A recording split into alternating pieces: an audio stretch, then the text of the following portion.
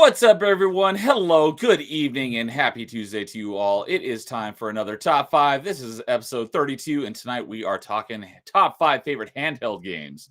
So, what's up, Jason? How are you doing tonight? I'm doing pretty good. How about yourself? I'm doing good. Had a nice, relaxing day. Spent some time in the pool, got some sun. It was nice. Very good. So, and it's raining here, so...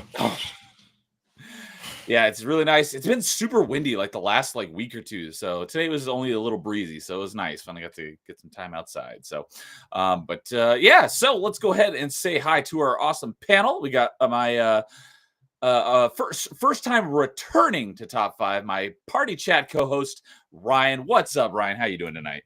Wait, you got sun? Are you sure? You went outside? Yeah, I go outside often. When it's nice and warm and sunny, I are you embracing the fun? Yes, I am. Neil's like going, dude, don't start. So glad you could come back for another top 5. I appreciate it, man. Thank you. Yeah, you were last on top 5 video game movies, which I was thinking about it. I was like, when was that? I want to say that was last summer. Does that sound about right? Yeah, I think more recently than that. It's been a real solid chunk of change. But it's good to have you back to talk games this time. And he, I don't remember. He reached out to me and he said he wanted to be on handheld games if we ever do it. And so I wrote that down. I forgot to write Ryan's name next to it, though. So like a couple weeks ago when we figured out this is the topic, I'm like, who was it that said they wanted to be on top 5 handheld games? I reached out to a few people. And they're like, nope, wasn't me. And I was like, Ryan, was it you? He's like, yeah, it was me. I'm like, all right, perfect. I spaced and didn't write your name down when I normally write people's names when they say I want to be on that topic. Well, hold on. That's not what I actually said initially. He said, you can't say the Switch, and I was like, going, oh, it wasn't me. Sorry, dude. It's like, I don't know who that was. That came afterwards, but we'll get to that in just a moment. So let's say hi to our kill the joke, man. Damn.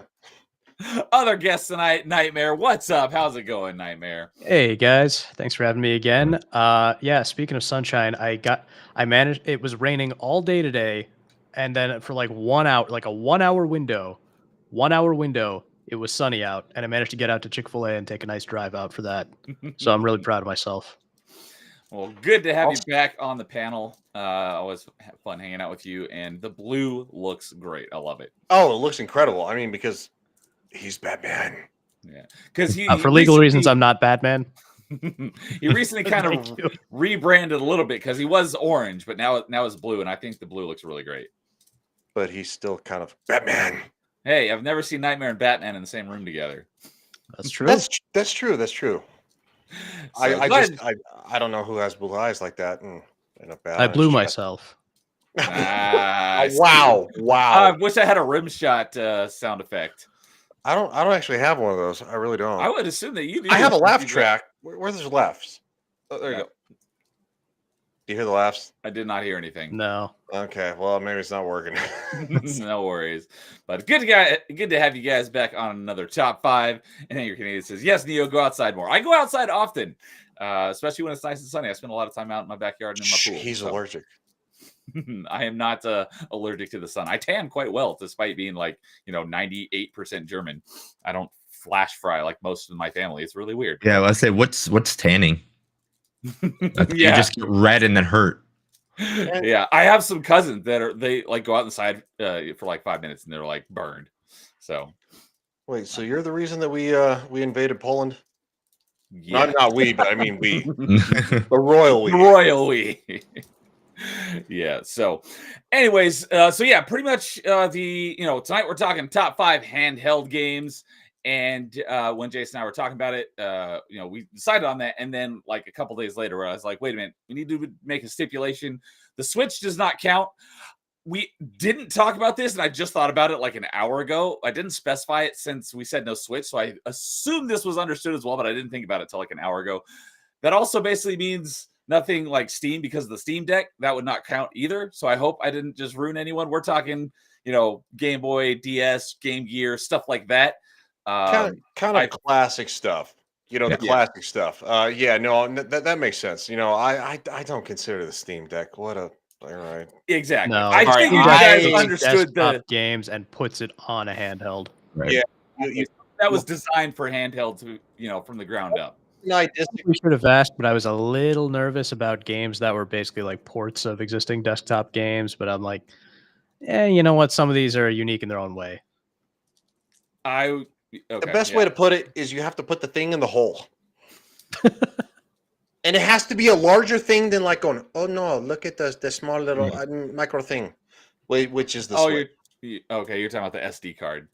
No. I'm talking about the actual game. Like, the actual cartridge. Yeah, because the actual cartridge for for the Switch is basically a macro, SD card instead of a micro. Yeah, Yes. so it has to be something that has like actual substance. So like, what the hell? What the PS the PS Vita? PS Vita. The PSP had like literally a cartridge that was it like had big, the Universal Media discs. the They weren't UMDs. quite cartridges; they were actually discs, but they put them inside this little plastic case. Yes, I was just talking about that. I think on Open Mic a week or two ago. The UMDs, they were basically discs inside of like a cartridge. The best way to put it, you couldn't smuggle it in your butthole if you wanted to through TSA. I'm just gonna say you can't. Hey, Not with that attitude. I couldn't, but I mean, some people out there. Neo's like going, why did I ask him? Why? So with that, I did think of a quick little question. So as I like to, if possible, if it's relevant to the topic, I like to ask a little bit of question to kind of get us started. And I did think of one. So you don't have to mention if this is on your list or not, as to not spoil it. But does everyone remember what their first handheld game was? Yes. So sounds like I do actually. Like Jason, Ryan, and Nightmare do. Okay. All right. Ryan, what about you? I'll go ahead and start off with you. It was on the original Game Boy. Great. So I'm dating myself. It was Super Mario Land. Yes, that's what it was. Yeah, Super Mario Land. But there was a caveat. I got also Mortal Kombat 2. I got both of them for the original Game Boy, the original gray and stuff like that. Well, that Mortal Kombat was on Game Boy. Yeah. That one. You sure you're not me? Because that sounds exactly what I got. Well, I don't know. I don't know. We're like the same people or something. I don't know. Did you grow up on the western slope of Colorado at the time? I don't know. Because maybe I've been a Midwest boy pretty much my entire life. So you sure you haven't like got shipped over here for a little bit, then over there or something? I don't know, maybe. But yeah, so it was literally Super Mario Land, and I could bring up. It's such a great looking box and stuff like that. But on the original gray Game Boy Standard Edition, and then of course I got Mortal Kombat 2. And that was for Christmas. Now that unfortunately got broke because it was a little fragile. If you dropped it in the right way, it's kind of like dropping a cell phone, and it just the right angle is, and it was done. So the following Christmas, or like 2 Christmases, I got the same Game Boy, but it was the clear version. You could literally see through it. You could see all those transparent ones. And that one should still be alive somewhere in a box at my parents' house. So fingers crossed. But yeah, Super Mario Land. Yeah, it was God, that was good. Yeah, and Nintendo basically named all of their like console games that were on Game Boy. They added Land to it. Like they did the same thing with Donkey Kong. There was Donkey Kong Land games, Donkey Kong Country games. Yep. So, all right. Nightmare, what about you? What got you into handheld gaming? So, in my case, it's interesting. The very first console that I actually owned was a handheld. It was one of the purple Game Boy Advances. I got it right after we had taken a family trip to another country to see relatives. So we got back. I don't know how I remember this, but it was the first game console I owned. I had played some other consoles earlier. My parents had borrowed like a Super Nintendo from a friend for a little while. The solid purple, or was it the atomic purple? The solid one, I think. It wasn't. It sounds like the advanced, this side solid purple, and it's what I'm guessing is what it was. Solid purple. Yeah, the Game Boy Color. The atomic purple was the Game Boy Color. The clear Game Boy Advance was the ice blue. That's what it was. Okay, yeah, no. Mine was definitely like the nice purple one that that's I think kind of iconic for the Game Boy Advance. Mhm. And the game that I got with it was Super Mario Advance 2, which was basically Nice. like a bundle of, I want to say Super Mario Brothers 2 and then Mario Brothers. Yeah, the advanced ones were basically like the ports of the like NES and Super Nintendo Mario's. Yeah. I just don't know which one is which. Yeah. It pretty much showed you that the Game Boy Advance was like, hey, you guys wanted a Super Nintendo in your pocket. Well, here you go. Yep. Yep. All right. Well, since we're on the topic, I think I'll go ahead and go next. So I was thinking my first handheld was my Game Boy Color, and I had the atomic purple one, the see-through purple one. I did get the Game Boy Advance later on. I got the ice blue with the clear light blue one. But I forgot these games even existed until either someone mentioned it or it might have been because Jason put them in the thumbnail.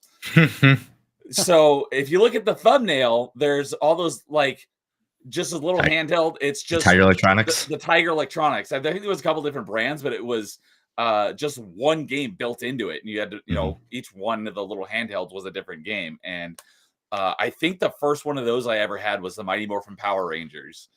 Nice. So that was probably my first handheld game. Those games aren't very good, but that was probably my first one.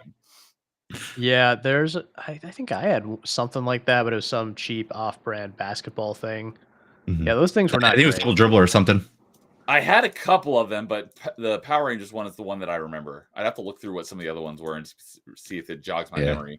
Oh man, I wish I had all the ones I used to have. I had like when we were doing handhelds, I knew like those games were going to be in my top 5, but I was like, man, I wish I had all of them because I had way too many that a person should have of those. Just because a lot of them were arcade games, a lot of them were just random games that you wanted to have. And they're like, hey, we can make this one person look like 4 different people by just changing a little plip, and then all you had to do is just move, and then you got points. That's all it was. Yeah. I'm trying to look them up right now. I see a bundle of like 7 of them on eBay for $50. If you find, I know a lot of them, if you find them sealed, they're like ridiculously expensive, but I bet. Oh, I just pulled it up on Amazon, and the very first result is the Power Rangers one that I had. Nice. For $20. Not bad. So, and Angry Canadian is saying that Super Mario Advance has Super Mario Brothers USA on it. Super Mario Advance 2 had Super Mario World. Okay. I think it was Super Mario Advance 1 that I had. I always get mixed up with the 2s, but the game inside the game was Super Mario Brothers 2 USA, the one that was a rebranded Doki Doki Panic. Doki Doki Panic? So there's a story behind Super Mario Brothers 2 where, for whatever reason, they thought the Japanese original Super Mario Brothers 2 would be too difficult for Americans or for Westerners, whatever. So they basically rebranded another game called Doki Doki Panic and they just made it all Mario characters. And then they released that as Super Mario Brothers 2 in the West. And so the Lost Levels is actually the real Super Mario Brothers 2. That's why if you beat Mario 2, like Mario wakes up from a dream because it's something different. I did not know that, but I am currently, with my Retroid flip pocket thing. This thing is fantastic. I love this thing so much. I've been because of our Canadian and Carl and I's challenge. You get bonus points for playing through multiple games in the franchise. So I started with the Mario, although I'm playing the Super Mario All Stars version. That's the one that I had. So I started with Mario 1. I have beaten it, and I'm working through Second Quest, which is a little bit harder. I'm just beat World 7 last night, so I'm almost done with that. When I'm done with that, I'll move on to Lost Levels, and then I'll be doing Mario 2 and 3 for the first time in like 30 plus years. So I'm pretty sure I remember beating them all when I was a kid, but I haven't played them since, forever, since I'm not huge on the Mario games. So this is almost like a first playthrough. So I will be seeing what you're talking about very soon. So. All right. Canadian, I'm shocked no one gave a James response what the first handheld was. I would. What on earth is a James response? A very. Jason, you have what's a good example? Okay, so here's a good example. I really don't want to take my shirt off. No. So when I had James on Party Chat way back, one of the topics we did was the hardest boss you ever fought, and his answer was his actual boss in real life that he got in a fist fight with. That's a James type of response. Yeah, something more of like what the answer is. So like something that is an actual handheld thing. So Well, I can't think of a response for something like that that wouldn't be very inappropriate. Yeah, exactly. Right. So Canadian. Yeah, the naming conventions make no sense. The most patriotic Super Mario Bros. Game. All right, Super Mario Bros. USA. What about you, Jason? Do you remember what got you into handheld gaming? Yeah, pretty much just being at bowling alleys and being at like other arcades all the time. So I had to be in different spots for 3-4 hours. So instead of, getting quarters after quarters after quarters, it's like, well, here's a handheld you can bring with you to play some of the same games that you bring at home. And, you can not take more than $30 at an arcade every week, it felt like, for my parents. But yeah, 2 of the games are going to be on this list, but 2 of them were mentioned by Ryan. MK2 and Super Mario Land were on there. The original Mortal Kombat, I had that one as well. Way worse than the MK2 one. Some other ones that I had as well were, I should have had it and I lost it. Other handhelds were just like, I pretty much, if you named a handheld, I have it. I just love handheld gaming systems. They're just fun to have. I don't know why. Sometimes I don't even play. It's just like, cool, I have a Sega Game Gear. Do I play much on it? No. My Game Gear is mostly now for my Sega Saturn to use it as a paperweight so my lid can stay down so I can play, Saturn games. My PSP, my Vita, they're back there somewhere. But yeah, I loved my Vita until, like I said, the Steam Deck, until the Switch came out, because my Vita was like my indie game developed. Like you made an indie game, I was playing on my Vita. There was just so many things that I had on handhelds that I absolutely loved, and the technology of like you can bring your games on the go with 6 to 8 to 4 AA batteries, and taking your money to buy those was just awesome, even if it was a terrible game or just whatever game. All right, so yeah, I didn't mention what the game was, but when we were talking about first handheld game, the first game I thought of was my first Game Boy Color game, but I'm not going to say what that is because it is on my list. So, but I forgot to say hi to Flame Age. What's up, Flame Age? Good to see you. He probably saw me say hi to him in chat, but that was actually Jason because I'm in chat. I got you. We're all here. We're all saying hi. So good to see you, Flame Age. Hope you're doing well tonight. So, all right, with that, we will get into our top 5 for tonight. So we start with our number 5 and work our way to number 1 with our honorable mentions after number 2 before we get to number 1. But as is customary, Jason always kicks us off with starting off our number 5. So Jason, what do you got? So my number 5 is a game that I actually didn't own. My friends did. And I absolutely love the arcade version of it. And it's still a handheld system that I would love to buy to this day. And that's the Neo Geo Pocket. I love the Neo Geo. It's one of the arcade systems that every time I have a chance, I look to see if I could buy one, because a lot of people are trying to get rid of them because they don't know what to do with them. They have 4-in-1 spots, so it's an easy way to get arcade games in there, to have some things like that. And the big red with the red stripes, I think, is iconic, again, coming from an arcade background. But the game that I loved on the Neo Geo Pocket, that was not the same but the same, was Neo Geo Turf Masters. It was a golf game. I absolutely love the game on the arcade, and they brought the same way to play it on a handheld, but just smaller characters, like they did with all their other games, like Fatal Fury and King of Fighters. They always had this like different artwork that made the game a little different than what the game actually was, but it was just a great way to be like, hey, you love this arcade game, bring it on the go on this crazy expensive handheld system, and yeah, have a lot of fun with it. Yeah, I know of the Neo. I love it based on the name. I've never seen one in person, but I never seen one in person, so I've never played one. But you said the Turf Masters was basically the mobile port of a different game. Yeah, it was the same game, arcade wise, but was that one with the trackball? It was not. It was actually with because all Neo Geos had about 5 buttons all lined up. It was a try kind of button hitter, hitting golf balls kind of thing. I mean, if you if you were ever in an arcade and you heard this game, nostalgia would be back. It was like the announcer said on the green in a certain way. It would take you right back. So it's a fantastic golf game in the arcade, and it was, like I said, it was fantastic as a smaller port to bring with you. I don't remember if they put it on the Switch, because I know a lot of Neo Geo Pocket games are now coming out on the Switch. So if you get a chance, there's like a couple like card game fighting games that were also on the Neo Geo Pocket. But yeah, it's a lot of fun. Okay. Because yeah, I've seen pictures of Neo Geo Pockets before. Mhm. I've never actually looked up the Neo Geo console until literally just now, and I've never Yeah, the controller is basically like a fight stick. it is. Yeah. Huh.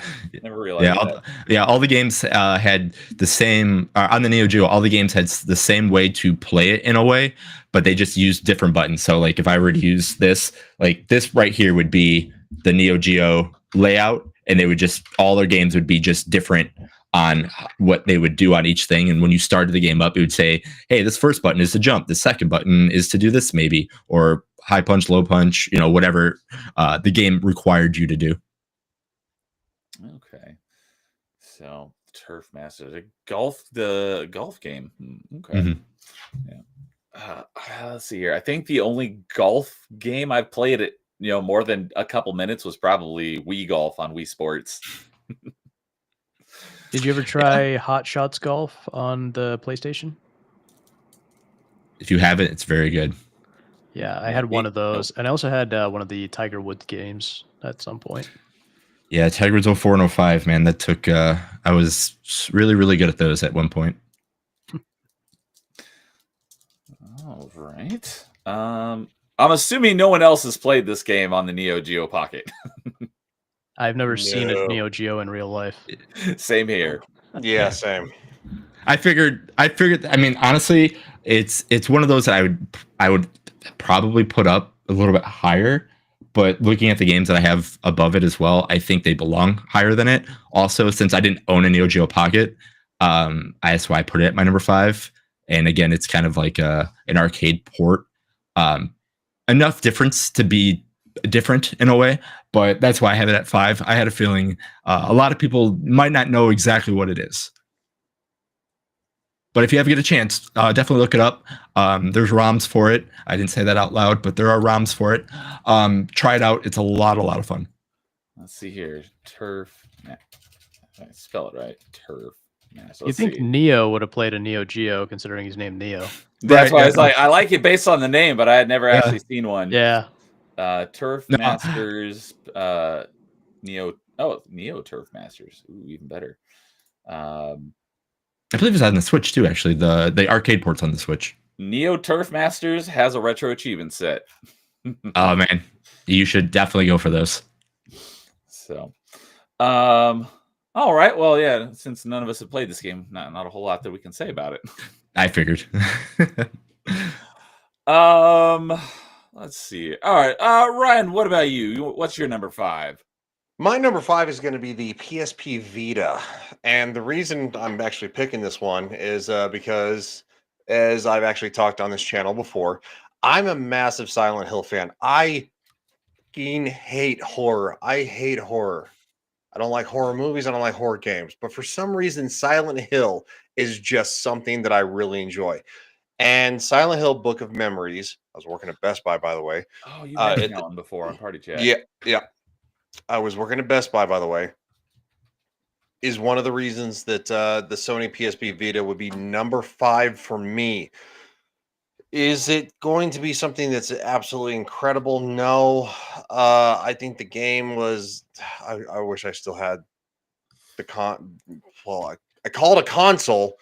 The handheld and the game. No, because now you have to buy both for literally. I think like the PSP Vita is like $200, and the game itself is somewhere in the neighborhood of I don't know, $80, $90, $100. Jeez. Also, in price. Yeah, so it's literally a classic kind of thing. It's just you can't. What's up, Lois? Hey, Lois. Good evening, buddy. So yeah, I had to pick Silent Hill Book of Memories from the PS Vita. But I worked at Best Buy in 2008, so that should tell you guys something. That's how long ago that was. That's right. Because last time you mentioned, I went to go look it up on Retro Achievements. Like, wait, I can't find it. It's because PS Vita isn't supported on Retro Achievements. Only PSP is. Yep. Every time I think of Best Buy, Ryan, I just think of the commercial for the first Spider-Man game on like PS2 and all that, the first Tobey Maguire game. There's this hilarious Best Buy commercial with this weird black guy who's like, it's really hard to describe, but it is just the funniest thing ever. The guy's going, he's like, go ahead. "Hey, Spider-Man, what's cracking, baby?" 2000 and what? It was 2004, 2002. Yeah, it's a very different time. I do have a question. Raise your hand if you still have a Best Buy in the area you live. No, I remember. Wow, everybody does. I remember when our Circuit City went out of business about a decade ago. But yeah, we still got our Best Buy. I don't know how much longer it's going to be around, but I bought my current TV from Best Buy. My town has one Best Buy left. One. Well, I mean, you really only need one per we had metro area. Yeah, well, it's very true.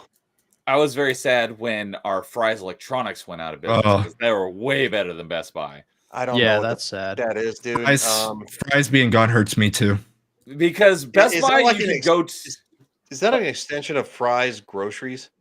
I don't think they have any I didn't even know there was a Fry's grocery. I was talking about Fry's one time, and someone's like, "Grocery store?" I'm like, "What are you talking about?" I'm talking about. Like, I think that was me, dude. Was it you? I think they may have been related in terms of founding, but the stores were not. Right, I think so too, because they're what you call it? Their how is it spelled? Font was the same way. And they're saying their apostrophe S. Yes, yeah, that's a Fry's. Yes, Fry's grocery stores was the cemented thing. So if you had an electronics store, that was an offshoot. There were Fry's everywhere. I never even heard of it before. The grocery store. I had family that in Phoenix, Arizona. There were Fry's everywhere. It was kind of like and this might be a blast from the past too. It was kind of like seeing a Safeway everywhere. Does everybody know what Safeway is? Yeah, I still got a Safeway nearby. Yeah, everybody's like, "Oh yeah, we got one left." Whatever. Yeah. Actually, we have a few Safeways. I get it mixed up with Rayleigh's. That's one we don't really see anymore. I don't know what that is. Yeah, Fry's closed down, but I am very lucky to have Micro Center like 15 That's all we have left. Oh, we don't have one of those. Yeah. But yeah, Fry's also, you can go and buy like components like motherboards and processors. You could buy a lot of stuff at Fry's. You couldn't do that at Best Buy. You go in and buy a PC already pre-built, but you couldn't build a PC from Best Buy. Albertsons? Yeah. Anybody know Albertsons? Albertsons? I know it, but I've yes, that's we don't have those anymore. Albertsons and I could literally drive to the one now and sit in the parking lot. Is where my parents used to rent our video games for the original Nintendo and the 64 starting out. Yeah, it was, wow. Yeah, that where our Albertsons used to be, it was it became a gym for a long time, and now I think it's a grocery outlet. I don't know what ours is. I drive by it, but I don't pay attention. But it used to be our video game store that I used to go to all the time to became a gym. But shoot, I know the Albertsons. Forking Round is here. What's up, Forking Round? Good to see you, buddy. And Canadian saying that Ryan's starting off strong with the Vita. Nice. Oh, and I forgot to mention, he says one night Canadian says we have everybody's golf game at some point. I don't know of that one, but it must be a popular game, I assume. It's the actual name of what Hot Shots Golf is called. So in Japan, it's called Everybody's Golf. Us is called Hot Shots Golf. But when they made a newer one, they just changed the name to Everybody's Golf. So it's the same. Okay, gotcha. Never played a golf game. But yeah, it's funny because I think that came up on Party Chat last week. You're talking about you hate horror games, but something about Silent Hill, you just love the Silent Hill games. Yeah, so. I don't get it, dude. Yeah, I can't stand horror genre. But I love this. And Silent Hill is flat out horror. It's not like the thing that I played on PS2 and then the Thing remake, which I'm still trying to play. That's like action horror. It's fine. You get a couple of jump scares, but no, Silent Hill is flat out horror. It definitely looks scary. Because the only Resident Evil I played was 4, and I expected it to be scary. I'm like, this game isn't scary at all. It's an action game. Resident Evil 4 sucks donkey ass. Start with that those are Resident fighting Evil. words. They are fighting words. I know because it's Everybody it's an considers that to be like the best of the Yeah, franchise. well, they're so wrong because it's actually not Resident Evil where it started. So at least Silent Hill is still in the same genre that it started in. Resident Evil had to and not hating on it. I do like me some Resident Evil, but the second game, oof, still kind of there. Like that second game, dude, when you start out and you're like walking through, you're trying to lead the car and the bus crash, and it's like that's good shit. That's good shit. Anyway, sorry. Okay, I thought you were about to bash it because Jason was going No. to have an That's aneurysm. not a because poster just right there. Resident Evil is one of his No, favorite no, no, franchises no. of all time. No hate.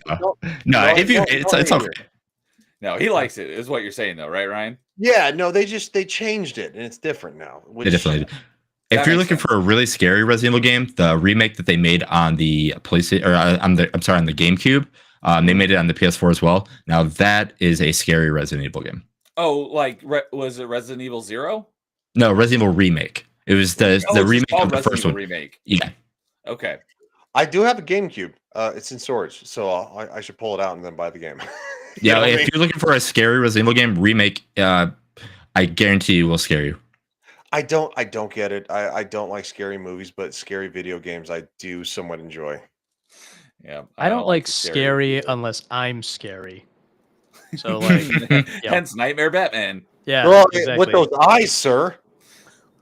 Yeah, exactly. Batman. I Doom. want to be the one doing the scary. Yeah, I want to be good and scary, like the Flying Dutchman. Yes. Exactly. He's like, I'm not Batman. I'm Batman, but I'm also Nightmare. Or so, I don't know, whatever. But what the hell is that thing? Is it? What? It was in Batman Begins when he.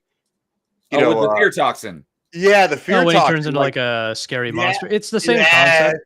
That's dude, where I that got the was- nightmare that was- thing that's too. pretty It's good, dude. it's the nightmare thing is similar at the end of Arkham Knight when Scarecrow takes his own fear toxin. Yeah, The nightmare Batman is what he sees. he's Yep. got like The orange ooze one. coming out of his mouth. He's like, "Kill me," and you're like, "All right, that's a little freaky." I'd probably, if I was methed out, I'd probably have a heart attack. Anyway, moving on. Yeah.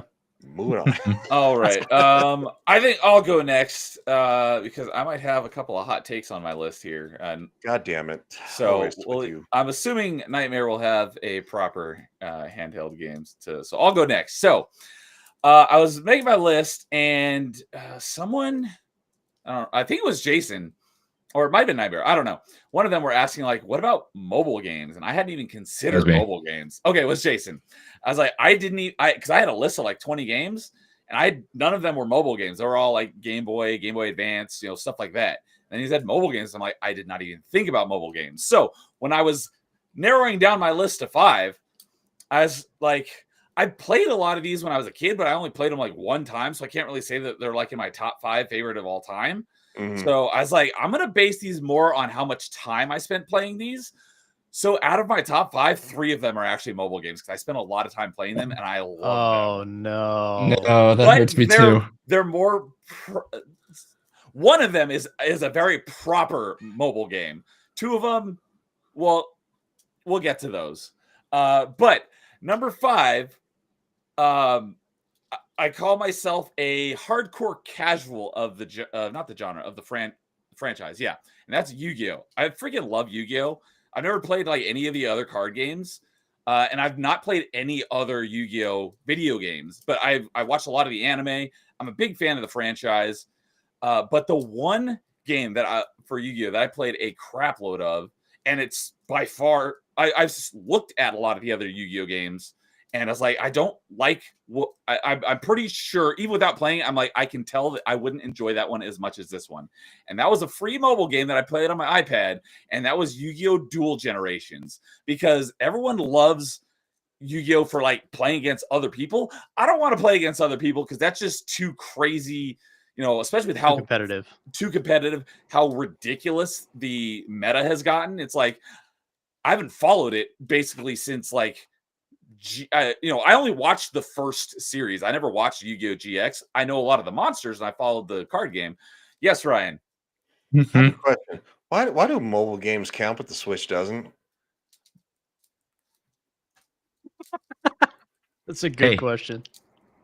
Because I'm not trying to be an ass. I know. I know. I guess you because have a Switch you can plug into a TV, but you can't really Yeah. realistically The plug Switch a is phone like into a TV. is a home console that you can take with you. Mobile games are meant to be mobile, so that would be my Right. This is I was the one who mentioned. I'm like, hey, does mobile games count because that is technically handheld? And he's like, oh, I never thought of that. I was like, all right, cool. Maybe it shouldn't because we can maybe do a top 5 mobile games down the road. That's exactly how the conversation went. Mobile game, because they have ported games like real games to mobile, but Yeah. all of mine are mobile games that were developed for mobile. So Oh, great. So your number one is going to be Candy Crush. No, I've never played Candy Crush, and I probably never will. I'm sorry, Angry. My bad. Sorry. Canadian says, ironically, I think Neo is the oldest. No, I know for a fact Ryan is older than me, and I believe Jason is older than me. I'm pretty sure I'm older than Nightmare, though. I think I'm the oldest. Yeah, I'm. I think I am safely the youngest. Yes. Don't derail him, Ryan. Ryan's got me. Ryan's barely got me. But I don't look like the oldest because, quite frankly, this makes me look older. If I took this off, I would look. I was like a decade younger. So, and the beard does it, man. Ryan is not. I'll put it at Ryan is not that much older than me. He's got me by like a year and a half. So, also at the same time, y'all have never mirrored your phone to a TV and played a video game on. I tried that just recently, and the lag was so bad it wasn't worth it. Kind of TV you got? I'm kidding. I got it probably about 3 or 4 years ago, so it's not an old one. But I'm not derailing you, sir. Back to the mobile games. Anyways, so I'm a big fan of the Yu-Gi-Oh franchise. I'm a hardcore casual. I did actually compete in a local tournament one time, and I think I got second. I did really well, but that was back while the original series was going. So Yugi was still the main character. GX wasn't even out yet. But I love the franchise. I love the card game. It's just there's no way I'm gonna go online and play all these sweaties who will first turn kill you with their crazy decks. I just like playing it for fun. And so I've never played Yu-Gi-Oh online. I just want to play against, the AI characters who have specific decks. What, you're telling me you're not going to spend hours looking for every piece of Exodia, the Forbidden One? I do have a deck for that in Yu-Gi-Oh! Dual Generations. It's not a legal deck, but it works. But that's probably from what I've looked into, Carl would probably know a lot more about it since he was way bigger into the the TCG of he was sponsored for Pokemon. I know he played Yu-Gi-Oh as well, but wow, he's way more knowledgeable on Yu-Gi-Oh than I am. Like I said, I consider myself a hardcore casual, so I like it. And what I loved about Dual Generations is it had basically every generation and all the characters in them. So your first generation, you play as Yugi, and you go against like Joey and Taya, and was Tristan Kaiba? one of them? Kaiba was definitely one of them. And then the second generation is GX. So actually, you don't really play as anyone because Yugi is actually the final boss of the first generation. Then you got like two set. It's basically almost like a world map in like Mario. You got to make your way through each level essentially, and that's each duelist. And there's 2 of those per generation, and there's probably like 10 in each one. So you probably have to beat like 20 people to get to the next generation, which is GX. And so Jaden is one of the bosses, as so they do that for all the generations. So you've got 5 or 6 generations of all the characters, and they have each of the levels essentially. They have 2 character decks. They have their more lower level one, and then once you beat them 3 times, you unlock their higher level deck. And then once you beat that one 3 times, then you can pick between which one you want to duel against. So each character that you fight has 2 decks that are kind of specific to their character. And it was just a great campaign. So I've not seen any other Yu-Gi-Oh game that has a campaign that that's like exactly like right up my alley, because I've played a good chunk of Master Duel, but not, like I said, I've never played it against anybody. But like the campaign is pretty trash. You don't have like characters, and everything is here's a pre-built deck, and you have to use this deck to get through this series, or not even this series, every single duel, it gives you a pre-built deck. You can't even build your own, and they're called gates, and there's like 6 or 7 duels in them. It's not really, because that game is designed for like online playing against other people, and that's why I'm not a huge fan of it. But Dual Generations, you could go and play online, but I had no interest in that. I just wanted to play the campaign against the bots and use all these different decks that I built. So I have all these fun, these decks that I built would no way ever compete in like a real tournament.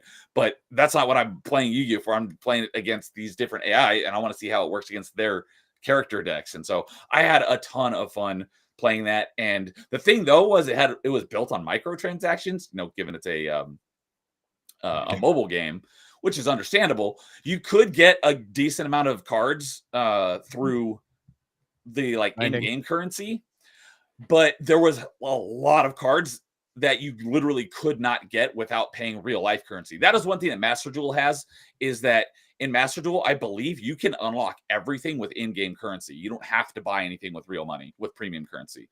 Dual Generations, though, you did. However, my iPad was jailbroken, so after they stopped supporting it because they moved on to Dual Links, I was able to figure out how to unlock all the cards in the game. It banned me from online play, which I didn't care about anyway. So I was able to then build all the decks I wanted with all the cards that were in that game. Unfortunately, they stopped supporting it, so some of the newer cards that I wanted to play with weren't in it. But I still had a lot of fun building my decks and just playing through the campaign against all these, AI character decks. Boo me if you want, but I had a lot of fun playing Yu-Gi-Oh! Dual Generations on my iPad for many years. So, and I had a lot of time in that game. The thing though was because the jailbreaking in order to unlock all of the cards, I lost all of my data a couple times and I had to redo it a couple times. So I did have to start from the beginning like a couple of times. I lost all my progress, but I had a lot of fun playing it. So it wasn't really that big of a deal to me. I don't know if I ever actually made it all the way through and beat the final generation, but either way, I had a lot of fun playing that game. So that is my number 5. So, hey, what's up, Rocker Dudes here? Yo, I haven't seen you in a while. Hope you're doing well. I just want to let everybody know that I'm a discotheque or a rave. So I don't know. I'm messing with stuff like on the remote. It's like a seizure. I was liking the blue, Ryan. Yeah, the blue looked really good. Yeah, no, the blue's my favorite. It's just I was messing with everything, and I was like, "What the hell, dude?" So I'll leave it on the blue. All right, yeah. I can do that with mine too, but the remote's back there. So, Neo, I remember when I was a kid, the original Yu-Gi-Oh was airing, and I saw bits of it, and I thought it was cool. I had like a big deck of Yu-Gi-Oh cards too, and I barely don't have used any them. of mine anymore. But yeah. Me and my buddies in college, we all got pretty into it, and so we all had our a bunch of decks, and we had a lot of fun playing against each other. Yeah, I think my mom stuck them in a box somewhere. I don't know where they are. They're probably worth something, but yeah. I only ever watched like the original show and just random episodes of it, and then GX came out, and then I was like, wait, where's Yugi? And then I just never watched again. Apparently, they're still making new Yu-Gi-Ohs with completely new casts, and I believe so. Weird. The last one was that I know Yu-Gi-Oh! Of. 7s was the last one, and there's a new one coming out. Oh, I was going to say the last one I know about was called Vrains. I think I never even heard of Yu-Gi-Oh! 7s until literally just now. They all air on Disney XD, if you can believe that. Somehow Disney has all the animes now. That's funny. But yeah, I watched a lot of the original and the Battle City with Merrick and all the Egyptian gods. That was great. I love that stuff. Yeah, the original seemed really cool. It's a shame that it was so heavily censored. But there was all that mystical stuff. Yeah, 4Kids who did the dub, they censored a ton of stuff. Like from the Japanese? Original Japanese, yeah. Oh, I did not know that. Yeah, but the original had like that very cool, mystical Egyptian aesthetic to it. I think that's part of what drew me in. Jeez, while we're on the topic, nothing related to video games, but Little Karibo is a YouTube channel, and he did what's called Yu-Gi-Oh! Abridged, and he also did Dragon Ball Z Abridged, and that's the only Dragon Ball I've ever seen is Dragon Ball Z Abridged. But it's the same concept for both animes, where they took the actual anime and like cut it down, but gave their own, like, voiced over all the characters, almost like kind of like machinima with like Rooster Teeth with red versus blue. But they voiced over it instead of the dialogue from the actual show. And oh my God, it's freaking hilarious. So if you want a good laugh, go check out Yu-Gi-Oh! Abridged and DBZ Abridged. They are hilarious. So because they're like joke dubs. They're not serious dubs. yeah, it's complete comedy. It's hilarious. Team 4-Star DBZ Abridged is probably my favorite way to watch Dragon Ball Z.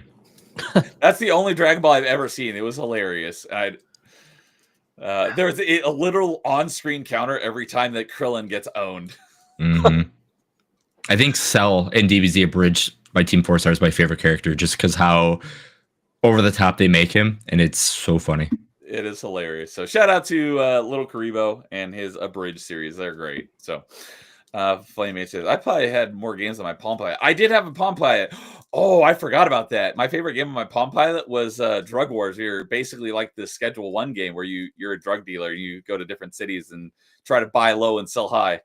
One of my friends, he got on my Palm Pilot one time and he thought I was an actual drug dealer and I was actually selling drugs like over the internet. And I'm like, no, dude, it's just a game. Oh, yeah, I had a bunch of in high school. I had a bunch of games on my TI-84. You could actually run assembly code on there, so there were like games that had been ported literally to the TI-84. It was silly, but it was a lot of fun. That's dude. Great. Yeah, Flamage mentioned the TI, and the teachers got so pissed off. I had the TI-83 I was a good plus, dude. I think I had the TI-83. Yeah, TI-83 plus. 100 games, literally in math class. I'd be like going, I'd be like literally playing like Space Invaders or like like Worm. Be like going boom, boom, boom. No, what? Be like, Ryan, do you know the answer? I'd be like, oh wait, what? Well, that never happened to me, thankfully. But one of the less well-behaved kids in class, I remember, he was literally doing that, and this was the math class taught by a teacher who had was known for having a very, very short temper, and he just got yelled at for like 5 minutes. Fun fact: that same teacher in recent years went to jail for pedophilia. Oh snap! So guy or girl? Yeah. It was a man. I was gonna say, I'm assuming it's. But we did have a female teacher, though. She didn't go to jail. She quit before any investigation ever happened. So yeah, my teacher was a female. She got grumpy with me because I was so I could get math, right? So algebra 1, algebra 2, trigonometry, calculus. I understand it, but it would take me literally 87 days longer than everybody else to figure it out. To where they'll be like going, "Oh, we have the answer." And I'll be like going, "Okay, hold on. We're gonna get real quick." So like that was me, and this was like an algebra 2 class that I had with her, and I was just like, I don't care. My calculator. It's early in the morning. Half the class, I was like literally, because it was my first class of the day. I was half asleep with my head on the desk, and then she'd be like, "Ryan," I'm like, "What? Wait, what happened? Where we going?" And then the other half of the class, I'd be like, "Going, all right, going, I almost got it. Let's start over." Yeah. So it was just, yeah. I knew that some of those could run games, but I never played one on a calculator. She was a lovely lady. I remember you had to like transfer it with like a headphone cord. Yeah. It was one of those things. And it was like this long. In my case, I know literally it was a this USB long. cord, but what was that, Nightmare? In my case, it was a USB cord, but it was like those micro USB cords. Okay. I had a TI-84, so that might have been a little different. Yeah. It must have been an updated TI-84 because the TI-84 was actually before the 83 plus. Really? Yeah, it was. Yeah, it was like the 84 silver, something like that. They had different iterations of it. Yeah, they had. They had a lot of iterations of it, but it was meant to do graphing. That was what it was meant to do. It was a scientific graphing calculator. Okay, what I had was the TI-84 plus silver edition. Okay. Yeah, or what you did in your math class is you broke down into pods and then you did all the study guides on the calculator and you shipped it out to everybody. So when the test happened, you just had the strategy study guide right there for you. So you never had to really study. You just open it up and just, this is how you do it. And I wrote a bunch of I cheating wrote a in the bunch of 90s and programs. early 2000s. Oh yeah. in Nightmare, I wrote a bunch of programs for the for my TI-84, and then everyone was like, "Hey, can we get those programs?" I was like, "Yeah, all right, sure, whatever." Is that And where you then, got your start? in the TI kinda. the TI 84 Plus Silver Edition was the only one better than the actual TI 83 Plus. Yeah. Everything Plus was like advanced versions, right? You know, they had the 83, they had the 82, they had the 83, they had the 84, and then of course they had the Plus and the Plus and the Plus, and then of course there were like silver editions and crap like that. Yeah, it was kind of weird. Ryan It was flashing his calculator bling. Yeah, I kinda guess like- I guess I had the calculator bling. I had the TI-86. I was like, wait, some of these sounds familiar, but I had the Oh, TI-86. that was an old one, dude. That was an old one. Yeah. So The higher the number without a plus, the older it was. interesting. Interesting. Yeah. Yeah. Okay. And no, So- I wasn't flashing bling. Trust me, my TI 83 Plus was like the black grayish edition. it was Yeah. Metaphorical bling. So, hey, Christian Freddy is here. What's up? He says, I love having my Game Boy Advance, Nintendo DS, and PlayStation Portable. Yep, I had 2 of those. So, Playmate said, I had the TI 83 Plus Silver Edition as well. Eventually TI emulator with like a few models. Nice. So, Yeah, there used to be a ton of TI emulators on the Play Store that I remember, but they all went away. Wait, God damn it! Hold on, there's TI emulators. You fuckers. I don't know if they're still around. At least the one I used to use is gone. Oh, sir. Don't do- that's hilarious. I will change the background of my color. Don't make me do it. All right, Nightmare, what about you? What's your number 4 or 5? Sorry. Yes, number 5. All right, so let's get to it. So mine here is Me and My Katamari for PSP. So a lot of mine are going to be like very nostalgia based, but the reason I picked this one is it's such a good it's such a fitting game for a mobile for a handheld console, because it's just a nice relaxing game you can play on the go. It's literally Katamari Damacy, but in your hands. You roll a big ball, right? Yep, you roll a big ball and pick stuff up.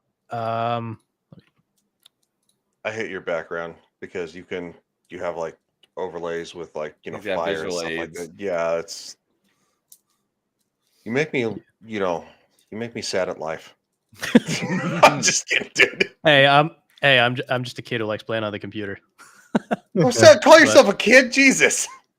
Bunch of old Well, I'm men younger around than all here. of you. Well, I think I'm How old younger are than you? all of you. How old are you?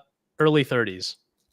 Okay. Well, Not that trust- much younger, but Yeah, we're all in Yeah. our 30s. pretty much. Yeah. But but yeah, so it's literally just Katamari Damacy on a PSP. The one big problem I have with it is the controls. And this is a problem I have with the PSP in general. I don't know what Sony were thinking when Those they nubs, only man. gave the PSP one analog stick. The PSP needed 2 analog sticks. So the problem with this game is that it still uses tank controls, like the console the what do you call it? Big console versions? I don't know. Yeah, console version. TV console versions. Yeah. Yeah, but handhelds are also technically consoles, which makes it confusing. But yeah, like the normal big console versions. The problem that you run into is that because this game only has, or because the PSP only has the one analog stick, it actually uses the face pad, the face It's buttons, D-pad. square, The D-pad. not D-pad, the face buttons, the Oh, X, like the- square, I think it was triangle, square circle. and circle, right? Oh, Yeah, wow. and so Okay. you use those in place of an analog stick, so it makes it really hard to control. The PPSSPP emulator, if you happen to play games like this in that emulator, it actually gives you the option to map certain buttons, so like the face buttons, to a second analog stick, which is really nice because it makes this game so much more enjoyable to play. But yeah, like as a in general, this is just a really, really fitting game for handheld, because you don't even need the volume, you don't need the music. It's nice to have on, but say you're in a car with your parents or something on a road trip, and they get annoyed when you turn the volume up. You don't feel like wearing headphones. You can just turn the volume off, just play. yeah, just I never nice, had relaxing. headphones for my handheld games, so Yeah, and the PSP also had Leave that the volume weird headphone jack thing where they did like some it had like the weird proprietary port on it that you had to plug into. So Oh yeah, the extra. Yeah. Yeah, the extra I know dongle exactly what you're thing. talking about. Yep. Was the PSP, was that the one? It didn't technically have like an analog stick. It had that like little slider circle. Yeah. I mean, it The was an little analog small stick, circle but that it, was it was a like slider. flush. Yeah. Yeah, but I it remember. I functioned- actually functioned had as one. You could actually get replacements for the Yeah, cap. that's what I was thinking of. Yeah. Oh, there you go. You just got a. Jason's got one. Yeah. Like I said, I told you I am a huge fan of handhelds. So if you name a handheld, I probably have it somewhere. Nice. I actually had the original black PSP 1001. That would broke on me. Ooh, yeah. I know the later ones were better because they had some better stuff on there, hardware wise. But How do you But know yeah, it was original? Because What? it was black? How It do was you no, know? no, original as in like the original model. So the Yeah, that's what PSP I'm had saying. 3 iterations. Mine Yes. was Yeah. the 1001 model, which is the original Yeah. model. This is like the PSP Slim in a way, and then they had the PSP Go, which was the sliding one, which I always so wanted one of the those. Slim. No, think then I there had were- I still have the original one because it's black. It's the original PSP. It's probably the original. It might be. Yeah. But No, I there know were it is. actually 2 Slim models. There was a 2000 series and then a 3000 series. Okay. And then the PSP Go was its own thing separately. How big is your model? Your slim model? The Hold it Go up. still played regular PSP Because- games, right? It wasn't They all Because- played the same games. okay.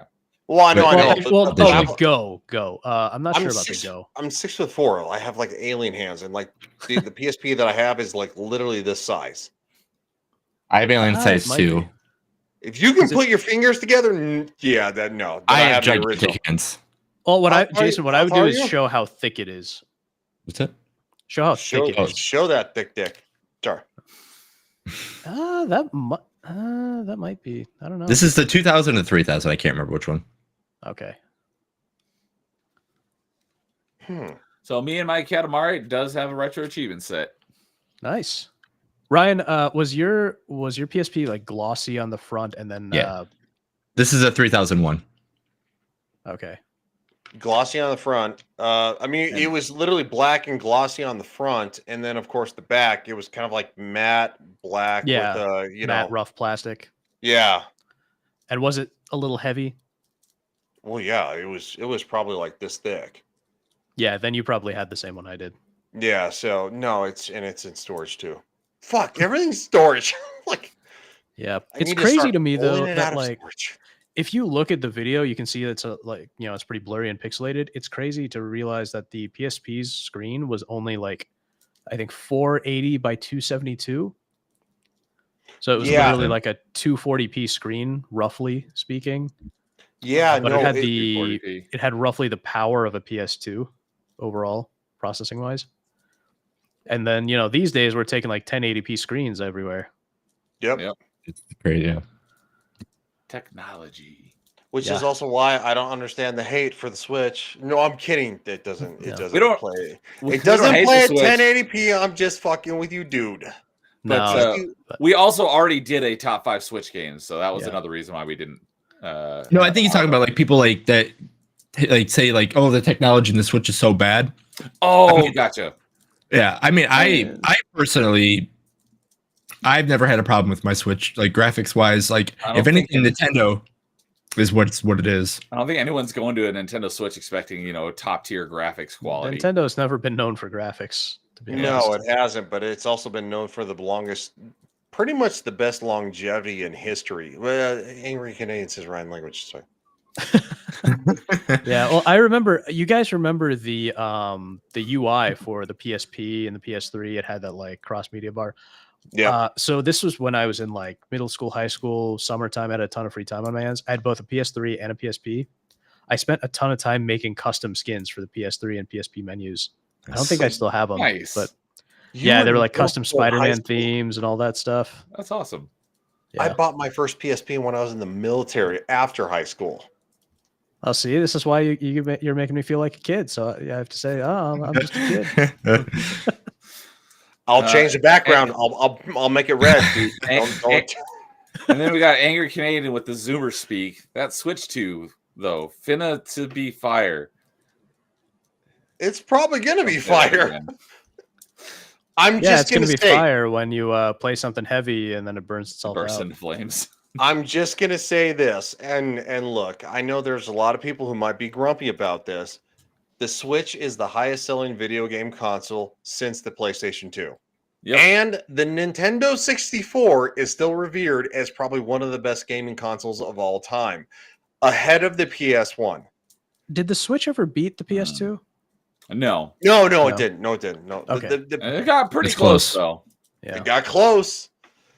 I'm just saying, Nintendo, they have like giant walls, like they'll climb a mountain, you're like going, oh my god, it's a rocket ship to the moon, and then they'll go, oh. Well, it seems like Nintendo oh. usually in the in recent years has basically been good release, bad release, good release, bad release. Like they had the Yeah. Wii, which was a killer. They had Sony, the Wii U, which is a kind of a flop. Then they had the Switch Definitely a now, which flop. is big. Switch 2, I mean, the Switch 2 is going to be big, but I think the Switch 2 is Yeah. really riding off the high of the Switch 1. Yeah, I don't Sony think and it'll sell as high as the look, The first. Switch 2 is so massively unoriginal. There's nothing special about it at all. Yeah. yeah, but But that's all anybody wants is a more powerful Switch. you're comparing it to the PlayStation 5 and the Xbox. Nobody gives a shit X. And they have games and platforms that, quite frankly, who's buying this? Who's running out to go? I have to go buy a PlayStation 5. Yes, when it originally The came same out. people. Well, for PlayStation, it's probably the same people that rush out to buy the latest iPhone. Yes, exactly. And like, where are the PS5 and again, I don't know what the new Xbox is called. Nobody cares. Series Xbox, Series X. yeah, Series X. Does anybody care? Especially not now since they just upped the price on it. Yeah. Would you rather buy a computer and go to Steam and just play the video games? Because that's that's what I do. me. That's I what I literally- do. I had my last console was a PS4, and it has been sitting in plastic since like 2018. And I've been doing literally all my gaming on a PC. Yep. I prefer console gaming, but I like having a PC that can run games now as well. But if I had to choose, I'd pick console because I like gaming on my couch and my big TV rather than sitting here at this desk with a smaller monitor. Well, I have this giant I forget the model number, but it's this giant 5120 by 1440 curved monitor. So it's basically two 1440p monitors next to each other. Hey, damn. Nice. Yeah, it's huge. I think I mean for the console gaming discussion, I think if we had a bigger leap, people wouldn't be talking about this as much as we do to this day. Like, I mean, if you look at the PS2 to the PS3, we saw a leap. If you looked at the PS3 to the PS4, there was a leap. If you looked at the PS4 to the PS5, there's no leap. And same thing with the Xbox. I think if there was a gigantic leap that we were looking at and we can actually physically see, I don't think this conversation at all would be anywhere in anybody's conversation. But because there isn't, and people are like, oh yeah, we can't really max everything out, but you can make frame rate this and you can do this with, resolution. Even then, right? like the PS5, yeah, we've hit diminishing returns on like graphical quality. Right. But even on like resolution and frame rate, I mean, not every game on a console, even now, can actually hit 60 FPS. Yeah, like, exactly. But modern consoles often still can't hit 60 frames per second, and it's kind of ridiculous. That's my point. Like if we had like the PS5 came out, and says like every game is not like the PS5 Pro. It's like every game that you're buying on the PS5, I guarantee is going to run at 60 frames. And then later on, if you want to make the graphics worse because they have that discussion, you can run it at 120. Like if that was in box right away, we wouldn't have any discussion about this. I don't think we would. And that bothers me because I had a Radeon RX 580. I don't know. It was like literally 5 years ago, 6 years ago, somewhere in the neighborhood of that. I literally have a computer in front of me that is a RTX 4000 series. Yep. And it smokes the out of that. And that's what the PS equivalent is a Radeon RX 580. It was great at the time, 6 years ago. Right. Like, but I don't want to do that. I bought this computer for the same price that actually just slightly more than you could actually buy a PlayStation 5. And I bought and you can do more with it too. Yeah, Yeah. the manufacturer. Yes, I replied to Mhm. I liked the tweet recently, and it was generational jumps, in console gaming when I was a kid, and it showed like Yep. Link to the Past and then Ocarina of Time, and then it said generational jumps now, and it was basically 2 pictures from Tears of the Kingdom. Yeah. Yeah, no, and the thing is that with a PC, you're basically, even if you're paying a lot of money, you're basically buying every console in existence, so to speak, Mhm. plus a productivity machine. So like I have a 4090, and that probably will be, as far as I can tell, that will probably be the final good NVIDIA card because of NVIDIA dropping physics, which Yeah. means that older games are going to run like crap on newer I've heard cards. about that. Yeah, I So have a yeah, 4070, so yeah. I think it's 4070. Yeah, like I don't get it. Like you look at these console prices, and used to be a massive PlayStation fan because of Fallout and all that kind of stuff, the Elder Scrolls, and it's like now, But I mean, let's face it, even those games are better on uh, PC because yes, yes, they are. you can fix them, unlike because Todd refuses to. And then the mods. Yeah, Bug Yeah, Festa. You can exactly. mod The on only PC. the only difference, the only thing I'm gonna actually gripe about where I say a console is better, where I'd rather play my PlayStation 3, is that Fallout 3 plays. I can put it in and it just starts. On It Steam, just works. it just works. On Steam, It no. does. For the RTX, it doesn't work. I can't figure out how to make it work. I've asked for a refund from Steam. They're like going, no, we're not going to do that because the game is so much years old. It's not even that old. So the best way I've heard to play Fallout 3 now is to put it inside Fallout New Vegas and use the Tale of Two Wastelands mod. So basically, it runs Fallout 3 in the New Vegas engine, which fixes a ton of issues. Which is So I you thought they weird were on the because same engine. they're on the same engine, but New They're on Vegas, the same engine, but but New basically Vegas was Bethesda and tweaked. so It on. was updated. Yeah, so each game they update the engine significantly, which is why, like, even though it's all Gamebryo underneath, the Fallout 4 version of the engine was named the Creation Engine, and then I think Starfield they called it Creation Engine 2, even though it's all the same crappy engine underneath, Yeah. because they just make a lot of big changes to the engine over time. Also, as somebody who loves Fallout, an unofficial Fallout game, Fallout London is 10 times better a game than actual Fallout 4. Fallout 4, I fucking hate to the moon and back. That game sucks a lot of donkey ass, and quite frankly, Fallout London as We're a talking about that on Party Chat.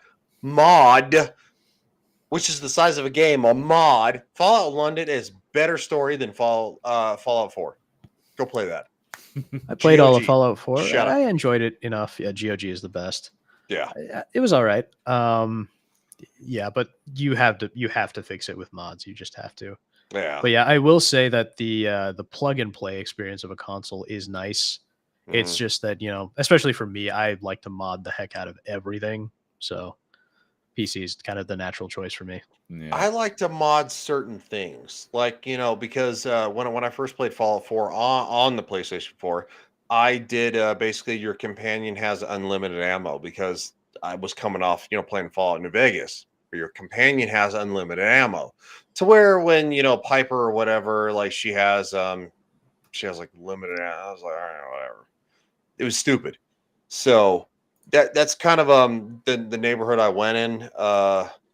But I think mods are great.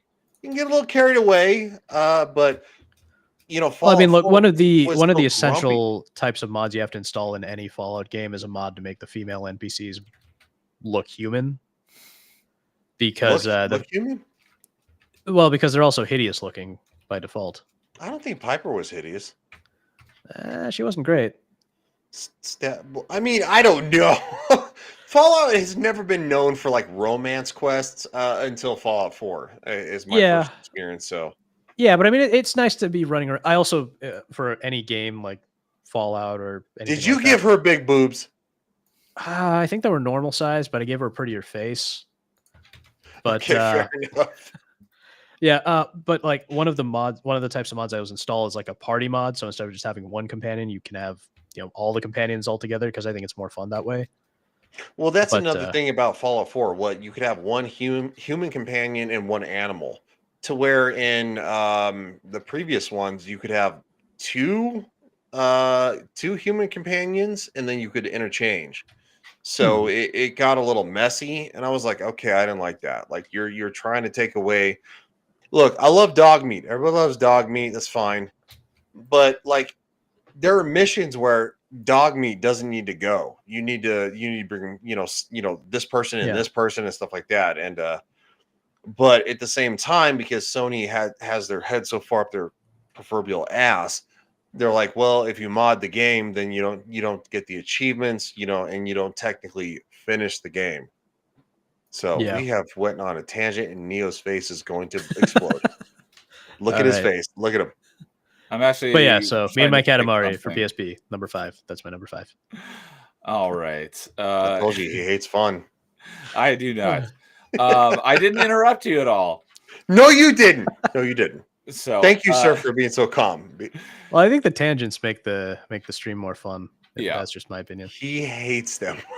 I Yeah. do not. No, this is what makes I mean, if anybody hates them, and I mean I don't, because this is why we do it live instead of doing it like a taped Pre-recorded. show, is because I like the radio broadcasting of this kind of stuff. So and it kind of makes the point on going back to what we're talking about handhelds. It's like, why do people like handhelds over consoles now? Like with PCs, it's like, cool, I can play all my big games on my PC, and then I can get a Switch and I can play the games that are single player gameplay heavy on like a Switch or something handheld, or buy a retro. I forgot what mine's called, a handheld device to play those kind of games as well. Like it shows us like we still care about more gameplay than we do like with games, how they look, if everything's all together.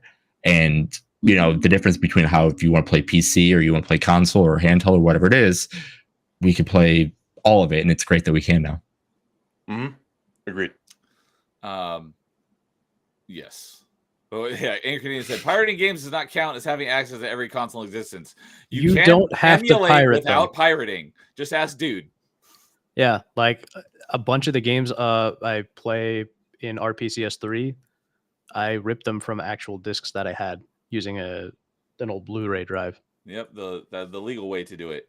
Yeah. Excellent. So, all right, with that tangent over, we will finally get on to our number 4s after nearly an hour on number 5s. Hopefully number 4 won't take quite All as about long. the fun.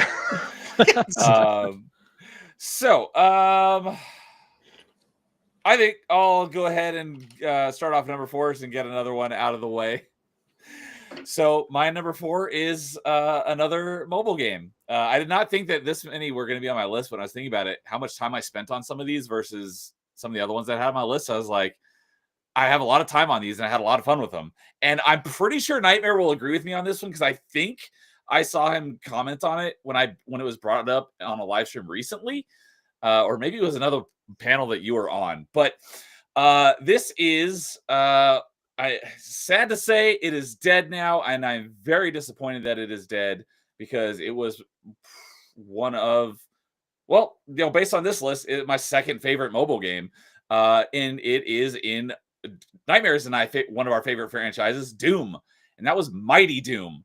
It was a little top-down roguelike Doom game, and it was a lot of fun. I played this every day. I got all the way up to the max level of 80 before they shut down. It was only live for like a year and a half. It was a real disappointment. I don't know why they shut it down. Everyone seemed to love it, and it was a high quality product, and I never spent a single penny on it. You could do everything with in-game currency. It had premium currency, but you didn't have to spend premium currency. It was a well-designed mobile game where they didn't rip you off left and right, nickel and dime you. And it was a lot of fun, and it's basically a roguelite. So you start a run, you have to get through, like, there was like 8 worlds or something. Each one had like 50 levels or something. And you got, I forgot exactly what it was, but you got some sort of XP. Or no, you didn't get XP because you didn't have levels. You just got some sort of currency that you then use to unlock like loot boxes essentially, and then you got better gear. And you'd equip whatever gear you wanted. And there was all sorts of different guns and different armor pieces and stuff. And so yeah, I had a lot of time in this. I was very disappointed when it got shut down, because I love this game a lot, and it was a lot of fun. So I think Nightmare, that was you, right? You were a big fan of Mighty Doom as well. I've I don't even know about Mighty Doom. Oh, I thought it was you because there was someone else in my chat just recently who is a Was it big Ryan? fan of Mighty No. Doom. Oh, yeah, I have a different girl. question. How many more mobile games do you have on the list? One Yeah, more. one more. Nope. You have to scrap it. No. I'm calling no. Come on, man. They're Really? good mobile games. This? They're not No, like this? Candy Crush. Come on. They're proper mobile games. Sir. Canadian only does thing- make a good point. Yeah. He's like, gonna- I don't know why they shut it down. And Neo, I didn't spend a penny on it. There are whales out there that spend crap loads of money, and that's how these mobile games usually stay afloat. I'm just, shut as you know, down. I'm very frugal. I just looked it up. It shut down because Bethesda shut the entire developer down. Okay. Unfortunately, because I love that game. So, but yeah, mobile games like that are usually kept afloat by the whales. So, I'm feeling a little grumpy about the mobile game side of this right now. they're I get proper it. mobile Me games too, a though. little. So yeah, but they're not proper handheld games. Yeah, I do think that maybe Jason's question to split mobile games off into their own thing might have made some sense. I love mobile games. I'm not hating. Oh no, me either. I mean, I have a whole on my phone. I have a whole page dedicated to mobile games. I have mean- I have very few mobile games, but these ones I played the heck out of, and I love these a lot. Actually, one of my favorite games of all time is a mobile game. I mean, it's on the PC as well, but I didn't put it on my list because I consider it more of a PC game than a mobile game. Well, these weren't on PC; these were on mobile only. So. Yeah. You know what mobile/Switch game I could actually play on the computer? Elder Scrolls Blades. They're like, oh, it's gonna come to the computer. That was 7 years ago. They did say that. You fuckers. I did play that one a little bit, but I didn't really get into it. I don't know. Rocker dudes like boom mobile games. I don't know what an X-Bone is. That's Xbox One. Xbox One. Oh, He's talking about me. Okay. I'm just Xbox in general, but you know, I'm not like a Sony pony for Xbox. It's just that's my preferred console. See, that's why Neo me makes, because I'm the Sony pony of the group. He's the Xbox guy. I'm the Sony guy. I grew up as a Sony guy, but you know, then I built a PC, and then it's like, I went Nintendo, then I went Sony. Now I'm computer. So I was Nintendo, PC, Xbox. But I will say this: nothing in the history of the world beats the Nintendo 64. Y'all can suck a bag of assholes if you think I'm wrong, because you're wrong. You're wrong for one simple reason, Ryan. You can play just about every Nintendo 64 game on a PC. That doesn't negate the fact that it's the greatest console of all time. A lot of that was, you know, most of my childhood was the N64. I love it, but would I say it's the best console? No. What's yours? No. What's the best one of all time for you? My favorite console, Xbox 360. Oh, go home. Wait, you're home. I am home.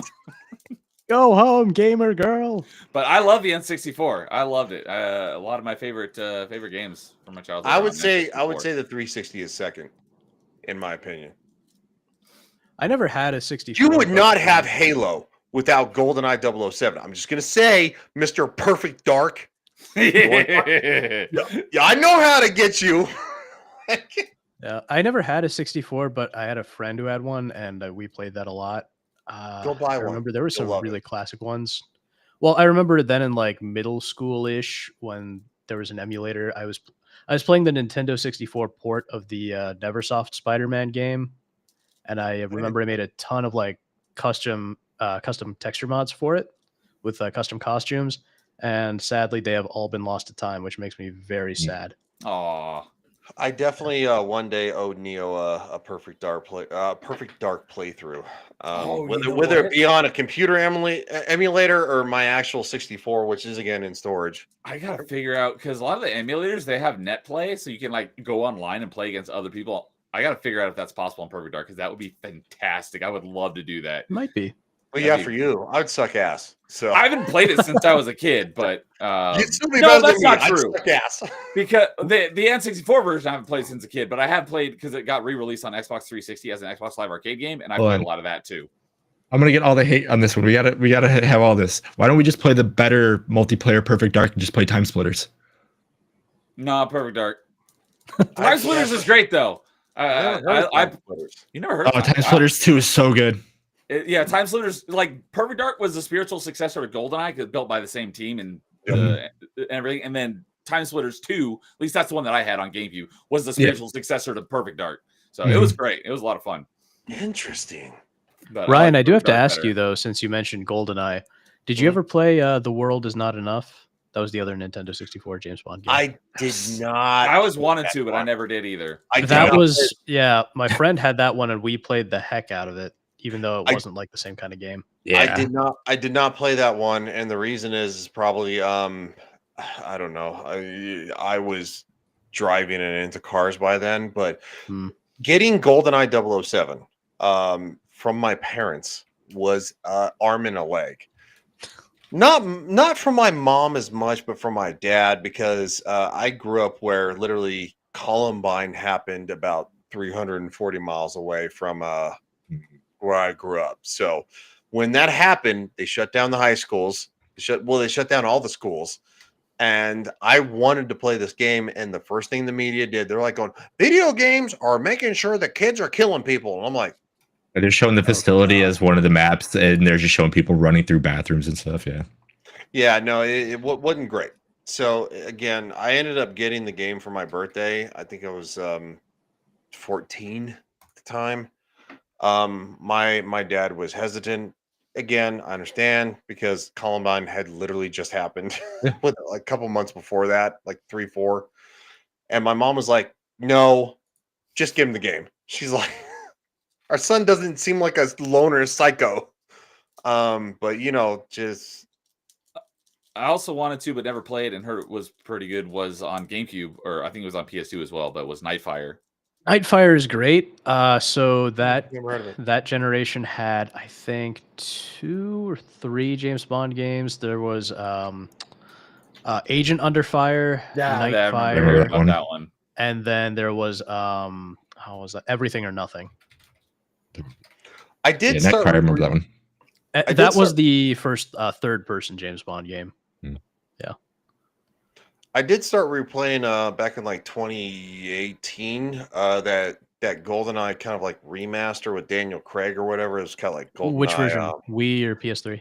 It was the PS3. Okay. I think I got through like the facility, and then I kind of fell off because something else. I think Fallout 76 came out at that time. Fallout 76. Yeah. So you bought that? I beta tested it, motherfucker. I saw all the bugs all the way from the front. So I didn't have as many I think Fallout 76 is better than Fallout 4. I'm gonna say shoot. Wrong with the chat? Similar thing. There was a spam bot, and then I'm assuming Neo or some mod. I got rid of it. Okay, yeah, you removed I didn't see it. Good. And then whenever you guys do that, at least for me, it tends to break the chat. Oh, does it? Oh, yeah. That happened last time I was on too. Is that the chat just totally disappeared? Although it seems like it's good this time.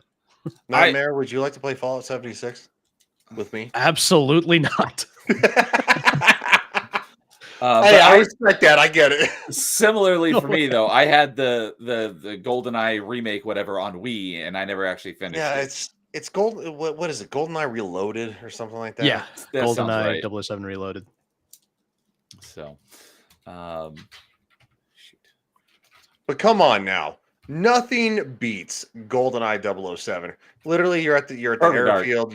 No, it doesn't. You're better in every way. You're literally running to catch the airplane. You catch the airplane. It's like you dive. It's like do do do do, and it's like the replay from multiple angles on the Nintendo 64. That's good shit. That's I iconic love shit. GoldenEye, but Perfect Dark outdid it. I have to play Perfect Dark because you and I have been discussing this for like 2 years now. I have to play Perfect Dark. So you've never actually played Perfect Dark? No, I haven't. No, you absolutely need to. Coming from someone that's not a big fan of either one, Perfect Dark does everything GoldenEye does a little bit better. Yep. But GoldenEye holds up better because it's James Bond. That makes sense. Dun, dun, dun, dun. I will disagree, but that's a Dun, fair dun, argument. dun, dun. Plus, Pierce Brosnan. Personally, Pierce Brosnan was also my favorite James Bond. That was See, my James senor, Bond right there. growing up. So Sean Connery is more classic, but Pierce Brosnan is my He's the James classic. Bond. Yeah.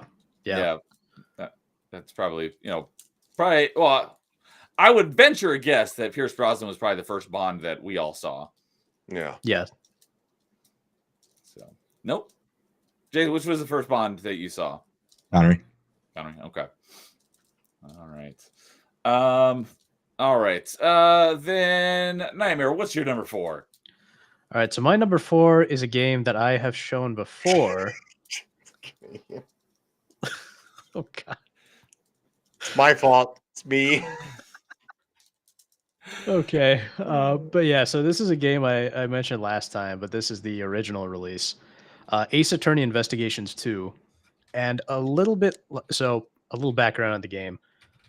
Originally, this specific game, Ace Attorney Investigations 2, was released Japan exclusive. It didn't get an English translation, but then years later, the fans made a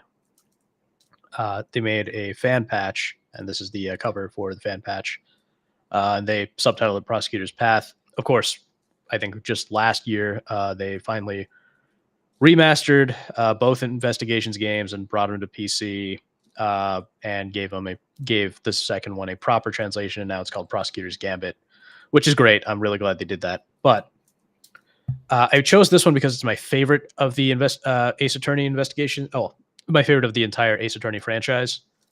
But the reason is that this type of game, a lot like what I said with Katamari, this is kind of this like sort of visual novelish type of game is kind of perfect for a handheld game, because again, these games, they have dialogue, but it's not voiced.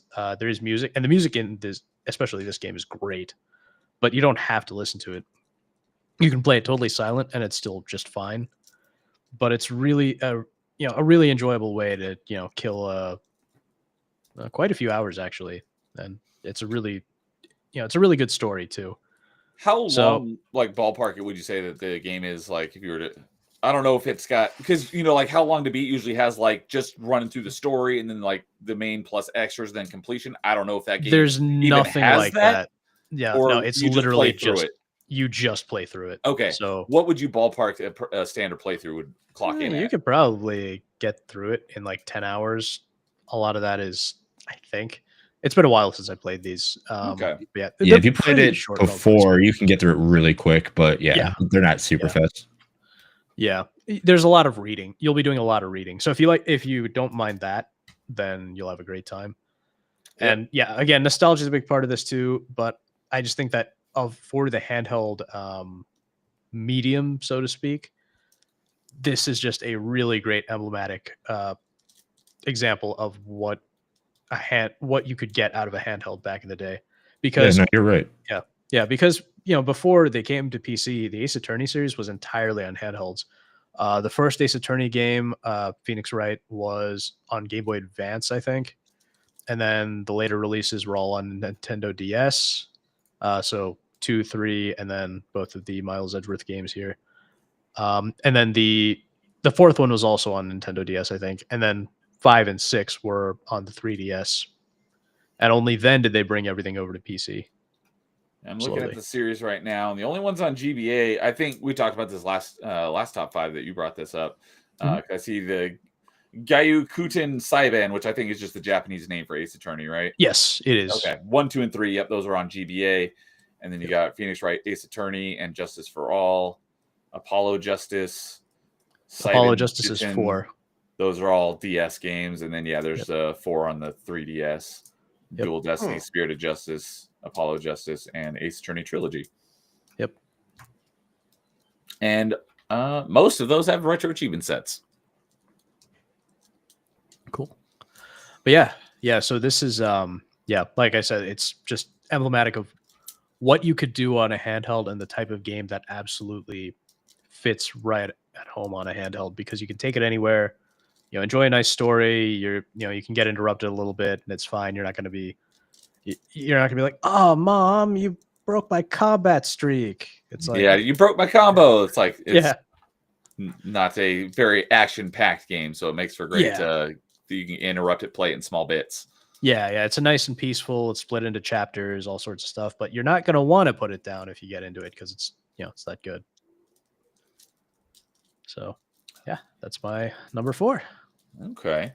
So yeah, the as mentioned last time, both the investigation games have retro achievement sets. Yeah, of course you can also buy the remaster on PC or any modern console and get the achievements that come with that.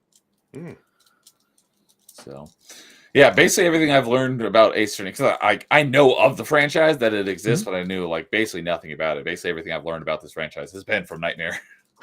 He's a big fan of it. Yeah, it's really fun if you enjoy like that visual novel style of game. You enjoy like kind of reading and basically almost like watching something, and then like some investigation puzzles and courtroom battles. You'll enjoy it. It's a really good time. So stop me if it's on your list, but what do you feel about the Danganronpa series? I really enjoyed them, although I was a little sad when they kept killing all the cute anime girls. I was disappointed with the third game, just in the sense that it doesn't really complete the story of. I mean, it does kind of complete the story of 1 and 2, but not really. Yeah. I can't really go into detail without getting into spoilers, but yeah, they're fun. It's a similar style of game, although it's much more. It's not the kind of game I would say you can give to like a 12-year-old. No. It's there's much similarity, but difference. A big difference in tone and story. Yeah, similar gameplay, but yeah, very, very much darker story than Ace Attorney. All right. What about you, Ryan? What's your number 4? My number 4 is going to be something that is very iconic and classic, kind of like the original Game Boy, the Sega Game Gear with Sonic the Hedgehog. If it was not for the Sega Game Gear and Sonic the Hedgehog, 1 or 2? The first. Okay. The first. If it was not for that, I don't think we would have the advancements in handheld gaming that we look. I love the Nintendo Game Boy, and in my opinion, I'm just gonna say it now, it's number 1 for a very specific reason. But I think that the Sega Game Gear did it better. It was in color. I mean, it was the size of a freaking 2 bricks put together. Yeah, it was brick. No, it was color 2 bricks and backlit, right? Yeah. That's why it burns through so many batteries. God, that was good stuff. That was good stuff. I think Sonic the Hedgehog. I'm not sure if it was 1 or 2. I think that's the only Game Gear game I ever played. Over my friend had one. Yeah, 2 is my favorite, but I agree with all the statements he's making right now with what 1 did. The big thing that again, I don't mean to take your time, Ryan. The big thing that I don't think people talk about. 2's my favorite, but number 1, I a lot of people that I don't think talk about it on the Game Gear is it had the speed as well. Where if you play some Game Boy games, obviously we're looking at a screen about yay big. We're looking at something about yay big on Game Gear, and the speed was still there. It wasn't like Genesis fast, but it was like, oh wow, I don't feel like frame rate. It had the frame rate. Yeah. So no, I 100% agree with everything you said, and that's one of the reasons that I picked it for number 4, because it is massively iconic. It deserved to be on the list, and would I rate it higher? Probably no, because I think it kind of like, unfortunately, the Sega Genesis. I love the Sega Genesis, but it fell off. And I've watched the documentary, the most recent one from 2019, 2020, of Nintendo versus Sega.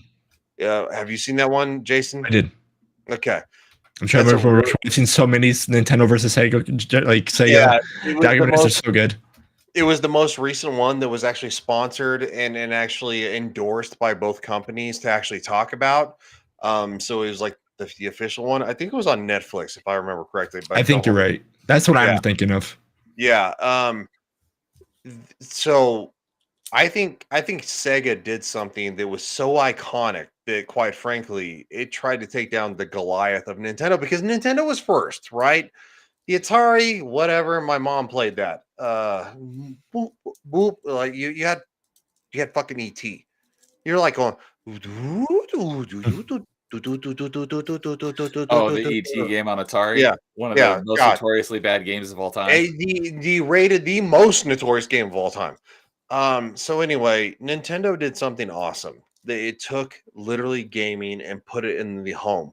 Sega took it to the next level because you went from 8-bit to 16-bit, which was a huge deal. It's a massive deal.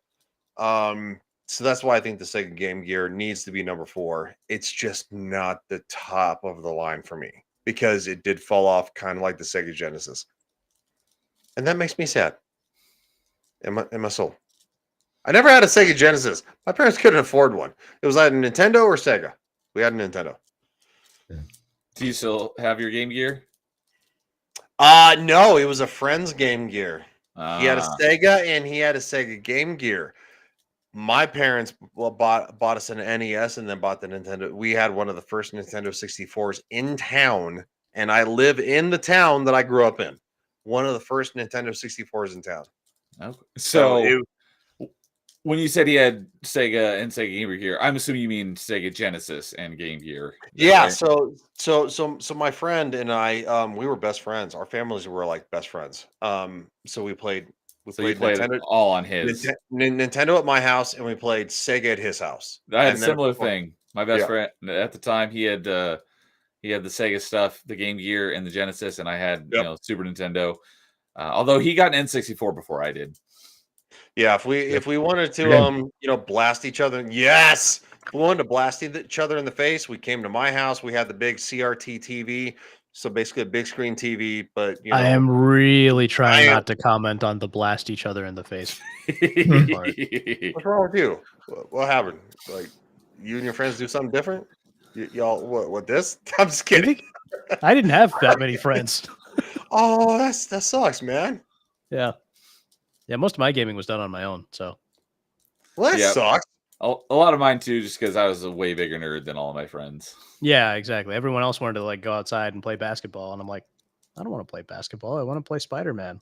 Yeah, I had kind of like the yin and yang of friends. Like they wanted to play sports and football. I never played football. I played soccer. I grew up in a soccer family, so but we also love to play video games. So, but yeah, Hybrid no, family is what I call it. That's what I was.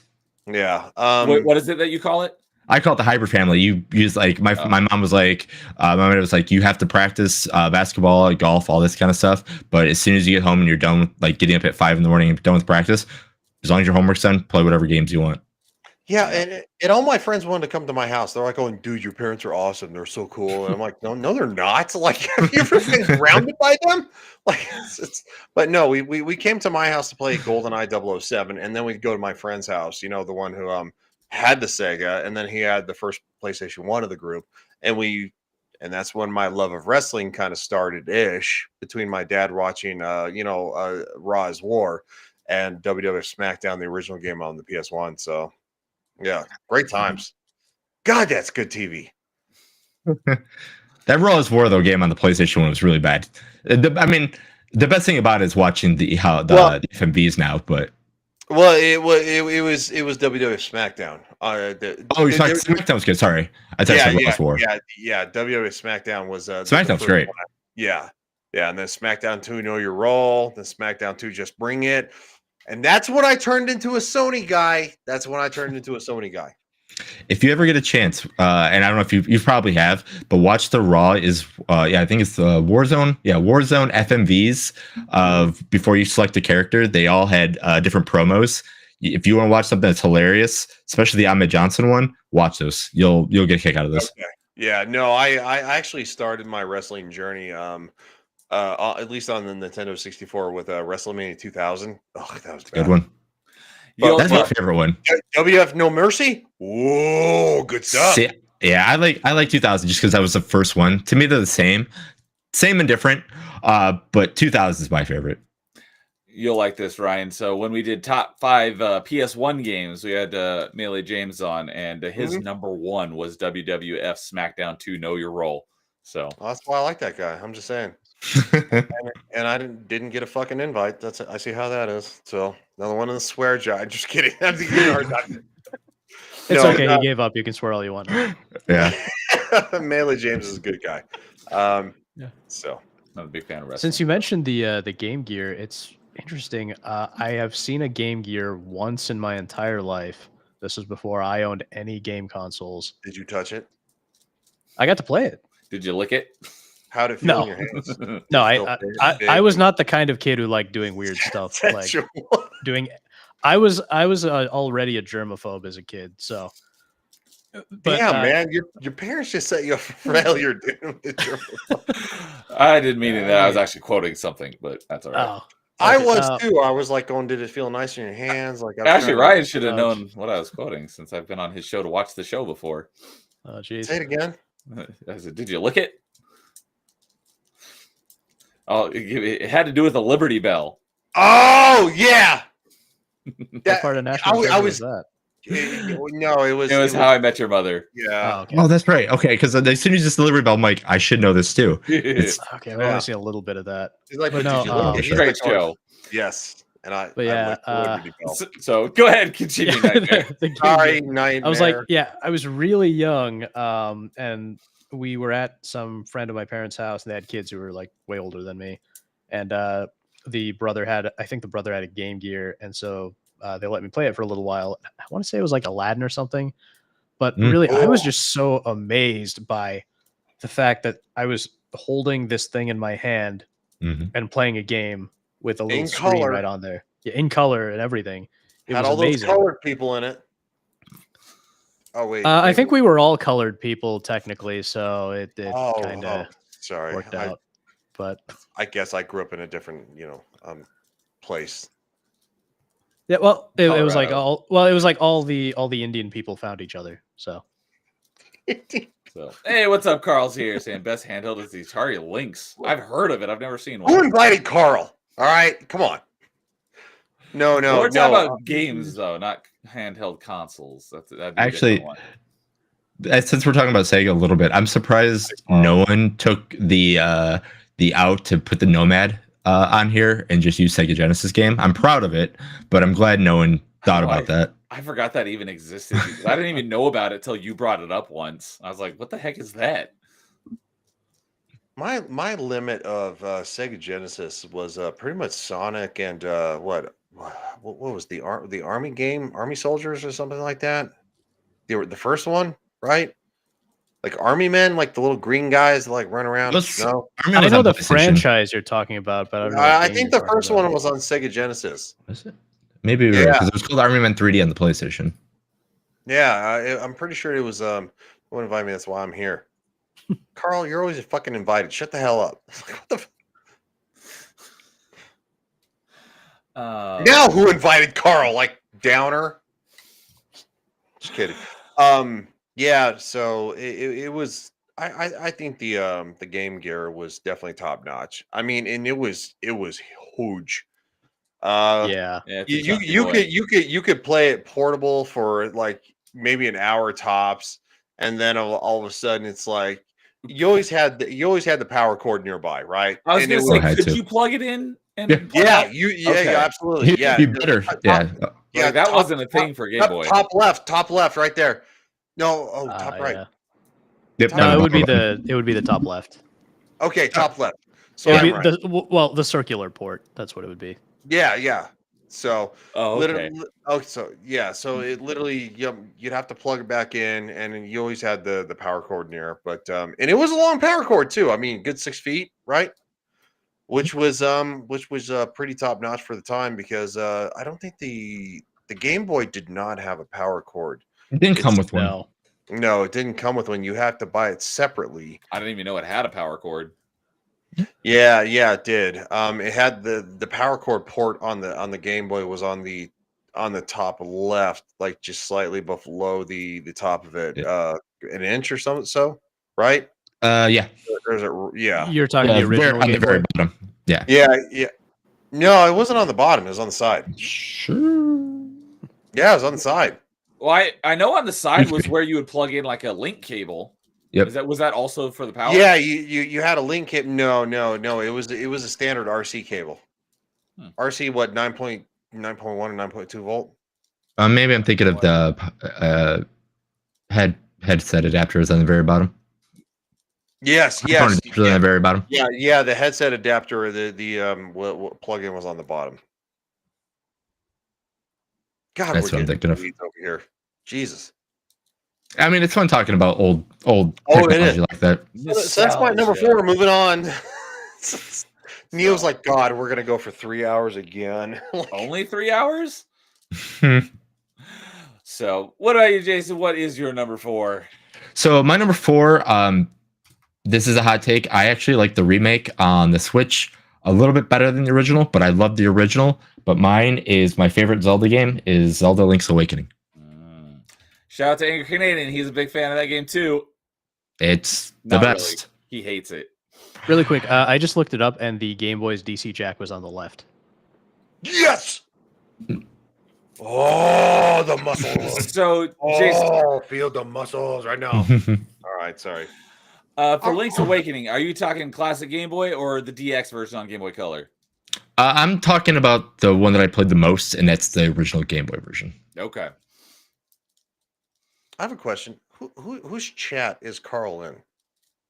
I don't see him on Neo's chat. Oh, it must He be might be in over on mine. Jason's then. I'm under live chat, top chat. I'm not seeing it. Some comments. So I was like, where the fuck is It Carl? could be on Jason's, or it could be on Nightmares. I think Nightmares doing it on his channel as Oh, well. I'm not streaming shit on my channel. I didn't know where.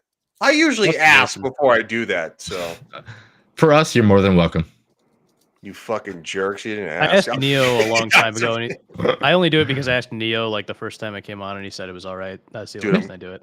Dude, I'm kidding. I'm not trying to make you feel bad. I know. I'm sorry. I'll go down here. No, but yeah, the original game. I'm MODOK. Nice. Yeah. Still better than the movie. Yeah. Wait, what movie? He was in that last Ant-Man movie. Oh, Yeah. the Ant-Man. Yeah. Quantumania, MODOK. Quantumania. Yeah, he was Yeah. in that. Which, yeah. Yeah, Ryan's quite the wild stallion tonight. I'm Wild tired. stallion. I didn't even do Top Gun Tuesday because I was so tired. I was like, I'm just gonna save my Oh. energy for the stream. Yeah. So All right. So, but yeah, Link's Awakening on the original version on Mhm. Game Boy. So I found I might have mentioned this on top 5 before, but I know I've mentioned it a couple times. Not that long ago, like within the last year, I found out because I knew that there was the original Game Boy version and the DX version on Game Boy Color, which added the color dungeon. I figured, it originally launched on Game Boy, and then however many years later it came out on Game Boy Color. Just recently, I discovered that both the original Game Boy version and the DX version on Game Boy Color launched on the same day. Mhm. It was like June. Well, it kind of makes 90 sense something. because if you know the background on the Game Boy Color, the color was just supposed to be like a midway refresh of the Game Boy, but it turned out to be a little more. So it kind of makes sense that they would launch some games at the same time. June of '93. So, because I played an original Game Boy because a friend of mine had one. I've never owned an original Game Boy. Could you play original Game Boy games in a Game Boy Color? Mhm. Okay. Yep. It doesn't add color to those games, though, right? It adds like so. You get There's a color super. palettes, as I Yeah. remember. That's right. We've talked about that before. So it did a Yeah. color palette, but it's not like each individual sprite had its own color. No. Basically, Yeah. you just replace the background and the foreground. And there was a couple different color options from what I remember. Mhm. Okay. So. But yeah, so again, I like the remaster more because I love the toyification that Nintendo has for their graphics. So that's my favorite ones. So when I found out they were doing that to my favorite Zelda game that was on the Game Boy, I was super excited. I know a lot of people don't care for it that much. I do. I like it. It's an easier Zelda. I was a big fan of Link's Awakening remastered as well. So yeah, Lowest Expectations was not. He's not a big fan of the remaster. Is that a Switch I liked remaster? it. It is a Switch. Got it. So it's one of the 5 Switch games I own, and I enjoyed it. So Cool. All right. With that, I guess we'll move on to our number 3s, and that one did not take anywhere near as long as number 4 or number 5 did. So, all right, let's go with Ryan since he's away for a moment. Yeah, right. No, Nightmare. Let's have you kick off our number 3s. All right, this is going to be one that I think a lot of people are going to agree with me on. So my number 3 is Pokemon Emerald. I'm not a Pokemon fan, so I couldn't say, but I know Carl is Pokemon. So back in the day when I guess just had a lot more tolerance for slower games, I loved this specific Pokemon game because it just felt like it had everything that I was looking for. It had all these different Pokemon. It had a fairly interesting plot. This is also back when Nintendo. This is also back when Nintendo still made these definitive versions of their game of Pokemon games. Just gonna ask about that because I've learned a lot about Pokemon from Carl because he's a big fan of it, and he's told me like there was like red and blue, and then there was like the definitive yellow, and they did that with each generation. I'm assuming Emerald is that for whatever Emerald is the definitive for Ruby and Sapphire, and of course each one is tied to a Pokemon, and the Pokemon you're seeing now are Kyogre, which was I think Kyogre's the blue one, water, that was Sapphire. Groudon is the red one, he was Ruby, and then Rayquaza, however you say his name, the green one, that is the Emerald mascot. So, and then Gen 3? 3 or 4, one of them. Okay. I think this was I don't want to say definitively, but this might have been the last set on GBA. But it was really special because they even took they actually updated the story to make the definitive version more special. So they took the story from Ruby and from Sapphire and sort of merged it together and added more in, which is really special. And also, this is as far as I know, the only Pokemon game where you have a dad. Oh, you mentioned that before. Yeah, it's always been so weird to me that your dad never shows up in any other Pokemon game, but this one he does, and I just thought that was really nice. So yeah, it's just a cool game. It's a really, in my opinion, one of the best Pokemon games that was ever made, and I'm really disappointed that Nintendo got greedy and didn't make a proper remake of Emerald. Have they made proper remakes of some of the other ones from? They made proper remakes of Ruby and Sapphire, but they never made an Emerald remake. They made like sort of a DLC or something for Emerald instead, and it's not anything like the original. So yeah, it's a real disappointment. But yeah, also this is like this is the Pokemon game I grew up playing. Nowadays I couldn't play any Pokemon games just because I can't sit through all the turns. It's turn based, and it's the worst kind of turn based where you just like pick a menu option and then you sit through like 20 minutes of animations. I just can't. And there's no way to speed it up. Yeah, exactly. Unless you're emulating it, then you can speed it up. That's true. But yeah, there was there's just so many great things about this one. I also like the Pokemon selection where there were a lot of like sets of Pokemon, and there was just something very satisfying about collecting like the trio for this generation. Then you could collect like the Reggies. It was like Reggie Ice, Reggie Rock, Reggie Steel. You could collect a bunch of the other like well-known legendary Pokemon. Deoxys is in it. Let's say there's like Jirachi and so on. So yeah, it's just an all-around great game, Pokemon wise. So yeah. Yeah. Not big on the Pokemon franchise, but yeah. Cool. Now, I always played as a boy, but I know the female character was May, or at least based on May from the Pokemon anime, and I know a lot of kids were fans of May for various reasons. So there's that. Never even heard of this character. Which one was May? The girl from the girl with the brown hair in the Pokemon series. And let's just say she's in a lot of fan art, and none of that fan art can be shown on stream. Okay. Well, I've seen her face before. Not to be weird, but I'll Google it, and then I'll. You can get perfectly safe for work results, which is what I just did. He's like, "Don't Google it." You can Google it. I just wouldn't show it on stream. Just look for her official, not the fan art. Yeah. So yeah, I've seen her before. I just didn't know what her name was because I know very little about Pokemon. I just want to say this for the record, Jason. You're not following me on Twitter, and it hurts my heart a little bit. right here in the feels. Actually, what's the funny thing about me on Twitter? I don't follow a lot of people. Like, I bet you. Well, same. I barely use. I honestly use Twitter. Yeah, I think I honestly like. This is how bad I am as a content creator. I forgot to put that we were going live. Like that's how bad I am with Twitter. Yeah, I think I was one of the only ones that said we're going live. I don't know. Yeah. Neo did. Okay, well, Everybody did. I do the 30-minute preview, like 30 Yeah. minutes ahead of time, but I don't tweet again saying we're live. Usually, yeah, like the last couple times I hold have up, wait a posted on minute. my account, but then Dude, there are times that Neo has forgotten. I'm like, dude, Oh, you tweet, all the tweet time. it out. And he's like, wait, what? Like, we're going live in like 5 minutes. He's like, oh shit. Yeah. That's exactly how I felt today. And then my microphone wasn't working, and Neo comes. He's like, I'm yelling, check. And he's like, I can hear you. I'm like, wait, what? Yeah. But yeah, I was glad Neo tweeted today, so I could just retweet his tweet. I've been, because I used to like, I'd like tweet out, the stream if I remembered to do it. So it was very infrequent. Now I've been trying to make a better habit of at least doing the 30 minutes for each panel stream. The thing that we're supposed to do. Yeah. I'm rubbing off on him, and not in a great way, because it took in a back room for 6 months, and he's finally got it. So negative conditioning works, guys. Yeah. Rub your shit on anybody who doesn't want to. I'm just kidding. Shame. Yeah. It works. Shame. So lowest expectations says he plays as a girl character a lot. The boy tends to be super generic most of the time.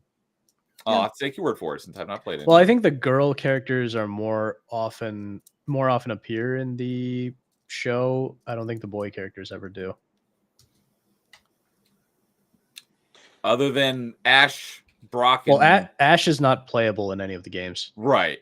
So yeah, other than Ash, Brock, and Misty. Those are like the only Pokemon. Oh, and Professor Oak. That's about the only Pokemon. Professor Oak does appear in the games, I think. Misty is one of the only girls I know, other than the redhead who's the bad one. Oh, Jessie. Is that Jessie? Yeah. Okay. From Team Rocket. Yeah. Team That's Rocket, right. Yeah. And James, right? Yeah, James is the other Team Rocket. And those are the only ones I know because my sister watched it, and she's 4 years younger than me. I never watched Pokemon. I never gave a shit. I know that Pokemon is huge. The only thing from Pokemon that I do like is Pikachu, and because literally I know that there's like a debate, like going, it's a boy, it's a girl, I don't know, sounds like a girl, and her name is Pikachu, and she goes, Pikachu! Like, it's very low and soft, and then it goes like explosive, like a woman would do. Flies off the handle like a woman. I think the male and female versions of most Pokemon sound the same, though. So, but yeah, I like Pikachu as well. It's one of my favorite Smash characters. Yeah. Oh, another reason I can't play Pokemon anymore is that a lot of the weaker Pokemon, they're just too cute, and I can't.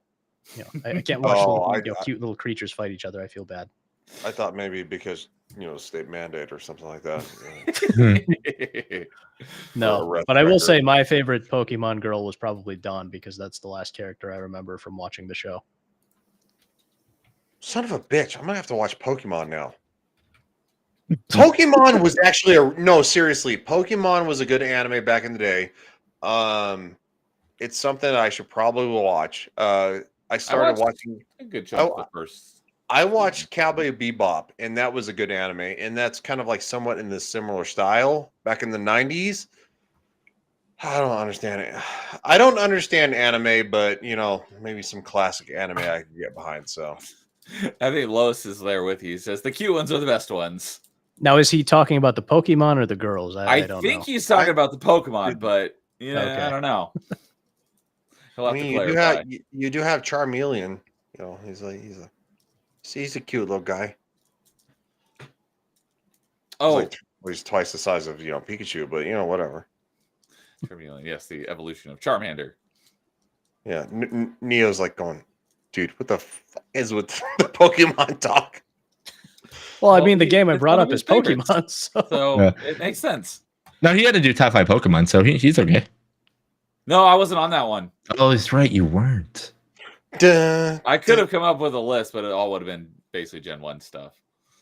I was right. He was talking about the Pokemon, but why not both? Hey, Batman, what the fuck is this game that you're advertising right now? This is the game he's been talking Pokemon about. Emerald. Yeah. Well, I didn't. I wasn't there. I had to go do something. Oh, that's right. He did. Oh yeah, That's, you yeah, ran that's off. why we're talking about Pokemon because that's his Wait, number 4. Number wait, 3, What game? Wait, that's a Pokemon game? Mhm. Pokemon Emerald. That kind of looks like a Legend of Zelda a little bit. Well, yeah. I mean, it is an RPG after all. I kind of like it. The top down part is, but yeah, when you get into Very battles, you have 6-on-6 team battles, and it becomes turn-based RPG. Yeah. So Well, it's a it's little bit 1-on-1, kinda- but with like a roster of 6. Yeah. It's a little. It's kind of like Tactics, Final Fantasy Tactics. Without the grid. Okay, I wouldn't. I'd know. play the shit out of that. Oh, it's. I mean, they're all super fun. Yeah, there are tons of Pokemon games. You I could wanna go out play and buy one for Switch right Pokemon now now. if you wanted to. Oh, god damn it! But the like I fuck is said, wrong? in my opinion, the best one is Emerald. But yeah, there are tons of them. There are plenty on Game Boy Advance, DS, 3DS. There's some on Switch, but from what I've heard, the Switch ones are actually pretty bad. Yeah. Because the newer ones also started cutting out like the older Pokemon too. So Yeah, Again, sorry about the language, but I would play the snot out of that Pokemon game. Thank you. Really awesome. So well, just be I'm just- prepared, Ryan. When you start the game, you have to answer a question: are you a boy or a girl? I'm non-binary. I'd like to tuck my wiener between my legs and pretend I'm a pretty little girl. Alrighty. Is that so weird? moving on, Jason. What's Thank you. I didn't necessarily mean we had to go to you, but if you want to go to you, No, I'll go. that works. I can go because mine's gonna be easy. Mine's While gonna we're be on the the topic of Pokemon, I just pulled it up on Retro Achievements, pulled up the whole series, and I got 116 games in the Pokemon series. yeah. There's a lot. So some of those are like bonus sets for like more difficult runs. They're not all unique games, but there's still a lot of Pokemon games. So, yeah, sure, why not? Jason, what's your number 3? Sure, mine's gonna be the first game that I got with my my Game Boy, and that is Tetris. Ah, That is probably one of the games that I have probably put the most hours in because, just like Nightmare was saying, the best games in handheld are usually the games that you could pick up, put down, and just do whatever. Like if you have a long run going, you could just pause it, put it to the side, and you're good to go. So Tetris, being the game that came with it, was the smartest move ever. One of the best puzzle games of all time, if not the best. To me, it's not the best. I can name a few more ones, but it's up so there. good. It's up there, yeah. One of those It's- highest selling franchises. Exactly, yeah. Been around for so long. Yeah, and then I mean, just the game is so good. It's not my favorite iteration of Tetris either, but for being on the Game Boy and for being like, hey, this is what you're gonna play on the go. I mean, it was the smartest decision to do that instead of like a Mario game or something. Yeah, Lois is there with you. Says Game Boy Tetris for the win. I think that's the only game I've ever played on an original Game Boy because, as I mentioned earlier, with the link cable, because we're also talking about sports. I was into basketball and soccer, and on our soccer away games, one of the guys on our team had 2 Game Boys and a link cable and Heck 2 yeah. copies of Tetris. So we would play Tetris against each other on the bus on the way to and from soccer games. That's the best. Yeah. When you had a friend that had a link cable, let alone 2 Game Boys, because you're like, if you saw it, you're like, cool. But no one had a link cable. It's like, all right, how do we play against each other? It's like, I gotcha. And you show the cable, and you're like, all right, let's go. I And think then, it's the only handheld, like Game Boy Advance, DS. I think it's the only one I've ever played multiplayer as well.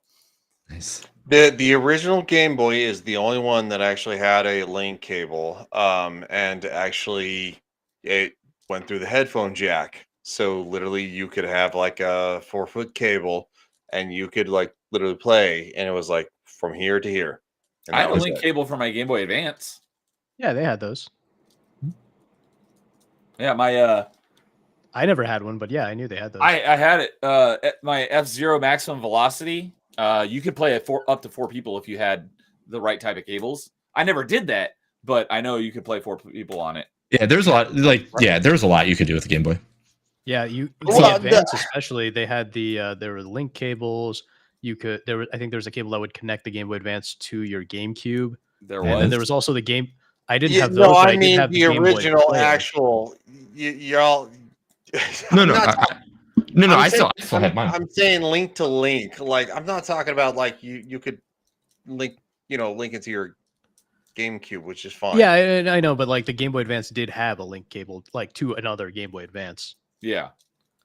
That's the Game Boy link cable, Yeah, there right? you go. Yeah. Mm-hmm. So the third one you were going to mention, Nightmare, were you going to was that happening to be the card reader? The Game Boy Player, so it was the Game one Boy that plugged Player. into the bot. Yeah, and I I had had one that. of those, which was really cool. Yeah, I had that for my GameCube. I think it was great. The first time I Yeah. got to play my Game Boy Advance on the TV, I was like blown Yeah. away. It's how I played my number 2 pick. So yeah. What do you think about the Game Boy Link cable? That's how you use the Game Boy printer as well. Yeah, I did not have that. Yep. I Yeah, had I remember all those funny little third-party ones too, like the little card reader. yeah, the card reader, and then I still have. I'm pretty sure it's in that file cabinet right there. The Game Boy camera, Yeah, there was which that. Did you went along with the printer, which I didn't have the printer. Did you have like Pokemon Snap or anything like that? Good No. sweet Moses, that's all. The reason why I got the Game Boy camera is because they had this plan and they scrapped it last minute before it came out, and I was very disappointed. But the reason why I got it, the Game Boy camera, and I also got the N64 transfer pack for this sole reason as well. It's the only thing that I know of ever used it. Because you were supposed to be able to take a picture of your face on the Game Boy camera, use the transfer pack, and put it on your character in perfect dark. And they scrapped it last minute before the game came out. People taking a picture of their face and just like stretching it, doing stupid things, and taking oh yeah, printing it out. Yeah. Well, yeah, that was the one that actually went on top of it, right? It had like the giant the little eye. Yeah, and Nickelodeon actually, they gave it away. They're like going, "Oh, you can take photos," like, blah, blah. It's like, yes, that. Yeah, there we are. It had some fun mini games on it too, though. I'm not meaning to yell, but it's Neo, so like whatever. I kid. I just realized I should get out some of my games here because I'll be talking about these here in a few minutes. God, I really need to get my stuff out of storage. Like I have so many things in storage and they're just sitting there and they're well, in Florida they were collecting humidity, but here they're not. But Lois also says that Tetris was one of the first games he ever played. Nice. So I know I've asked this before, but since we're on the topic, and I don't remember what the answer is for everyone, but have you seen the recent Tetris movie from like a year or two ago with Taron Egerton? No. I haven't, but I know like a lot of the lore behind Tetris. It's very I didn't sad. see the Minecraft movie either. Well, that's very different because Minecraft is like about the game. The Tetris movie is basically about the development. It's of the a game. docudrama, basically. Exactly, and it's really good. I enjoyed it a lot. So yeah, I haven't seen that. I recommend it. Yeah. There's like a really sad story about Tetris. I think one of the creators killed himself. I'll have to give it a watch. Yeah, I recommend it. They Hollywoodized it a little bit, but it was. You shut the fuck up, Canadian. All right. Friends dignity. Good one, Canadian. That's funny.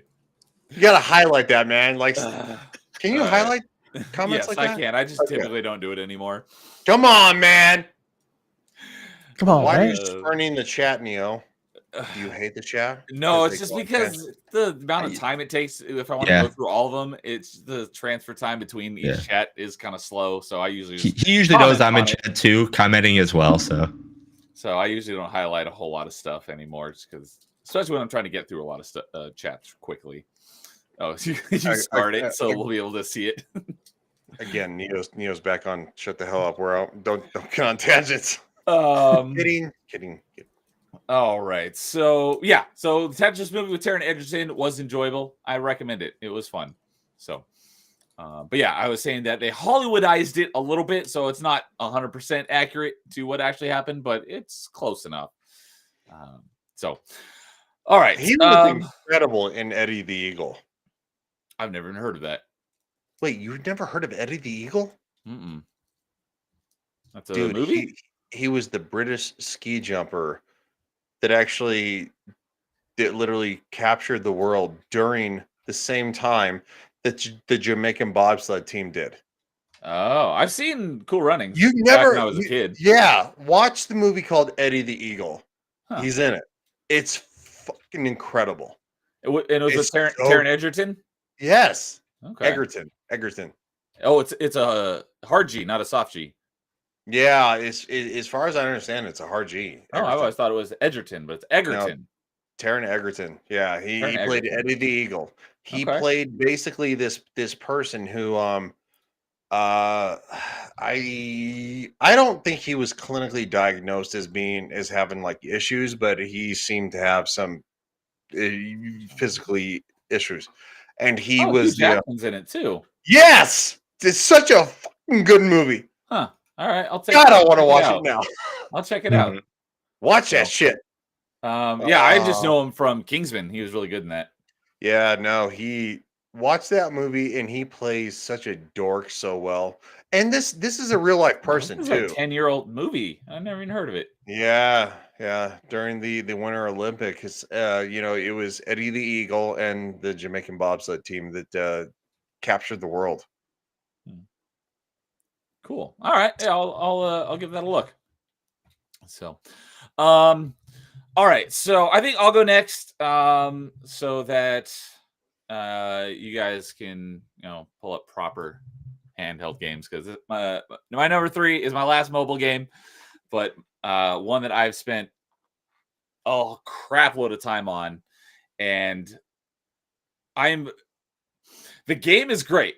Due to company politics, it's not available anymore, which really sucks. And not only is it like most of the time when stuff gets delisted, you can still re-download it. This got wiped from the internet, so even though I bought it, I can no longer download it anymore. I should get a refund, but there, just as of the last week or two, it's possible that it might make a return, because I heard today that another game from them, which I don't care about, Fortnite, has made its return to iOS. So I responded to a tweet about it literally like an hour before we went live, because I don't give a crap about Fortnite, but I care about this one a whole lot, and I'm hoping that it means that we'll get a return, and that is the Infinity Blade games, specifically Infinity Blade 2. I had all 3 of them, but 2 was the one that I liked the most, and I played the crap out of, and it had a great loop, and you could always keep getting stronger over and over. Awesome hack and slash in this sci-fi fantasy setting. It looks like it's a fantasy setting, but the more and more you play through it, you unlock different routes and stuff, and there's all this ancient technology, so it's more of a sci-fi. There's a lot more to it than that. You're getting stronger, getting better gear, and you can kind of equip your character with different things that give you different passive bonuses or different attacks, like damage over time and stuff. And there's all these, each boss has a certain set of elements, they do these elements of damage and they're resistant to these elements, so you got to switch up your gems a lot so that you're doing the right type of damage, so you're maximizing your DPS, and a bunch of different weapon sets. I'm mainly talking about 2 because that's the one I played the most of, because the first one was just sword and shield, if I remember correctly, but in the second one they added 2-handed weapons and dual wielding weapons, and it just had a great loop. And they added I saw a meme about this just yesterday, I think. Essentially, they're lightsabers. They were called solar trans, and you slot in gems, and it multiplies the power of that gem. If you were to put it on any other weapon, if you put on a solar trans weapon, it multiplies it by 10. And you can keep crafting them. It's basically a never-ending loop. As long as you get 3 of the same type, you can craft them into one stronger one. And you can, as you get more of those, you can keep crafting them into stronger and stronger ones. And eventually, if you get enough of the right elements of a tier 6, whatever, you can craft those into what I call the prism gem, which does all the elements of damage at the same time, or can protect you from all the elements at the same time. And throw those in the solar trans, they become uber powerful, and you just destroy everything, except for the bosses that have prism defense, and they're not immune, but they take very little damage from the effects of those. So that's when you have to switch to your standard weapons that actually do hit damage rather than damage over time. And it just had a great gameplay loop. Like I said, I can't even access it anymore, and I'm really bummed about that. I found out not that long ago, because I never deleted them, and I went to go play it, and they weren't on my iPad. I'm like, what the heck? Why are they on my iPad? And I went to download it, and it's you can't do it. I'm like, what the heck? What do you mean I can't? I bought these games and they're gone. I was like, let me go into my download history and re-download them. They're not there because of the whole epic Apple feud. But Fortnite's making a return, so I'm to the Apple's iOS store. So I'm really hoping that means we'll get the Infinity Blade games back and I'll be able to play them. Even though I have to start from scratch, I would like to have my game save back. I doubt it, but even if I have to start from scratch, I don't care. I just want to play them again because it's every time you beat it, it like increases like the loop count, and so my loop count was probably like 200 or 300 or something. Like the bosses were like super powerful. It was fun. So I just had so much fun playing the Infinity Blade games, specifically number 2. 3 was cool because they introduced, well, the character was already introduced, but it's split between, you can play between the main character that you've been playing as for the first 2 games, or you can play this other character. But the thing that really I disliked about it is that your XP isn't shared. So you have to level up the character separately, and it really slowed down the pace of progression. That was my main issue with 3. That's why I like 2, because you're playing as the same characters. You're always getting stronger and you're always getting more gems. And you can, like I said, you can craft them together to make stronger ones. Just had a great gameplay loop that literally could never end. It just goes on and on and on forever, as long as you can keep beating the bosses. I love these games and had so much fun. And I really, really hope we'll get a return of them on the Apple Store very soon. So yeah, I can't remember if it was the first or second one, but I remember that was like one of the biggest games that Apple was pushing, that you could be like, oh, look at these games that are on our iPads or iPhones or iPods, because if it was the first one, it would have been iPod at the time. And they were like saying like we're pushing the mobile gaming. You wouldn't have been able to play it on a standard iPod, but you would have been able to play it on the first iPod Touch. Yeah. Yeah. So, and they did it still to this day puts a lot of mobile games to shame because it looks great. I'm pretty sure they ran on Unreal Engine on a mobile game. So my first iPhone was the 3GS, and I played it on. It was really choppy. I mean, it played, but it was really choppy until I upgraded to, I think my next one was the 4S, and that one played it really smooth. And then I eventually got an iPad, so I could play it on a much bigger screen. Right. And basically, on my break, every break and lunch, I was in the break room eating my lunch or whatever, and playing Infinity Blade. And people would come in and be like, "Oh, what's that game? That looks pretty cool." And I'd I'd rant to them about how much I love the Infinity Blade games, because it does not look or play like a mobile game. It's like a proper game, but it's made for mobile. So, yeah. So, all right. I will. I know we're not supposed to. This is gonna sound bad. I know Ryan's gonna attack me. That mobile game is. I'll give you that one. I think, yeah, that of the 3 mobile games, that one definitely deserves it the most.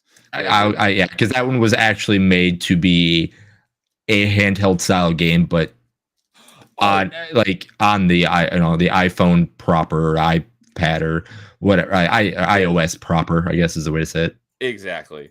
So Lois says Apple sucks. In some things they do, and some things they don't. No attacks here. No attacks. I'm with Lois. Oh, just saying. So I mean, I have an iPhone, so I can't say Apple sucks. Yeah, same. I can say that putting video games on your phone is probably one of the worst things to happen in the history of the world, and we're all walking zombies. But that's a different topic. That's a different. Hey, as I told I think Jason the other day, the only games on my phone are emulators. Oh, also at the same time, Jason follows me on Twitter now, so Yeah, whoever doesn't follow, y'all suck. Yeah, just guilt trip me. If you're on the show, just guilt trip me. It works. So, one other thing while we're on the topic, because originally, You want to talk about sucking it? That's weird. no. So, one of the big launch titles for the Xbox One was Rise: Son of Rome, which I have not played yet, but I will be playing it very soon because I've heard it's great. And I have 15 achievements from recovering that dive I've been working on for the last few years. So I'm literally days away from starting all these games I've been backlogging. Rise: Son of Rome being one of them. I'm surprised I played an Xbox game that you haven't played. That's crazy. I'm sure there's probably more than you would expect. I mean, that's kind of a big Xbox game. Like, that was when the Xbox One came out. That was like, that was like the launch title. Exactly. Yeah, it was that and Killer Instinct. Yeah. Anyways, I said it, guys. Gotta get that Killer Instinct in there because how much he loves it. Anyways, before Rise: Son of Rome became what it is known to be. It's basically a third-person hack and slash now. Oh, yeah, Canadian's a big fan of it too. He says, Rise, Son of Rome. Yeah, I've heard nothing but good things. So I'm looking forward to playing it at some point. But before it came to be what it is currently, early in development, it was going to be a Kinect required game. And I was like, this would be a perfect game to take like the Infinity Blade gameplay style and make it as a Kinect game. So instead of swiping across the screen on your touch device, you're actually like making the slashes, or you're dodging, or you're using your shield and stuff to block attacks. I was like, that'd be perfect. They should do that in Rise, Son of Rome. And it looked like that's what it was going to be until they turned it into a third-person hack and slash, which I'm still looking forward to playing because I love hack and slash games. I was just kind of disappointed that that game never came out. However, not too long ago, I discovered that there is an Infinity Blade Kinect only game on Xbox, but I don't know. It doesn't say it's delisted. It doesn't even say, oh, it's digital only though. And I don't know where or how it was ever available on True Achievement. There's only 73 people have even ever played it. I wish I could get my hands on this because I would love to get a Kinect to try this game. If I think it was like Japan only because the little thumbnail of it, the text is in Japanese. So that probably is why I never heard about it. What doesn't make sense because Chair, who also did one of my favorite Metroidvanias of all time, Shadow Complex, isn't, as far as I know, they're not a Japanese company. But yeah, there is a Infinity Blade Kinect game, which I would absolutely love to play. But it's apparently impossible to get your hands on since it was digital only. So, yeah, that was the last thing I had to say about Infinity Blade. So that is it for my mobile games. The rest of mine are proper handheld games. So I'll give you that. All right. So let's see here. We still got Ryan. I have a question. Yes. I think Ryan's the only one who hasn't gone on number 3s yet. Yep. Are you going to the gym? You got you got a little bit of like the shirt going on. You going to the gym? It was outside today, remember? Getting that sun. Not the gym, but I did just get a set of dumbbells and starting to lift some weights. So yes, that's going to the gym, man. Nice, dude. Doing I something. like it. That's what I do. The gym is too much work. Man. Yeah. I just wanted to ask because I kind of noticed as you were talking, I was like, all right, I'm seeing a little bit of arms going on. So yeah, just in the last couple of weeks, I started lifting some weights for the first time in forever. Because dude, that's good. That's good. Seriously. I'm going on vacation next month and want to look a little better than I've been looking. So I was like, and my mom had my mom and said that they have a set of weights, and I was like, do you guys use those? They're like, no. I'm like, can I have them? They're like, sure. So I've been lifting weights for 3 years and I still look pathetic. So if in case you're wondering why I use an avatar. I doubt it because you're Batman. So mine is actually going to be we're on number 3, right? Yes, number 3. Okay.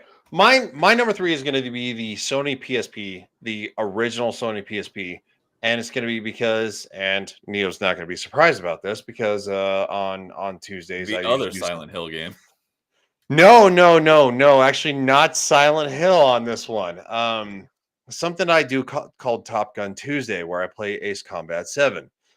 I'm a massive fan of Ace Combat. I started playing Ace Combat in the military on PS2, The Unsung War.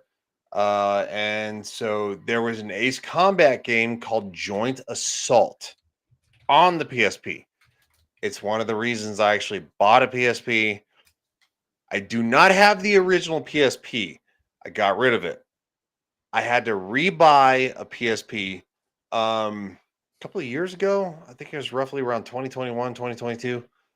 I do not have the game Ace Combat Joint Assault anymore. But I was a massive fan. I love the Ace Combat games are so much fun.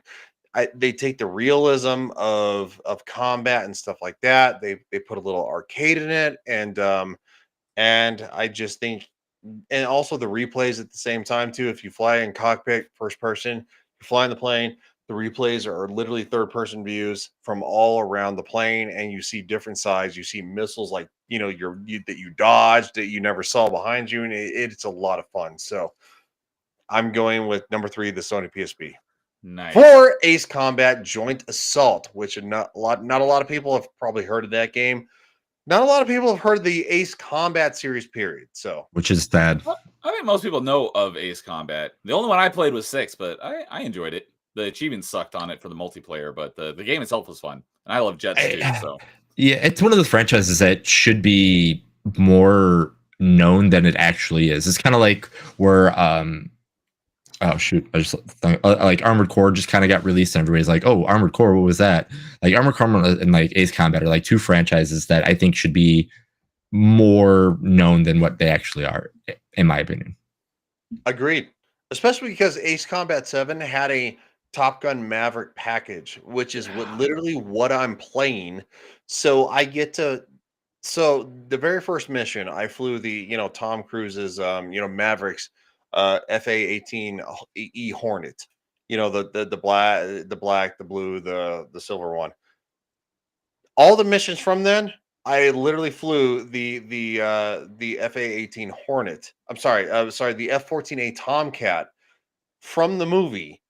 They added a little bit of flair that the one in the movie did not have, which would make more sense. But I have literally flown that plane the whole entire time, every single mission since. I wanted to play it tonight, but I was so tired. I was like, going, oh, I got to pick and choose. So anyway, long story short, it's a phenomenal game, and you can get it on Steam, and it plays on your computer seamlessly. No problems, no crashes, nothing. I've never had a single problem with that game. So go get it. Have a lot of fun. Fly planes. Yes, agreed. So Canadian is chastising me, saying I'm racist because it's not Japanese, it's Chinese. It's a tiny little square on my other monitor here, and it looks like Japanese. But he, as punishment, he sent me the Kotaku link about it. And apparently it was a China-only Kinect game, and that's why I never heard about it, which makes a lot of sense because I didn't look at the publisher. It's published by Tencent, which makes I thought he was talking about your tank top, and he was like going, this guy looks like he's racist from like backwoods Alabama. No, it's because the Infinity Blade, the Kinect game, Infinity Blade Saga is a Chinese-only Kinect game for Xbox, not Japanese. So I'm sorry I got that wrong. It looked like Japanese from this. It's a little box, too far away for me to really see it. So, but thank you for informing me of that, Canadian. That would explain a lot on why I never heard about it, because it was China only. I still would love to. I would love the heck out of playing that game though. So, Drew T is here. What's up, Drew T? Good evening, good friend. Glad to see you. And he's ranking his top 5 handheld games. Number 5, Mattel Electronic Football. Nice. Number 4, Sonic on the DS. Number 3, Final Fantasy Tactics. That one gets a lot of love. Number 2, Any Metroid. Motherfucker, don't steal my thunder for. We'll get to it. But he says DS. There was no Metroid on DS. There was 3DS. There was Samus Returns, and then the other 2 Metroids were Game Boy and Game Boy Advance, and then Tetris on the original Tetris on Game Boy. So good list. So, dude, the Infinity Blade Saga looks freaking awesome. Yeah, I would love to. I would love to play the heck out of that, and it'd probably be a good workout too. A lot more fun than the Kinect workout games. Is it on Steam? I mean, I'm not going to work out. I already go to the gym. So probably I don't not. think so. Yeah. But Canadian says, I get it confused with the kanji as well. So he's racist too. That China only game is one of the few exceptions for sailing the seas. Yeah. If it is digital only and delisted, go pirate it. There's nothing wrong with that. So Prime Hunters. That is right. There is Prime Hunters. I was thinking of 2D Metroid games. So sorry. Thank you for correcting me on that, Canadian. Metroid Prime Hunters, which I was going to start on Metroidvania Monday just recently, but I was having trouble with the emulator getting the controls and stuff worked out. So true that. I even have it right here in my DS. So for shame on me, got my Metroid Prime Hunters. So there was a Metroid game on DS. And then so revoke the man's Metroid fan card. I haven't beaten that one yet, so it often slips my mind. So, but yeah, I figured you probably meant the GBA games because those are better. So, all right. So I think that wraps it up for number 3s. Unless anyone's got anything else about Ace Combat, good games. Nope. I've only played one, but I enjoyed it because I love jets. So, all right, with that, we'll get to our number 2s. So, I think I'll go ahead and kick off our number 2s because this is a game that's already been mentioned on someone's list, and I didn't talk about it much because I wanted to talk about it too. And that was one that Jason talked about for his number 4. Angry Canadian's favorite Zelda game, Link's Awakening, but for me, it was DX. So when we did this, at the beginning of the stream, when we talked about our first handheld games, this was the first thing I thought of because this was the first handheld game I owned. I got a Game Boy Color. I think it was for my birthday, and I got Legend of Zelda Link's Awakening DX, and I loved this game. So I am a huge fan of it, as well as the remaster. I know a lot of people aren't a fan of it. I like the remaster on Switch as well. But I shout out to Dude because he wrote the achievement set for the original Game Boy version on Retro Achievements. So when I get around to it, I'm going to do both the Game Boy and the Game Boy Color version, although someone else did the Game Boy Color version. It's got a lot more achievements. But this was not only was it my first handheld game I owned as like a proper handheld game, that wasn't, one of those Tiger Electronics games. This was also my introduction to the Zelda franchise and why I became a big Zelda fan. So, which I've talked about that many times, but I haven't played Link's Awakening other than the remaster, which I played last year after I got my Switch. But the original DX version on Game Boy Color, I haven't played in a very long time. I'm very much looking forward to playing through it again here. I'm going to be playing it right on here so I can get retro achievements for it. But I've got a bunch of other Zelda games to play first so I get the series bonus. But Link's Awakening, I love it. Great game. And yeah, Canadian. My ears hurt. Good time for a bathroom. I was about to say he's getting on your case like now. He hates this game for some reason. I don't know why, but I like it. It was the game that got me into Zelda. It's a good game. It's fun. The one thing that like I could give you on not liking it is that spoilers for a 30-plus-year-old game. If anyone hasn't played it, it's all a dream. None of it actually happened. So I could give you that in that, it's all inconsequential. But a lot of the times I'm playing Zelda, for the gameplay. And I really enjoyed the gameplay. I didn't really care much about the story, especially when I was, 5 or 6, whatever, when I played this game. But yeah, I love Link's Awakening. It is my number 2. Specifically the DX version on Game Boy Color. And as I mentioned earlier, the Game Boy Color version, the DX version, because it had color built into it, they added a special hidden dungeon in the graveyard, in the color dungeon, and it uses red and blue, since you can actually see the difference in colors versus the original Game Boy version, use those as elements in solving puzzles. So, great game. I liked it a lot, and that is my number 2. So, yeah. See, Angry Canadian can have a bad take too. Thank you, Jason. We agree on that. This one. Yeah, I forgot what we were talking about. He was talking about something with Dino Crisis, and I'm like, yeah, I'm not the biggest fan of Dino Crisis because it could have been a really, really good game, but it did something that I wish it would have done better. I'm not saying like Dino Crisis is terrible, but I'm like, it had a great idea and it could have been better than what it was. And he said like I could have been the chosen one. He was upset that I said that. I'm like, well, see, you can have a bad take too on games that are really good that actually are really good. Yeah. So hey, Nerd Slaps in chat. What's up, Nerd Slaps? Saying hey guys, just popping in to say hi before bed. Have a great stream. Also, could the host please send me headshots at their convenience? All right, I will do that because he's working on more stuff behind the scenes. So hope you're doing well, Nerd Slap, and you have a great night. Thanks for stopping by to say hi. Plural? Yes, because we're the hosts on Top 5, Jason and I. Oh, okay. So thank God. I don't want to be a part of that. I mean, you're talking about colored people and shit like that. I was like, I don't know. Color Dungeon. Color Dungeons. Game Color color Dungeon for the like colored I was people. like, all right, here we go. Colored people and shit. I'm just kidding. So, yeah. Link's Awakening DX. I love the game. So I'm very much looking forward to playing it 2 times for retro achievements. All right. So I finally got a proper handheld game. How about that? And it's a good one. It's not helping. It took you 2 hours and 34 minutes. By the way, he's not a fan of it. So I don't think he agrees with any of my list. Lois says Link's Awakening story is not inconsequential at all. Also, Link's Awakening DX would be my number 2, probably. Yes, we got more on the Link's Awakening. Brain bandwagon, whatever you want to call it. Yeah. But Nerdslap saying actually all 3 of you, but that's because Ryan is my co-host on Party Chat. So I'm not anymore. I quit. I will not be here next Tuesday. Well, there won't be anything next Tuesday. So that's right. I forgot we're taking a little hiatus. So yes, next Party Chat will be 2 weeks from today, and then we'll have a top 5 the week after that. Yeah, and then I'll basically be on my summer break. But Nerd, if you need headshots, like maybe we'll use that. They're right there. I like that one. That's the one right there. This one right here. Yeah, they're right there. Contemplate. You're welcome to all the headshots of me that you want. I get to play any headshots. There you go. 2 minutes 30. Well, you're Batman, of course. 2 hours and 35 minutes. There's some headshots for Ryan.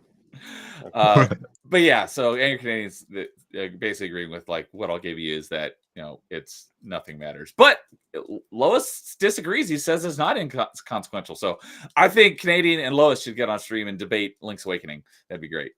So, all right. So let's see here. Ryan, you want to give us your number 2? Yes, my number 2 is going to be something that Nerdy Neo is going to love so much. The Nintendo Game Boy Advance SP.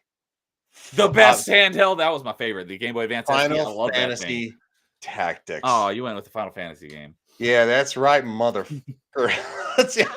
I censored myself.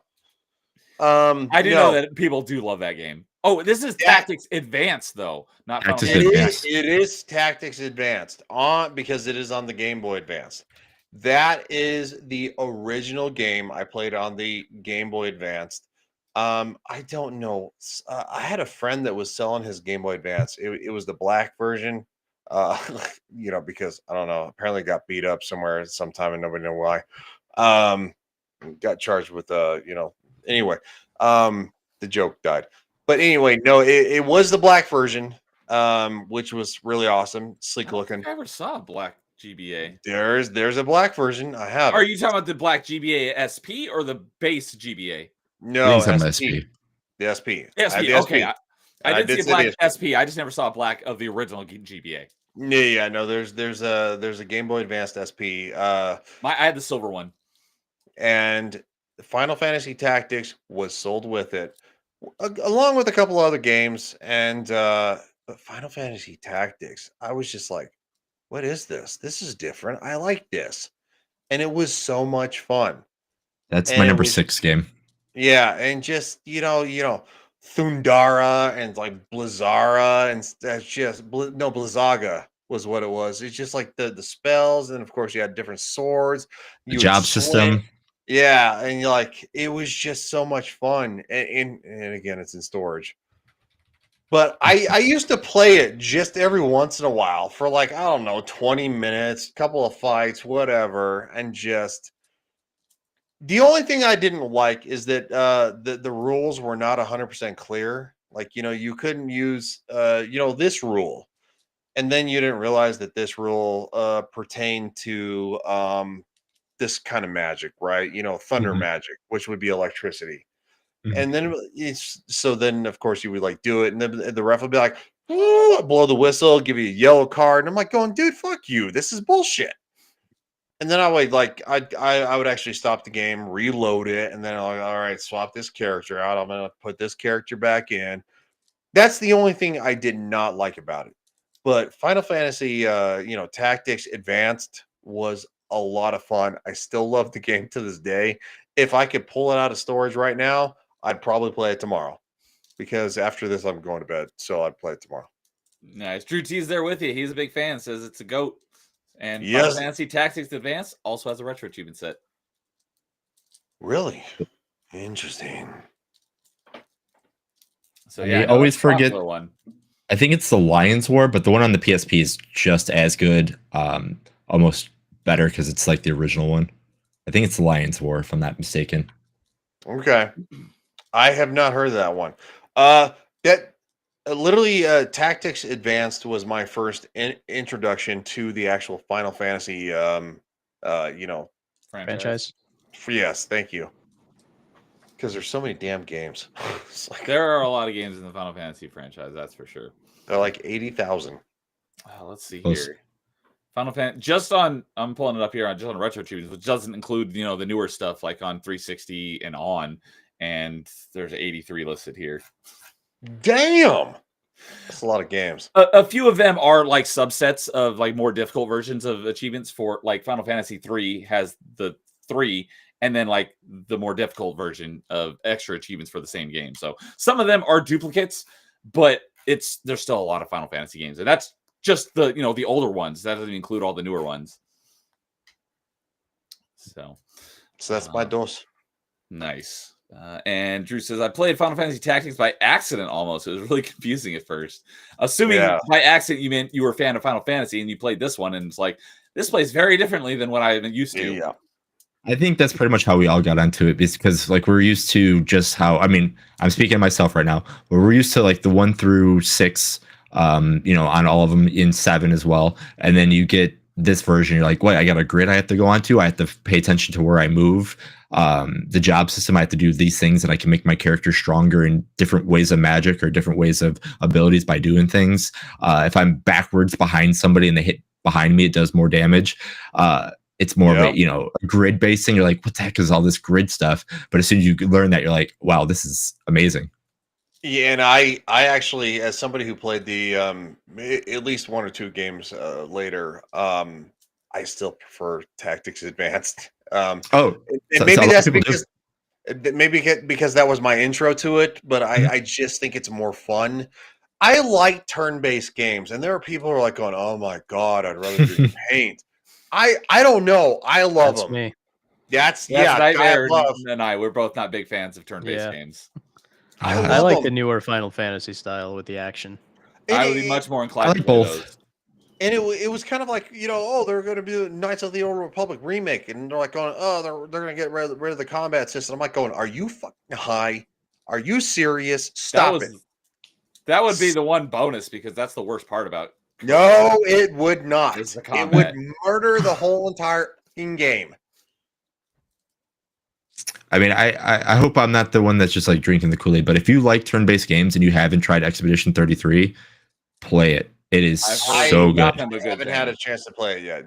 It is so good. It looks really pretty. I've heard from a lot of people it's really good. So it looks nice, but I just can't sit through all those animations.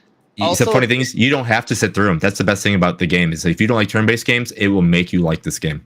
Also, if you like classic turn-based games, kind of like Fallout, the original Fallout 2, play the Wasteland series. It's just fun. I've heard about that. The Wasteland 1, late Wasteland 2, 3, they're just fun games. Yeah. Turn-based is fun, Neo.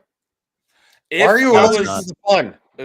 I would not say turn-based is fun, but if I was going to give one a shot, if I was going to give one a shot, it'd probably be Expedition 33. That's the one that's been like the most enticing looking turn-based RPG. You should really give it a shot, man. You really should. I think you would actually like it, and it might actually spark your interest in maybe playing a couple of previous ones. I'm not saying you're going to love them forever. It's not going to mean Metroidvania, but I think you'd be enticed. I've played turn-based games myself, and every time, even if I like the game, it's in spite of the combat. I've never enjoyed the turn-based combat. Makes sense. I mean, I know people are the same way, so like I completely understand where you're coming from. As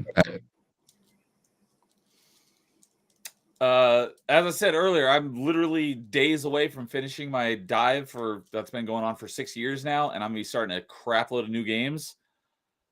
I may throw this in there and play it since it's on Game Pass. We'll see.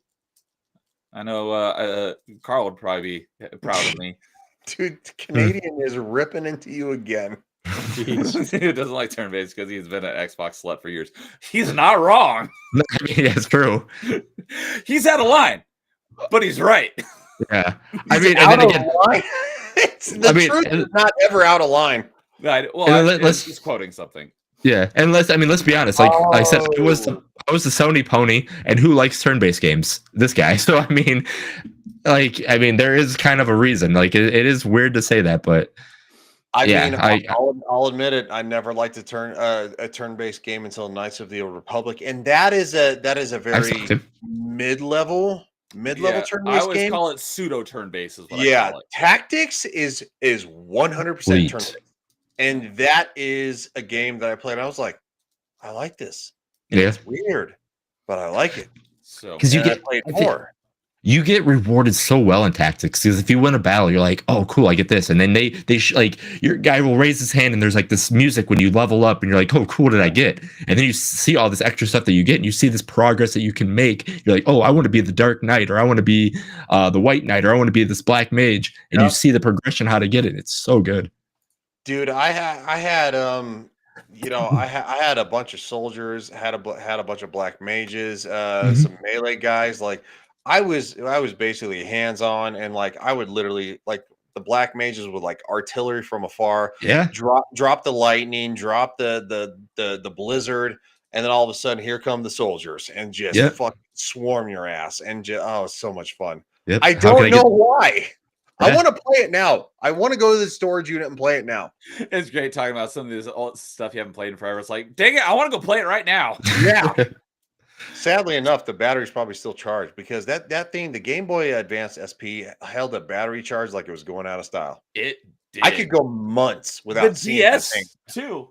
Oh, Yeah. right here. I had this in my closet for years, and I pulled it out, and it still booted up. The battery was low, but it still booted up after like Yep. 6 years of not being plugged in. Yep. So, oh, I forgot to while we were on it because I've got it right here. That's a testament to the fact that things were My probably number There it 2, is. Zelda DX, Link's Awakening DX. So I forgot I pulled it out here because Mhm. I've got some show and tell. So, I'll mention it since I had no idea, but this is important. So Drew T, I'm going to highlight this because while we're on topics of Final Fantasy, Drew T says Final Fantasy Tactics was reworked for mobile phones in 2020 and released as War of the Visions, but they're ending it this month. So that is very sad to hear. So I don't know. if there's anyone out there who's playing Final Fantasy War of the Visions on mobile, get to what little time you have left in on that game before it gets shut down. Well, not a lot, like 10 days. Oh, that's right around the corner.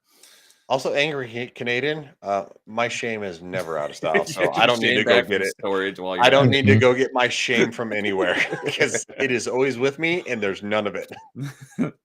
Lois says, I like turn-based games, but I'm finding myself annoyed at turn-based games that waste too much time. Agreed. Trails, Disgaea, and emulated games have spoiled me too much because it's nice on a lot of emulators. There's a fast forward button so you can speed things up. Yep. So that's a nice addition on emulation. Yeah, but that is basically my issue with turn-based games is that they tend to waste too much time. Yeah. Get the extra time to plan on your next attack is. Speaking of I don't want to plan, I just want to do it.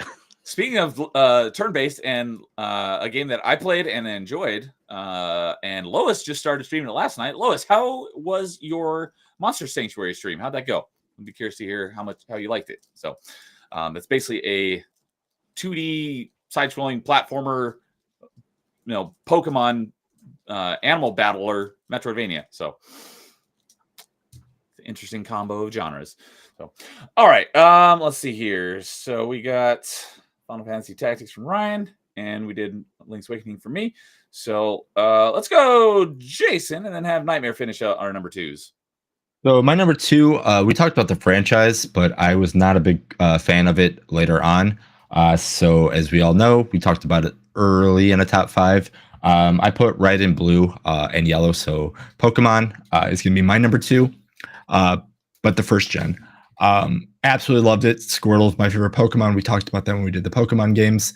As I got older in the games with it, I just felt as the Pokemon were just turning into ice cream cones into bolts and weird things like that, my interest kind of waned because I'm like, oh, cool, they're animals and they're doing these really cool ideas. Like you get a dragon, or you can get these random animals that just did these really cool combat tricks, and you can level them up to do things and fight against your friend with that link cable, or trade them because if your friend had red or your brother had red and you had blue, and you're like, hey, you can get this Pokemon, I can't get that Pokemon, do that. Or you had the strategy, I'd be like, hey, I have this thing, you have this thing, let's trade them back and forth so they evolve. It was just really cool when the first one came out. I remember getting it for Christmas as well. Like I said, my brother got the red, I got the blue, and like after we opened presents, that was like the big game that we played all of Christmas, day kind of thing. But yeah, like as Pokemon kind of got older, I'm trying to get into them a little bit more again, just by playing them, because people were like, "Hey, you should play this one. This one's really good too." I'm trying. I just can't. Like, I just don't have the familiarity and the fandom of the 151. We'll say. So it's like kind of hard to play games. Like, I really don't want to play the 151 again. I kind of want to play newer ones, but you just find yourself playing the 151 again. But the games are good. The ones that were on the DS, they're on the Game Boy Advance. They are great. I just have more of an attachment. I played way more of Blue out of all of them than anything else. I was going to guess, since Squirtle's your favorite, I was going to say, was Blue the first one you got? Yeah. Blastoise, my boy. And I'm assuming... Because even though you like on Red and Blue, you still have the option to pick from all three starters, right? You do, yeah. So you can pick whatever one, but yeah, there's more later down the line Pokemon that you can get, like a Vulpix or something like that. Certain versions, but the starters are you can pick. I think Gen 1 is the only one that used the starters for the mascots, because I think every generation after that, the mascots. Oh, these use legendaries, right? Yeah, I forgot about that. Yeah. So, like, you could do the red version, still pick Squirtle. So, Yep. I'm assuming that was also your first pick was Squirtle when you first played it for the first time. Oh yeah, the Squirtle Squad, yeah, absolutely. Like, because I saw the episode of Squirtle Squad before I even got the game, so I was like, I mean, this Pokemon's cool. I mean, like, it's a squirrel turtle and it can do really cool water attacks. I'm like, that's awesome. I like turtles. So, exactly. Doesn't know a whole lot about Pokemon games. So basically, Blue was water animals, kind of like primarily, but you could get others. No. I'll let you guys take it. I know the answer to this. I have no idea. I just know they're basically the same game, just with slightly different Pokemon available in the game. So if you wanted to get all 151, you had to trade with people who had the other version. Okay. Because, like, in one spot, let's say, for example, in one spot in Red, a specific Pokemon would show up in that spot that wasn't in Blue, but in that same spot in Blue would be a different Pokemon that wasn't in Red, right? Oh, and then of course Yellow. So was Yellow was like the TV show. Yellow, you can get a chance to have Pikachu and all three of the starters, but they treated that more like. I'd have been yellow as fuck, dude. A lot of people love Yellow. I mean, Yellow's good. Like I said, Yellow to me, Red and Blue are my favorites. Exactly, Yellow's the definitive. Where, like, if you like the TV show and you wanted just to be more powerful in the game, I guess you pick up Yellow and you can just do crazy stuff in Yellow. And you could get all of them without trading in Yellow, right? Or was there still unique Pokemon in that one? There was uniques still in. There was some uniques in Red and Blue that you couldn't get in Yellow. So, great question. If you had Yellow and you had a save file in that, and again, I don't know how it works. If you actually got the Blue cartridge and put it in, would your save file pop up from the Yellow? Or you had to link them together. No, because remember your save file is stored on the cartridge itself. I don't know when Pokemon actually started, so that's. It started with original Game the Boy. Original Game Boy. Was it the original, not the color? It was right before the color came out. So like Game Boy Pocket is what it launched on. Yeah, it launched on the Pocket. So like I got a Game Boy Color and Pokemon Blue on the same Christmas. Okay. But it wasn't unique to. I thought it was the color because again, and it came out, it had the colors. You would think so, but yeah, it was colored people.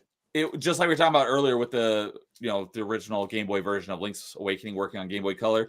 It just had the different palette swaps. It's not like it had like the different colors built into the game because it wasn't until the Game Boy Color came out that they could even do that.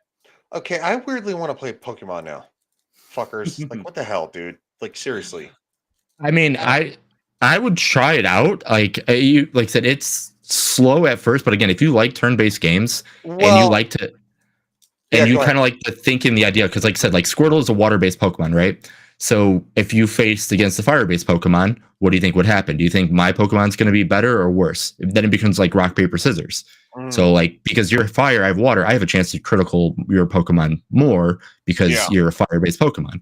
And then there's other ways you can kind of figure out fire things like strong that. Against grass and grass is strong against water. And Yep. it kind of makes sense that if you have like a electricity base against water, because There you Exactly. And if somebody is okay, if we're talking about maybe this is an honorable mention. I played Jurassic World Alive. I haven't played it a whole lot lately, but I played it religiously. Neo knows this, right? And it was based off literally Pokemon Go. It's Hmm. basically dinosaurs Is it from also by Jurassic. Niantic?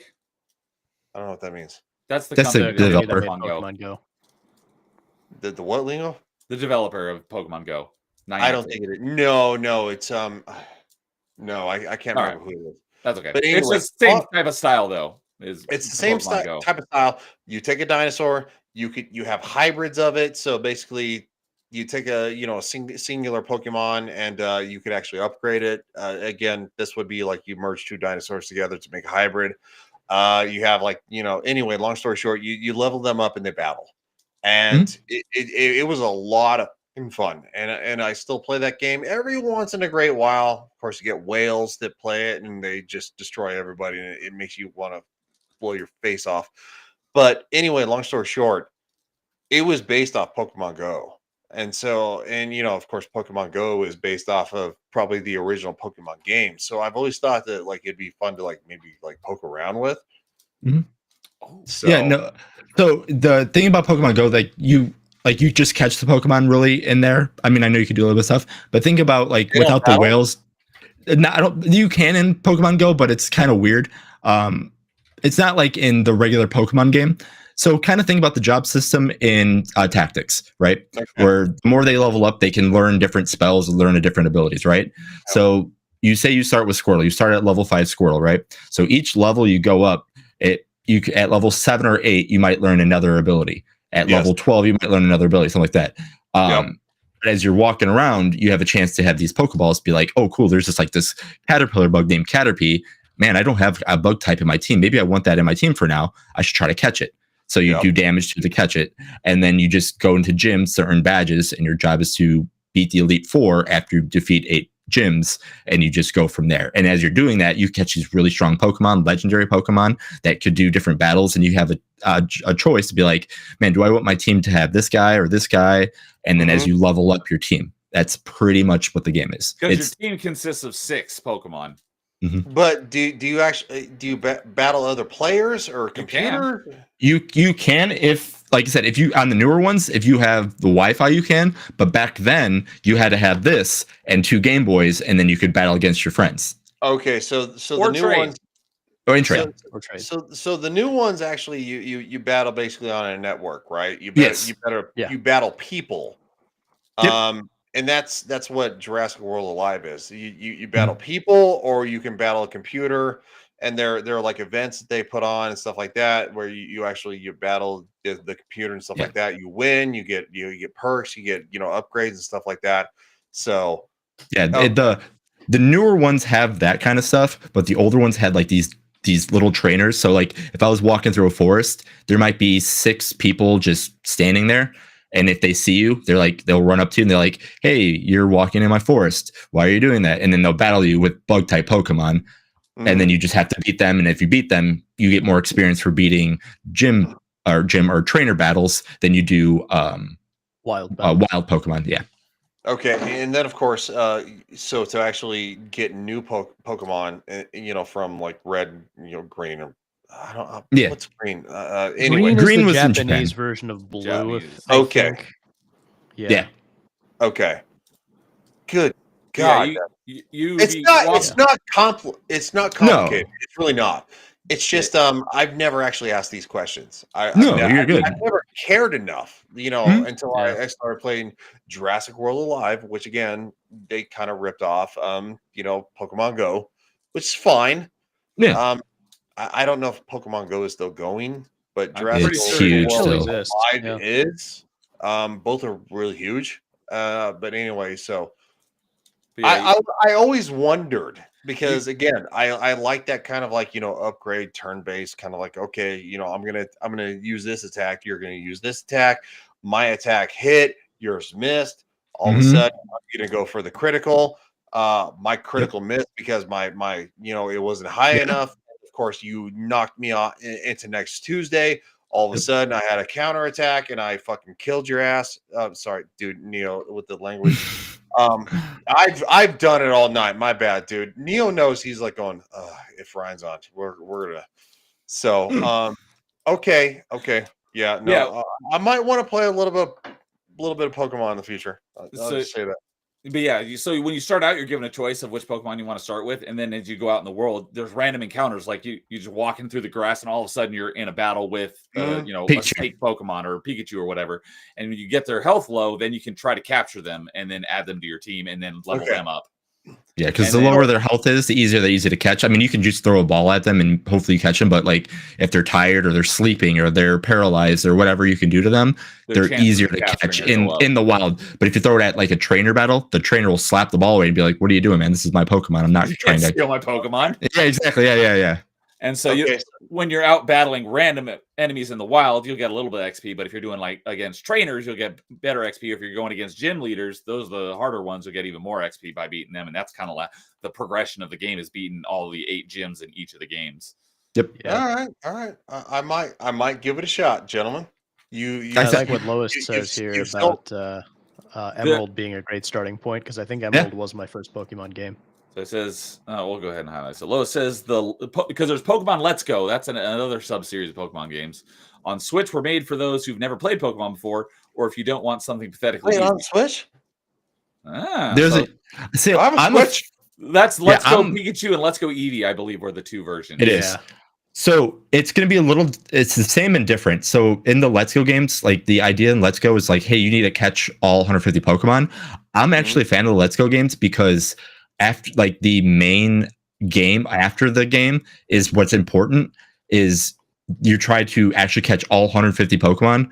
And then you try to be the best trainer of all 150 Pokemon. Is the end game to Let's Go is I think one of the best. But it is an easier game than how I describe it. So if you like tactics or you like the strategy of the game, playing the Pokemon games on the Game Boy Advance or the Game Boy or anything like that is better. But if you're looking to play something like, oh, I have my Switch, I kind of want to just see what this is all about. The Let's Go games are great. Just to be like, oh, this is how you catch them. Oh, and then you could do this kind of stuff because there are trainer battles in that as well. But it's not Not not the same. They have different focus then. It sounds like the traditional ones are more of, beating the gym leaders and stuff, where Yeah. Let's Go is more of just capturing all the Pokemon and is more of the goal. So, okay, cool. But he also says, I'd say Emerald is actually a great starting point and emulators for the win. So, And that was my number 3. yeah, Emerald. So, Also, at the same time, I need to literally again talk to all of you and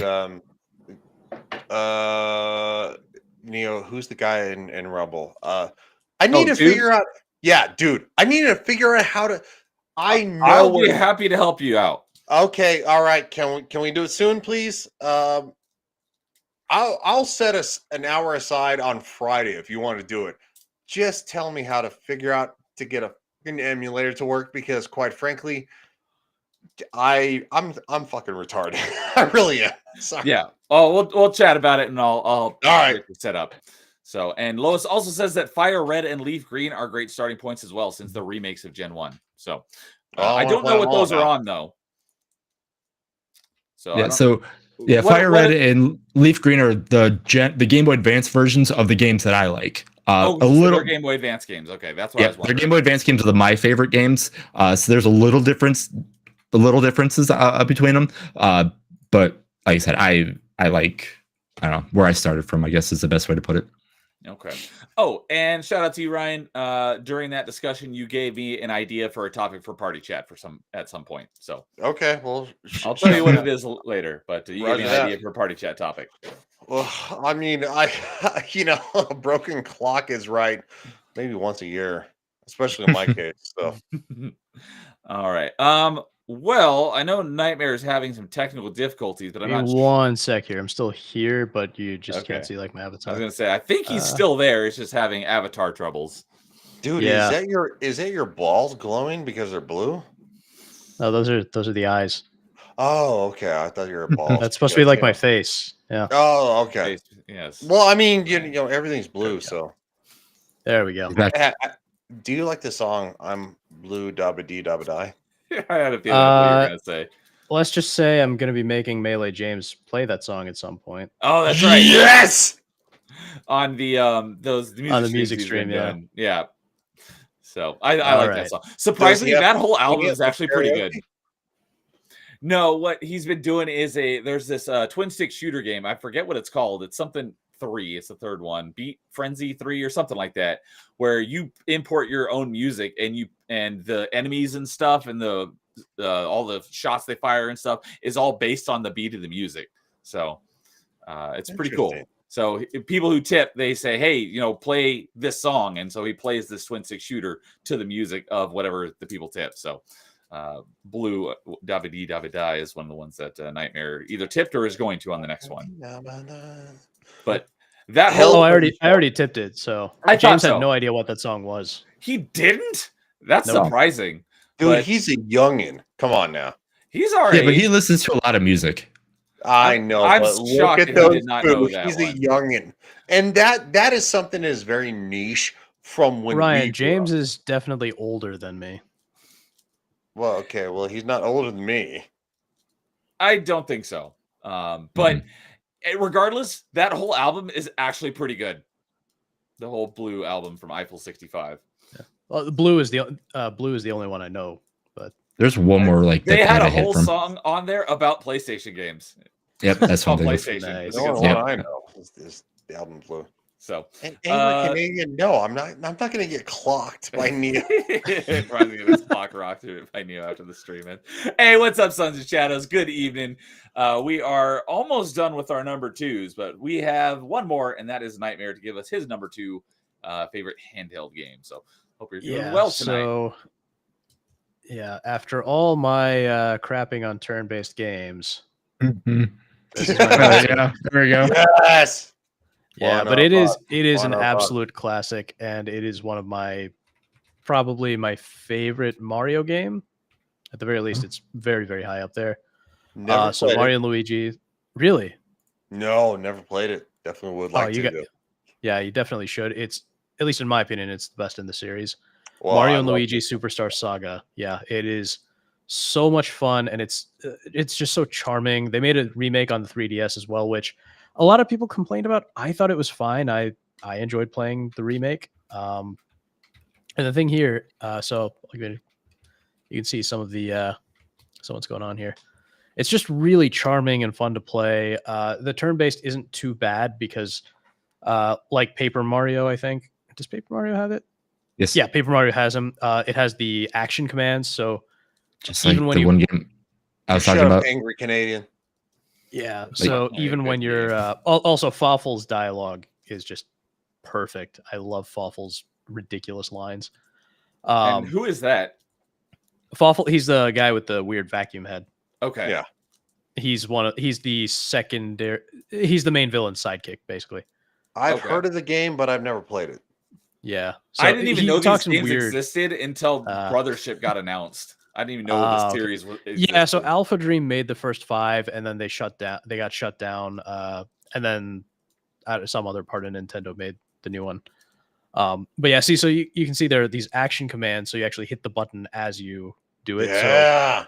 it doesn't take you out of the combat as you're playing, so you don't have to like sit and wait for all the animations to play out. You're still at least involved, and so it's This is why I fun. said And you like it. This is why I said you like Exhibition 33. You kind of stole it from this. I it has mean, action commands. It's got action. It's got action commands. It's got parry commands. It's got defensive commands. It's got a lot. All right, interesting. Yeah, Yeah. so yeah, these have defensive and parry commands too. Yeah. And one of the best things is that you're playing as Mario and Luigi, Mhm. so it just adds a lot more fun to all the exploring. And a lot of times, a lot of games will feel a little almost lonely when you're exploring. You know, especially with like Zelda and stuff. You get that. is feeling that a sometimes. shy guy that had a rocket pack on? No, he's a Beanish. He's from the Bean Kingdom. He's literally like a lima bean or something. Okay. But yeah, so like, you know, there's pretty much always the both of you, and it's a lot of fun. Yeah, and he's this guy says all sorts of ridiculous things. At one point, he starts yelling about I mustard. feel like Fink Rats is like how do you fuck rats?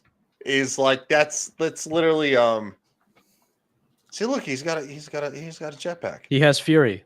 That's one of my favorite lines. I have fury. Yeah. Yeah, it's Dude. like English apparently. Nightmare, I have a quick question. Where are you from? You don't sound like you're fully from the United States. It sounds like there's a little bit of an accent somewhere. I was born and raised in the Midwest. Really? I was gonna say he's got a kind of my accent, if I air quote it, because I don't think we have one. Sounds like you have a little bit of something that like maybe you turn the dial up and it's from another country. I can Ryan, do are a you- lot of accents, but no, I'm from the Midwest. Canadian says, Ryan, are you drunk? No, I used to be a lot. The point is not to be drunk anymore. He's doing a good job of being sober. Yeah. Why would I be drunk? Because I asked him about his accent. Does he think I have an accent when I don't? I've never thought that. It sounds like there's a hint of I don't know, like maybe an Aussie undertone or maybe something from like Canada. Because again, we were all impregnated by the British. Just for the record, Well, we all got that British spunk. Yes. I mean, I don't know if I have any Brit in me, considering my family's from India and they're all Indians. I do. English, Irish, Blackfoot, Indian, and Dutch. So, but yeah, no, yeah, this is just a fun, silly game. It's very it's very charming, and you'll have a great time with it. I think there are some really fun parts in here. There's like an entire part where you go to like a weird Yoshi theater. Let me see if I can find it here. he says, I asked because of all the profanity. No, that's I just figured me, that's why he was asking. He didn't have dude. to. That's just me. I swear. Dude, I was in the army. Like, seriously? That's a second language, right? The F word is literally a pause. And instead of I say, you know what I'm saying? It's like, I don't know, guys, but instead of I'll be like going, I don't know, guys, but where are we going? Like, do we go this way? Yeah, it's a military thing, I swear, like a sailor. Even though I wasn't a sailor. Real quick, while we're on the topic of military, have you seen Warfare? I have not. It looks good. I'm looking forward to watching it at some point. It looked good to me. I have a friend that saw it, and he was like, it seemed kind of hokey. Okay. So I'm going to take that with a grain of salt. I want to watch it because, again, I was actually in the military, and he was not. But, he is a big movie kind of guy. He watches like movies that I would never watch in 1,000 years or I've never heard of. So anyway, long story short, I'll take a look. All right. So regarding Mario and Luigi, what was this one? This was Superstar Saga. Superstar the very Saga. first. Okay, that answered my question. I was going to say, where is this in the Mario and Luigi RPG games? It's the first, apparently. So this is the first, the very original. The sequel is called Partners in Time, and I actually like Partners in Time. A lot of people don't like it that much. I think it's great. Partners in Time is like this, there's a bunch of weird time travel nonsense, aliens, and then there's 4 of you, so it's Mario, Luigi, and then like Baby Mario and Baby Luigi from the past.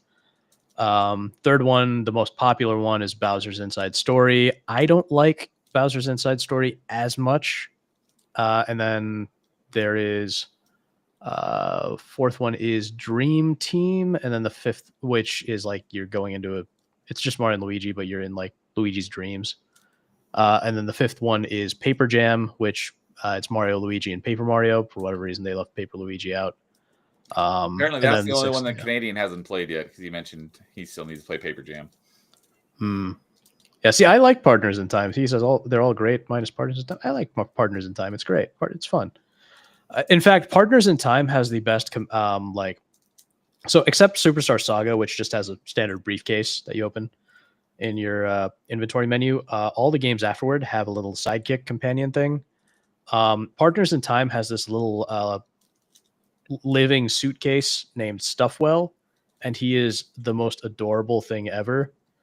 He will, once you're done looking at your inventory, he'll go, "Back to adventure," It's just very cute. I forgot about that. Yeah. And then Bowser's Inside Story introduces Starlo, who Mhm. I just find very irritating. I would have liked to keep stuff well around. Yeah, my dream game of one of these would be Mario and Luigi, and then have Wario and Waluigi as the guest characters, because that just needs to happen. I don't know why they haven't done it. So is this the same franchise or sub-franchise, I should say, that Brothership is in? Brothership is the most recent game, yeah, number 6. Okay, that was going to be my next question. Is what number is that in the series? So that's the 6th Yeah. one. Okay. So in Japan, they're all numbered. Well, I don't know about Brothership, but all the 1 through 5 are all numbered. But here we get the subtitles. Okay. Yeah, it looks like Canadian will give you that one, the suitcase. Apparently he likes the suitcase as well. Yeah. It's just adorable. Okay, so Mario and Luigi Superstar Saga. Yeah. And then Like I said, this is obviously different, but out of all the like Mario RPG games, is this your favorite, or do you like Mario RPG or the Paper Mario games or anything like that more? I think this is easily my favorite of the various series. Cool. Yep. all I have right. played Super Mario RPG, and then I think I've played like half of the Paper Mario games, and I enjoyed them. But yeah, this is definitely my favorite. On Mario RPG, did you play the original SNES or did you play the remake? I played the remake. Okay. Yep. I've heard that was a pretty good remake as well, from what I hear. Yeah. So. All right. I think that wraps up number 2s. Yep. Written for all of us. So, all right. With that, before we get into our number 1s, we will get to our honorable mentions. So, you know, you've gotten some heat tonight on some of my picks, in that I had a bunch of mobile games on. But as I forgot to mention this at the beginning, but part of that is because I like to only do one game per franchise in these sorts of lists. So some of them got relegated to honorable mentions, that if I was just doing a straight top 5 list, those ones would have gotten bumped off for this, but I like to keep one per franchise in my top 5. And when I do that basically every top 5, but because of that, a lot of these other mobile handheld games I've played, like I played them, like I did enjoy them, but I only played them like once, like as a kid, and I haven't played them since. So I can't really put them at the top of the list. So with that, I'll go ahead and I'll start off my honorable mentions. And like I said, you know, Link's Awakening was on my list, but Zelda Oracle of Ages would have probably been on my list as well. But like I said, I like to keep one per franchise. Let's see here. Yes, this is not spoiling anything.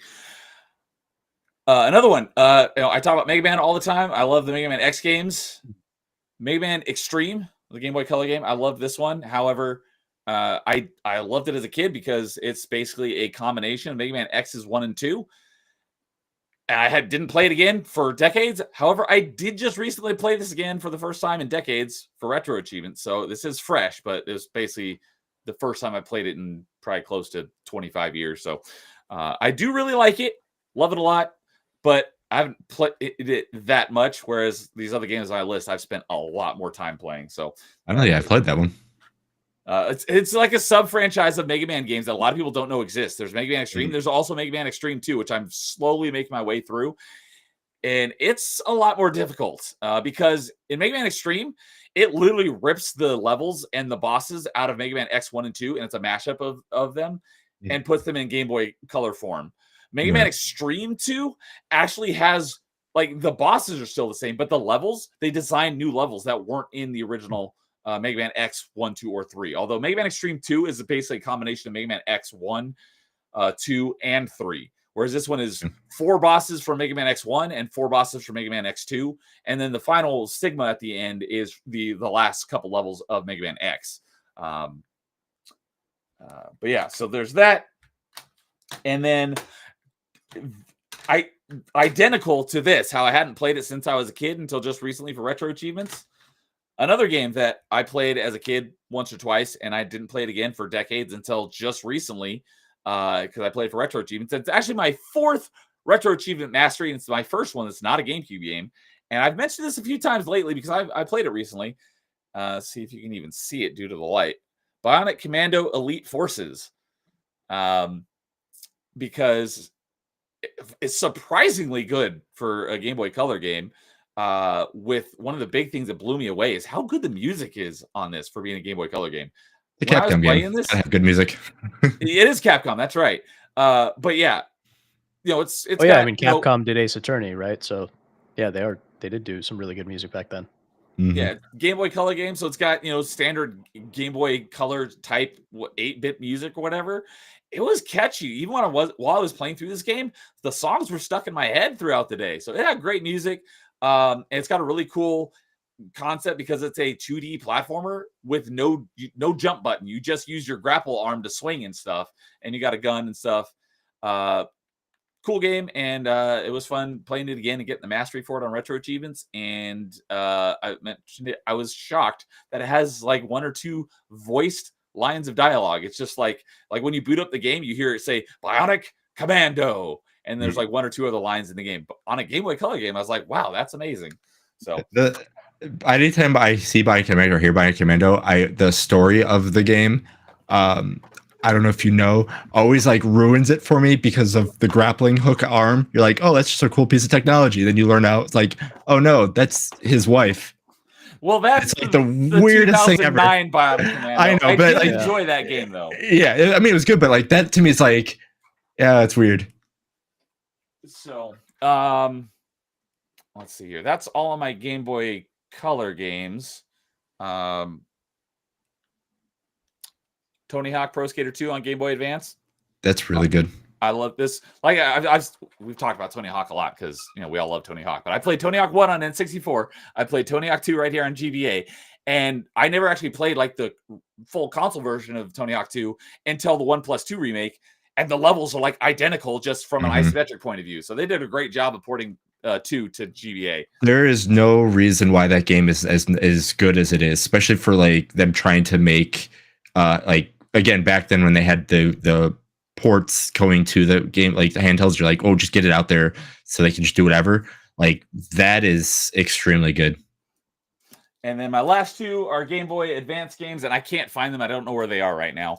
And that is the closest thing to a JRPG that I have loved and spent a lot of time in. And it's one of the games I mentioned when I dropped in for 2 minutes on Top 5 JRPGs. Interesting. Mega Man Battle Network 3. The only Battle Network game I played, but I played a crap load of that. And I often, one of my biggest gripes on that game is it counts your time, but the counter stops counting at 99 hours and 59 minutes. It's a long JRPG. Why don't you have a third digit so I can keep tracking my time up to 1,000 hours? I probably had close to 250 hours in that game, but I just going off guessing because the timer stops counting. But that was a lot of fun. I played that to completion. I got all 7 stars, which that's very difficult and takes a lot.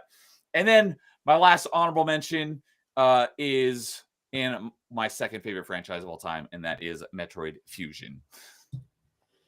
I was wondering if that was gonna. I didn't know if that was gonna be on the list or if that was gonna be coming up soon. So yeah, those are my honorable mentions. Ryan, what are your honorable mentions? Do you have any? I do. I actually do have one. It's a mobile game, but it was taken from the original Xbox and PC. It's Star Wars: Knights of the Old Republic. It was on iOS, and quite frankly, it did not play anywhere near as well. God, it sucked to play. Really? Okay. I know it's on mobile. I just never played that version. Yeah, if you were trying, especially to do the it wasn't the pod racing. What was it? Swoop racing. Swoop bike racing. God, that sucked a bunch of donkey ass. It was horrendous because you're literally trying to on your little screen, you're like going boom, boom, boom, boom. It was bad. It was really bad. But the fact that they did it was really kind of awesome. So yeah, that's going to be my one honorable mention. Other than that, I'm going to have to kind of shuffle on to the original classics and go for number 1. So that's me. Ganger Kenny says, wait a second, I could hear him typing as he's typing. I haven't read his comment yet, but I'm assuming because we said earlier mobile games are okay as long as they're games developed for mobile, not ported from another console. So tactically. Oh, that would I see count. Canadians' comments. So no, I saw it pop up, but I just hadn't read it yet. So he says this man Oh. spent 2 hours complaining that Neo chose mobile games, and he brings one up. Okay, not where I thought he was going with that, but I will give you that one, Canadian. You Angry may- Canadian, we've been on here for 3 hours and 24 minutes. Hey, Canadian. You know what? If the host of the show is gonna do what he does, I'm gonna. Hey. Mine were all developed for mobile, not ports of other console games. Oh yeah, that makes it better. It does No, because I said so. Well, I mean, No. I think both of my next 2 games are ports technically. All So. right. What do and you quite got, frankly, Nightmare? you picked 3 out of 5. The rest of us picked all non. I could have easily not put any of them on there, but I like to keep one per franchise. Come That's on, true. None of man. my games are mobile. They're just None of my ports games were to mobile handheld, until but now. yeah. So what All right. about you, Nightmare? All right, so I have one honorable mention, and I picked this one. This is an honorable mention because I've never actually played it. But the reason I picked this, Grand Theft Auto Liberty City Stories, is more so because of the technical achievement. Never mind. Because as far as I know, this is the first massive open world game on the PSP. Okay. I was like, I think So- I have Think that you're one, right. but I have on DS. I have Chinatown Wars, but I never actually finished it because I'm not a big fan of GTA. Yeah, but I think this is the first one that got on PSP. And I think this might have been originally made for PSP and then back ported to PS2 later on. Yeah, But they yeah, did this that is with a the- lot of like PSP and yeah. Vita games. They backported Yeah. them to consoles later on. Yeah. So Yeah. this is my honorable mention because I've never played it, but the fact that they put an entire open world game on a PSP like this and it looks fairly decent, it's really impressive. What was the So- storage capacity of those UMDs? I think it's Depends on what you wanted. bit. They are as expensive as all it can be, but yeah, they have the Magic Gate ones. There's like 2 gig ones. There's like, I think I have a 2 or 4 gig behind me somewhere, but yeah, no, they're super expensive, and yeah, Says- you could get a big one. I just Googled it. It says 1.8 gigs. Yeah. Wow. Yeah, the dual layer ones could be 1.8 gigs. Oh, yeah. 900 megabytes on single layer, 1.8 gigs Yep. on double layer. Ah, okay. Yep. Yeah, it was a weird form factor, but yeah. So see, like they fit this entire open world GTA on the PSP, and I'm assuming this might be emulated because of the sharper graphics here. But Oh, it's the 4K up the top. I would assume that's probably emulated.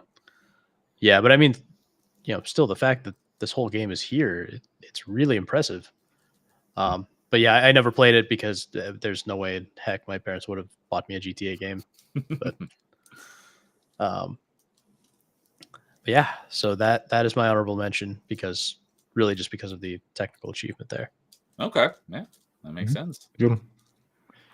All right. What about you, Jason? Yeah, so I mentioned 2 of mine already. So Tactics Advance and Lion War. They were so close to making my list. Going back to the Neo Geo Pocket, Metal Slug first mission. I love the Metal Slug games. Again, growing up in the arcades, those games were just quarter munching, cheesy fun. One game that I wish was better, but it's still on my list just because I like the franchise. It's not great, but Crisis Core is really, really good.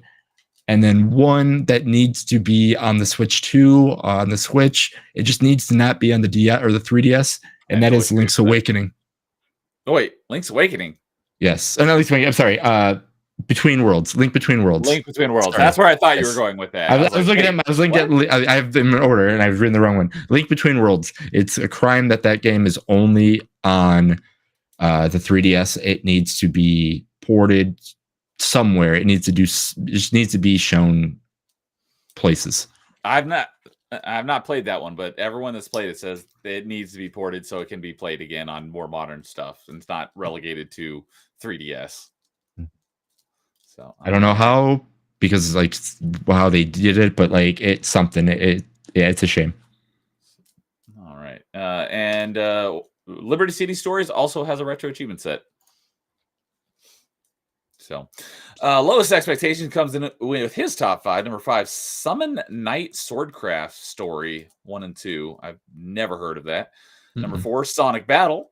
Number 3, Pokemon Crystal. Number 2, Link's Awakening. Yeah, more Link's Awakening. And number 1, Golden Sun, The Lost Age. I know he's a big fan of Golden Sun. We just talked about that recently.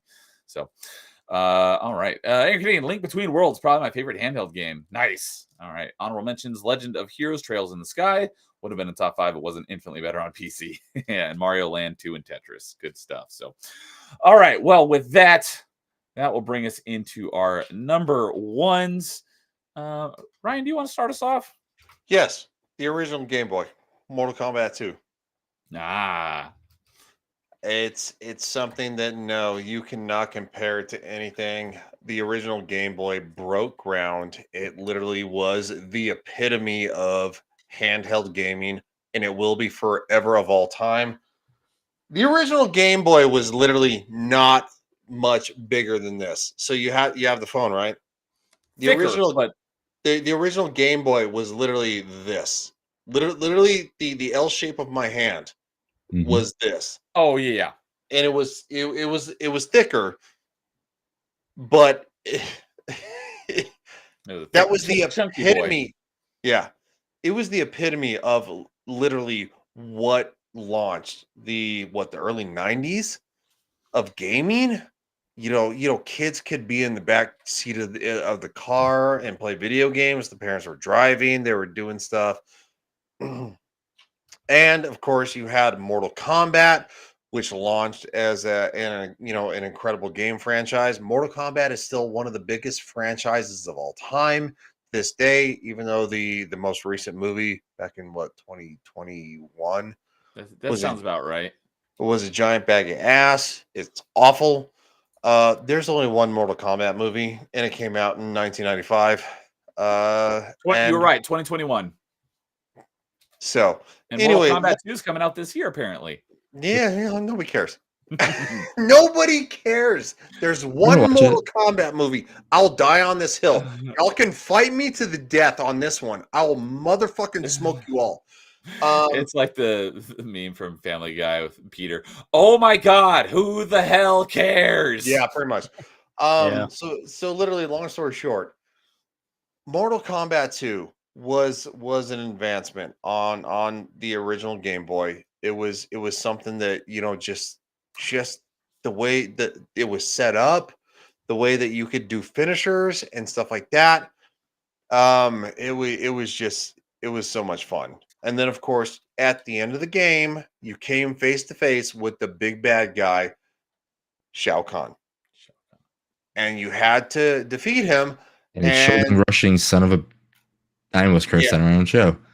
Yeah. And I always played Scorpion. He was my favorite.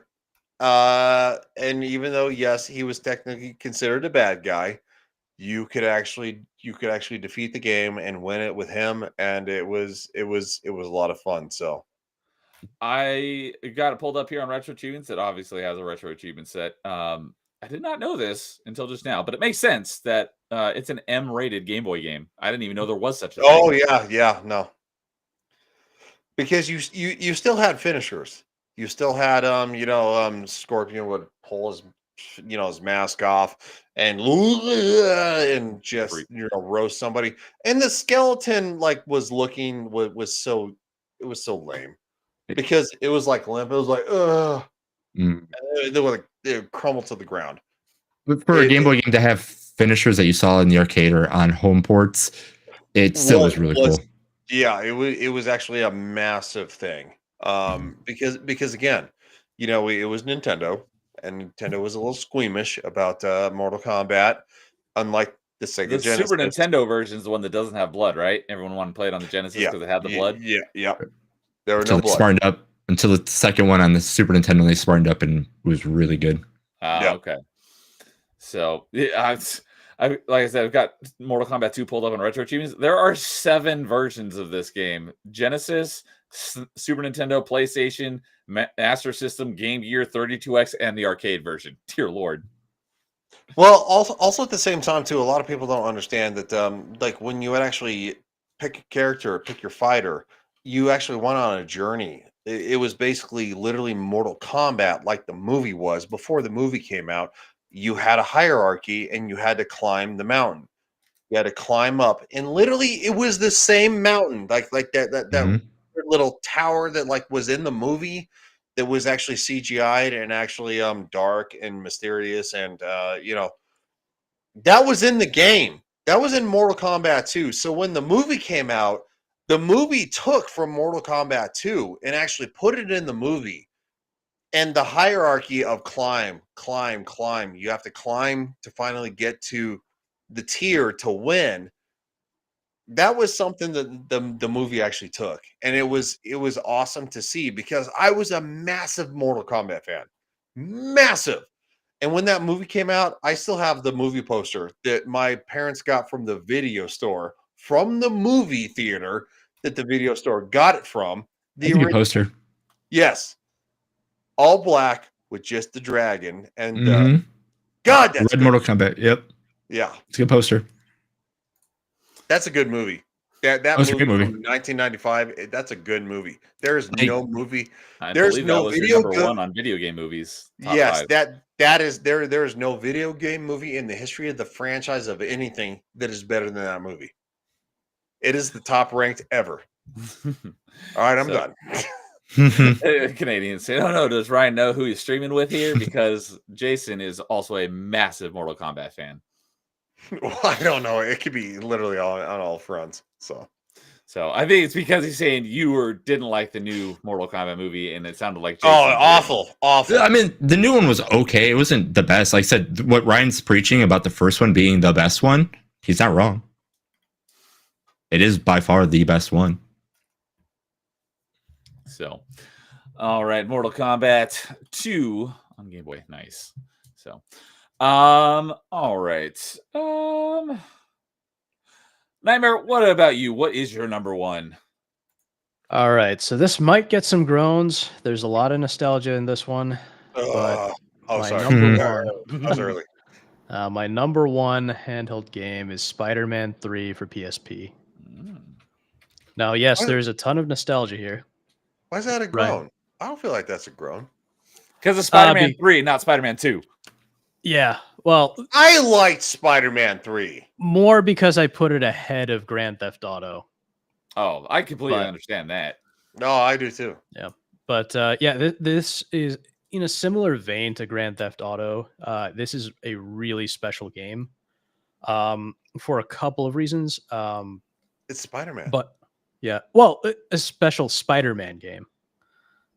So this is actually the very first Spider-Man game on a handheld to be truly open world. They crammed an entire open world New York into the PSP, and you could swing around and do everything as Spider-Man.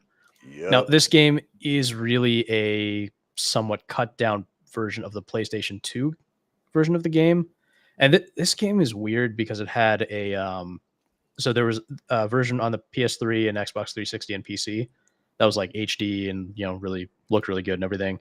And then there was a completely different version on the PS2, the Wii, and PSP that you're looking at now that didn't look as good and it didn't play quite as good, but it's still, I think, more than the Wii and PS2 versions, this is really special because of what I said, the whole open world Spider-Man, very first open world Spider-Man game on a handheld, because all of New York is just right there for you to swing around, and it's such a special game. There was a Spider-Man 2 on the PSP as well, but that one was actually totally unique. Not a port of anything. It was its own game, but it played like the first Spider-Man game on the PS2 did, where it was level-based and just like an action brawler type of game. Yeah, but this one was special. And what also makes it kind of funny is that they released this game 6 months after the movie came out. Well, that's kind of a big gap. You'd think they'd have it ready in time to launch with the movie. Yeah, exactly. They released the other versions in time, but the PSP port, for some reason, just took them like 6 extra months. So I remember being like really, really wanting this, and then I finally got it, and it was pretty great. Was it? Go ahead. Nightmare, have you actually played the Marvel games? The Captain America game for what, PS3? Thor, Iron Man games. I have not played anything from the MCU except for Iron Man 1 and 2's PS3 games. Okay. It just kind of reminds me. I mean, it's rough. I get it. It's rough, but it Mhm. kind of reminds me of similar gameplay from those. And I think that I kind of think that this game maybe gave birth a little bit to those future games. They took like the basis, because I'm a big Captain America fan, and Mhm. I played that game, and you know, a lot of people don't realize that the game actually, with the shield mechanics of like ding ding ding ding ding bouncing off everything, bunch of dudes bouncing off the wall, catching it and stuff, and throwing it again. That was something that literally the game introduced to the MCU, that they put literally in Captain America Winter Soldier. That was not a thing before the video game. And I'm So seeing the similar mechanics. shield bouncing has been a thing with Captain America for a long time. In Marvel Ultimate Alliance 1, in one of the cinematics, he does that with a bunch of I think the Ultron bots, and then his I forget what they call it, but like the extreme attack, that actually is his shield like bouncing around all over the place and taking out Yes, a bunch yeah, of enemies. So yes, it was. But the thing is, though, is that you're talking about normies, and I hate to all right, fair enough. I hate to say that in a certain way. There are comic book fans, there are movie fans, there are video game fans, and then there's normies that meld in the middle. The comic book Yeah. did one thing. Captain America from the MCU is not Captain America from the comics. He is Steve Rogers, yes, but from Yeah. Steve Rogers from the MCU is ultimate Captain America from the comics, because quite frankly, Steve Rogers from the comics would not be able to catch Thanos' hand and hold him off holding the Infinity Gauntlet. It's just not going to happen. Oh, there's That's a lot of that. The Iron Man in the movies is very, very different from the comics too, in a lot of ways. absolutely. So Yeah. But I will say that I've talked to Neo about this a million times. I think if you took the first Iron Man game on PS3, mixed Oh it yeah, I know into where you're Just going with Cause, this. yeah, mixed it into Just Cause 3 with its jetpack DLC. If you could mix those two just right, it would be the perfect Iron Man game. Yep. Yeah, I haven't played any Iron Man games, but the Sky Fortress DLC in Just Cause 3 is probably the best Iron Man game. Yeah.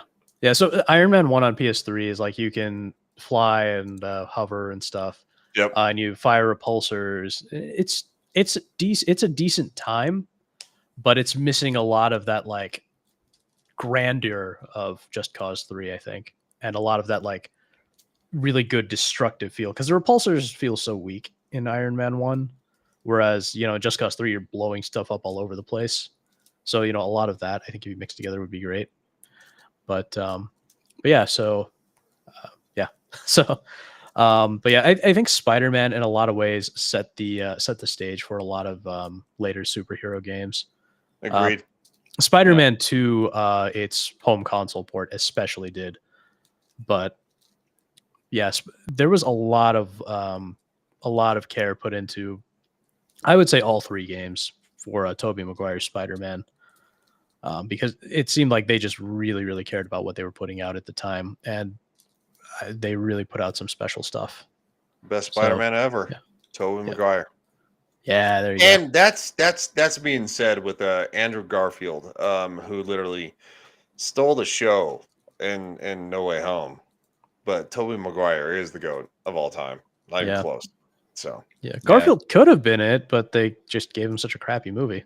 Yeah, I think They he got did. a bad rap. Oh, he got a bad rap for two bad movies. But the thing is, though, is that Andrew Garfield is phenomenal in what he does. So in No He's a Way fine Home, actor. I like him. it was fucking incredible. Also, at the same time, too, I'm not going to harp on this. I'm going to say this: where is Spider-Man 4 with Tobey Maguire, and where is Andrew Garfield's Spider-Man 3? You print money. That's all you have to do. Make movies, print money. They should have. The reason that 4 was never made was basically the studio irritated Sam Raimi so much that he kind of just quit.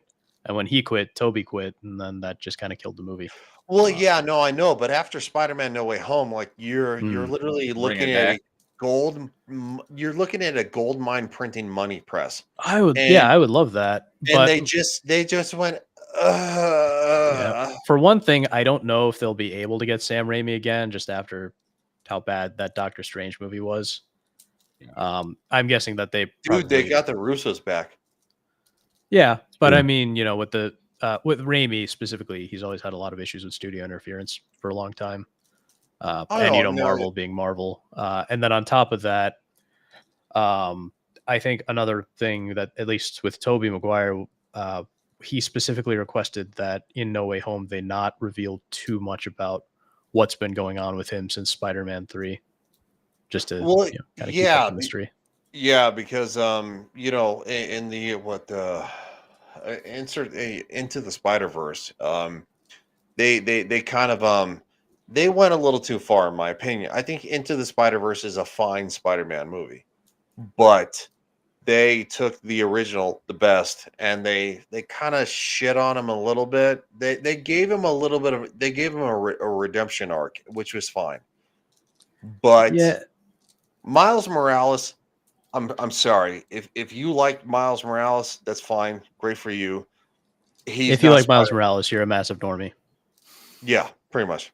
I refuse to watch or play anything with Miles Morales in it. Miles Morales is Miles Morales. But you'll make other people play it. Well, yeah, but I like torturing James. Yep. But yeah, yeah. When Spider-Man was in Dr. Connor's lab just a minute ago, what you were showing, was that Morbius on the table? Yes. So the PS2, I think it's in the PS2 Wii versions as well. But the PSP version has some exclusive villains in Morbius and Shriek, but they do rewrite their story a bit. Okay. So, I was going to ask you, because Lois said that Spider-Man 3 is an unguilty pleasure. You know, that movie gets a lot of... I made the movie. I was obsessed with the movie. Okay. But I didn't love the ending. I actually made my own custom extended cut of Spider-Man 3 that has a better ending and then some extra deleted scenes thrown in there that I think kind of help. I think the ending, the updated ending, is the best part because it keeps it from feeling like too much of a downer, especially since it's the last movie in the trilogy. You got to end it on a high note, not a low note. Yeah. Okay. So the theatrical version of Spider-Man 3 and the release version of the Spider-Man 3 game that we're looking at right now, which did you like better? Well, I'm assuming the game, but I'm just curious. I don't know. I mean, the movie, I love the movie. You know, the movie is just something special. I really just dislike the ending. That's the main thing I dislike about the movie. I totally just get because that. because it doesn't mirror the first two. You know, the first two, it ends with like this, you know, the hopeful music and him swinging through the city, and then the third one is just like a sad dance sequence. I fixed that. I fixed it, but you know. All right. Kenny says he thinks he has the original Spider-Man on Xbox. Don't need to play it. I didn't play it on Xbox. I played it on GameCube, and I had a lot of fun with that. So the Xbox version of Spider-Man 1 actually has 2 exclusive Kraven levels. Oh. I never understood why Xbox got the exclusive levels, but it did. Yeah, I was blown away at the end when you unlock playable Green Goblin. Yeah, that is one of the reasons. Played through it again, and it was a completely new experience. It was great. Yeah, that is one of the reasons that I say that Treyarch was the developer. Now they just do, I think, Call of Duty games, but they used to do these games, and that's why I say they put so much love into these games. With the first one, I believe the story, I might have said this on open mic when you had me on, but I believe the story goes that they originally had Josh Keaton, whose voice is used for the Green Goblin, Harry Osborn lines. He was originally going to voice Spider-Man for the game, but then when Toby agreed to do it, they were like, okay, well, we have all these lines from Josh Keaton.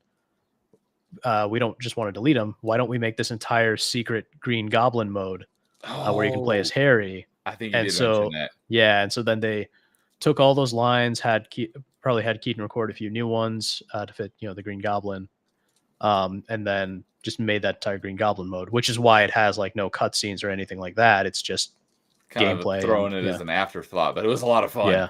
Yeah, it was really, really special. So there's that, and then Spider-Man 2. I remember they're like, we want to make this a really special Spider-Man game, and people were saying, oh, it's going to be open world, it's going to be like Spider-Man with GTA.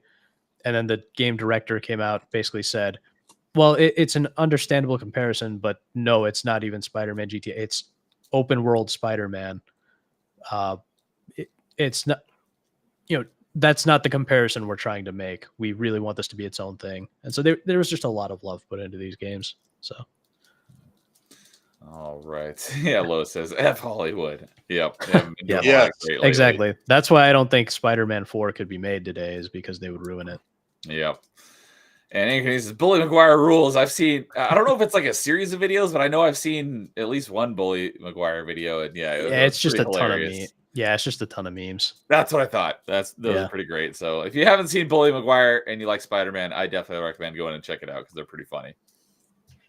So, all right. So I think it just leaves Jason and I. I will go and let Jason finish off our stream tonight. And that is because, as no surprise, this should come to nobody's surprise, and especially like, how has he gone 5 handheld games and hasn't mentioned any in this franchise? Like I said, I keep one per franchise. That's why one of them was in my honorable mentions, which was Metroid Fusion. My number 1 is Metroid Zero Mission, which is also my favorite 2D Metroid. My favorite Metroid is Metroid Prime. But I was thinking about it on one of the Metroidvania Mondays not too long ago. And I don't even know if anyone asked me. I think I was just thinking about it. I was like, obviously Metroid Prime is Metroid Prime Remastered is my favorite Metroid. But I was like, what about the 2D games? I was like, thinking about it. I was like, I'd probably say Zero Mission, because all the other ones, they're all great. I like them all. But they each have something that kind of like irks me about them. But Zero Mission has like literally nothing that irks me about it. So Zero Mission is my favorite 2D Metroid and definitely my favorite handheld game. And I just played it again, because another one that I hadn't played in a very long time until I started doing Metroidvania Monday. So I played it for the first time in a very long time, a couple months ago, as I was starting through Metroidvania Monday. I started doing with Metroid games. I just ended up playing through the whole franchise. So I started with Zero Mission. It was great playing through it again. My only real biggest complaint is the achievements that the community put in. Dude always is like, but that's because they made achievements for it, because that's what the developers put in the game, like special endings and stuff. The achievements that they made are really hard. There's like achievements for beating the game with like 100% item collection in under 2 hours. It's like, I'm never going to do that. So I've beaten it. I got 100% of the item collection, but I only have like half the achievements. So that's really my biggest issue is the achievements that they've written for it. But the game itself is fantastic. It's probably the best way to play the original Metroid, because I also went back and played the original NES version not that long ago, and boy, is it not great. But Zero Mission is fantastic. They added a little epilogue onto the end of the game that wasn't in the original, and it is just fantastic. Great game. And if you've never played a Metroid game before, I think Zero Mission is a great place to start. So, yeah, if I wasn't doing one per franchise, Fusion would probably be my number 2. But like, I like to keep one per franchise. So, but yeah, Metroid Zero Mission is a fantastic game. And again, I like Ryan was saying, just talking about these games, just talk about it makes me want to go play it again, even though I just played it a couple months ago. Yep. So, but yeah. Yeah, thank you. Anthony's redeemed himself at the 11th hour with what I'm assuming for him is my one and only good pick on my list. But it is my number 1, so I've redeemed myself just a little bit. But yeah, Zero Mission is fantastic. Have you got? I'm assuming Jason's probably played it for sure. Have you, Nightmare Ryan? Have you played Zero Mission or Fusion for that matter? No. Okay, I had a feeling they are both great games. The reason why. Because a lot of people say that Fusion's like their favorite Metroid, or at least their favorite 2D Metroid.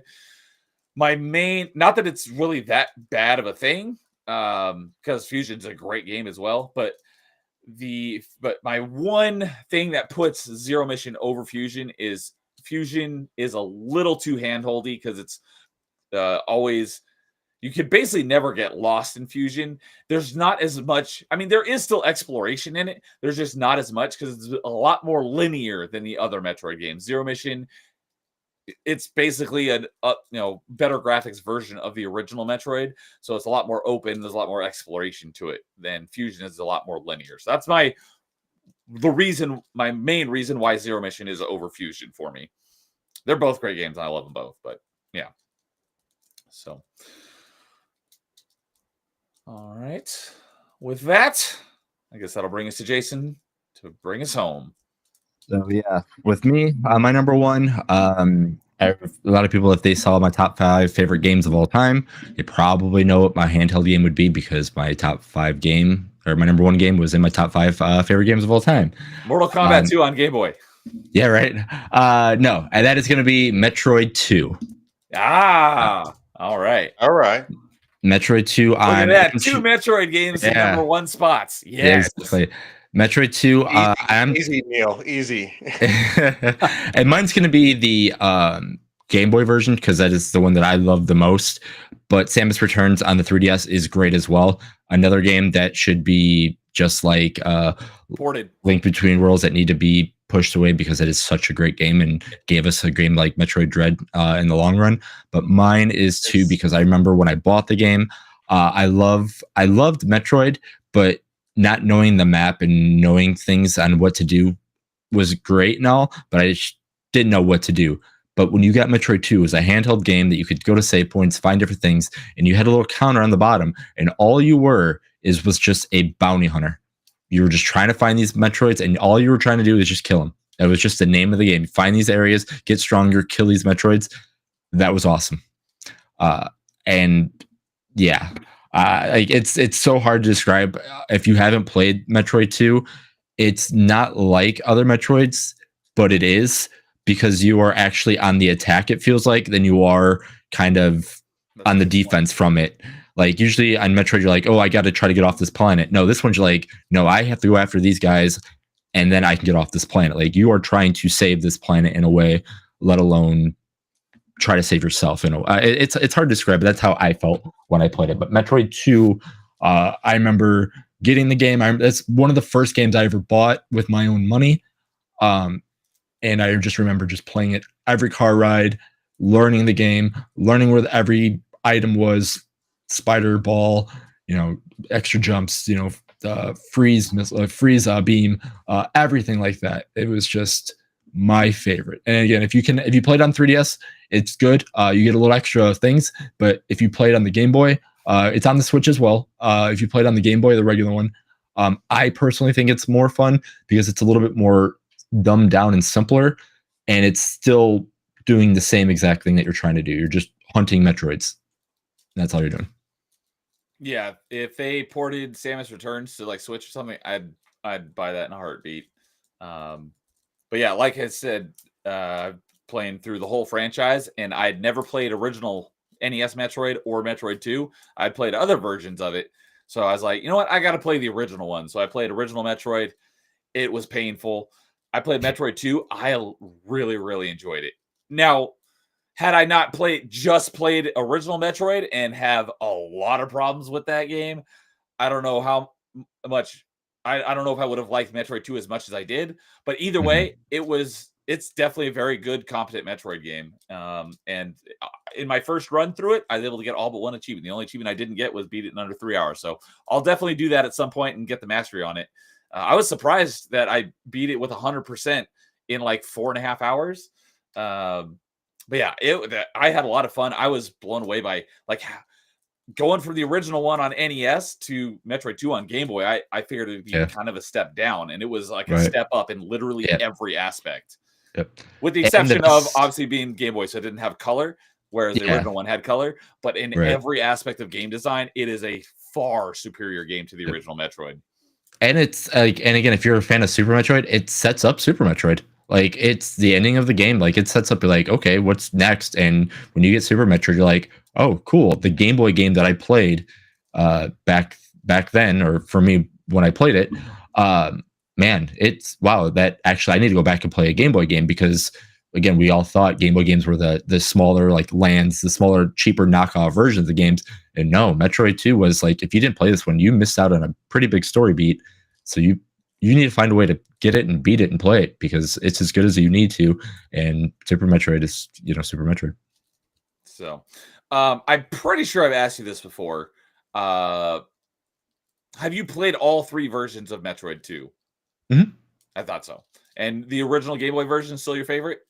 Yeah, and I think just because it's like nostalgia, like if I had to take nostalgia goggles off, it would be the one on the 3DS Oh, by okay. far.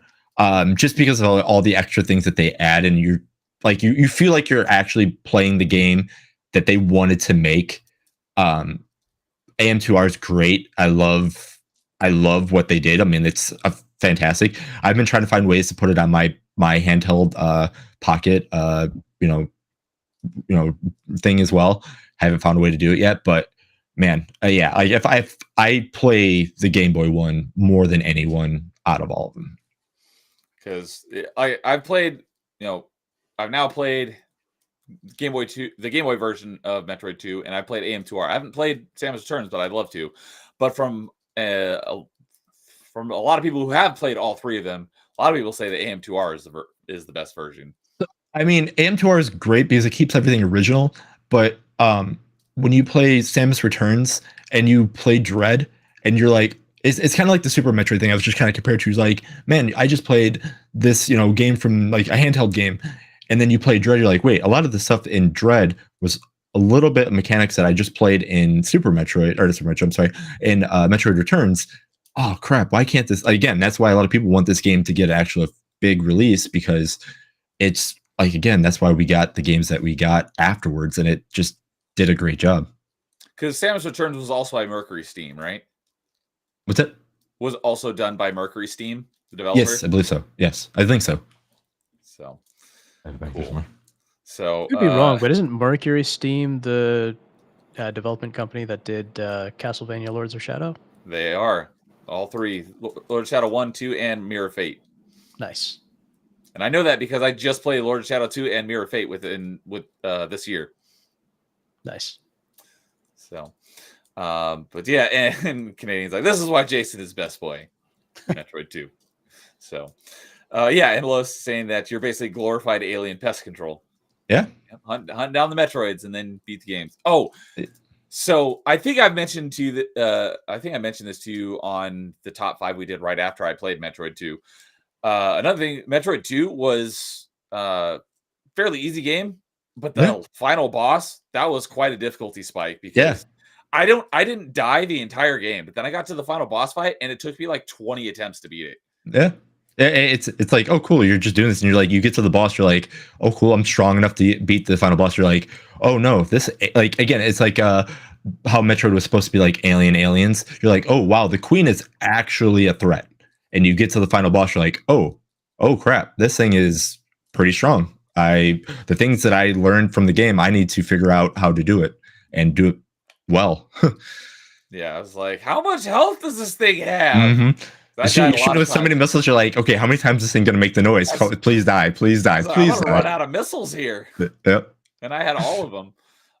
Because when I did AM2R, I'd have to go back and look because I did it on stream, but I think I beat it on my first try, or if not, it was like my second or third. It was not a whole lot of deaths, but the original version took me a lot of lives. So, but yeah, I'm definitely looking forward to playing through that again and hopefully getting that last achievement on being able to add that to my mastery collection. So, all right, well, that will finish up tonight's top 5. We got one last thing. I remembered again. I've been doing a good job of that lately. One last thing before we say goodnight is a group rank of where all of our picks lie. So before we say goodnight, where do our games lie on the group rank? All right. So I did a little bit of things for our top 2 games. But for number 3, we had a tie for 4 of them. We had Mortal Kombat 2 for the Game Boy. We had Spider-Man 3 for the PSP. Metroid Zero Mission, Game Boy Advance, and Metroid 2 for the Game Boy.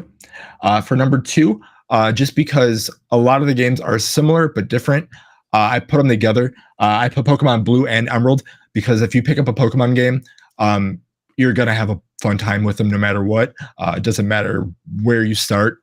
I personally think you'll have a good time. So Pokemon in general will be number 2, but Blue and Emerald just because those are kind of the 2 that we talked about the most. And then number 1, Zelda Link's Awakening. Yeah. I don't think Canadians gonna be too happy about that, but that's fine. I'm okay with that because it's a great game. It's to be like I said, for when you look at handheld games in general, if that should be like, that's usually on a lot of lists besides, like I said, Tetris and everything like that.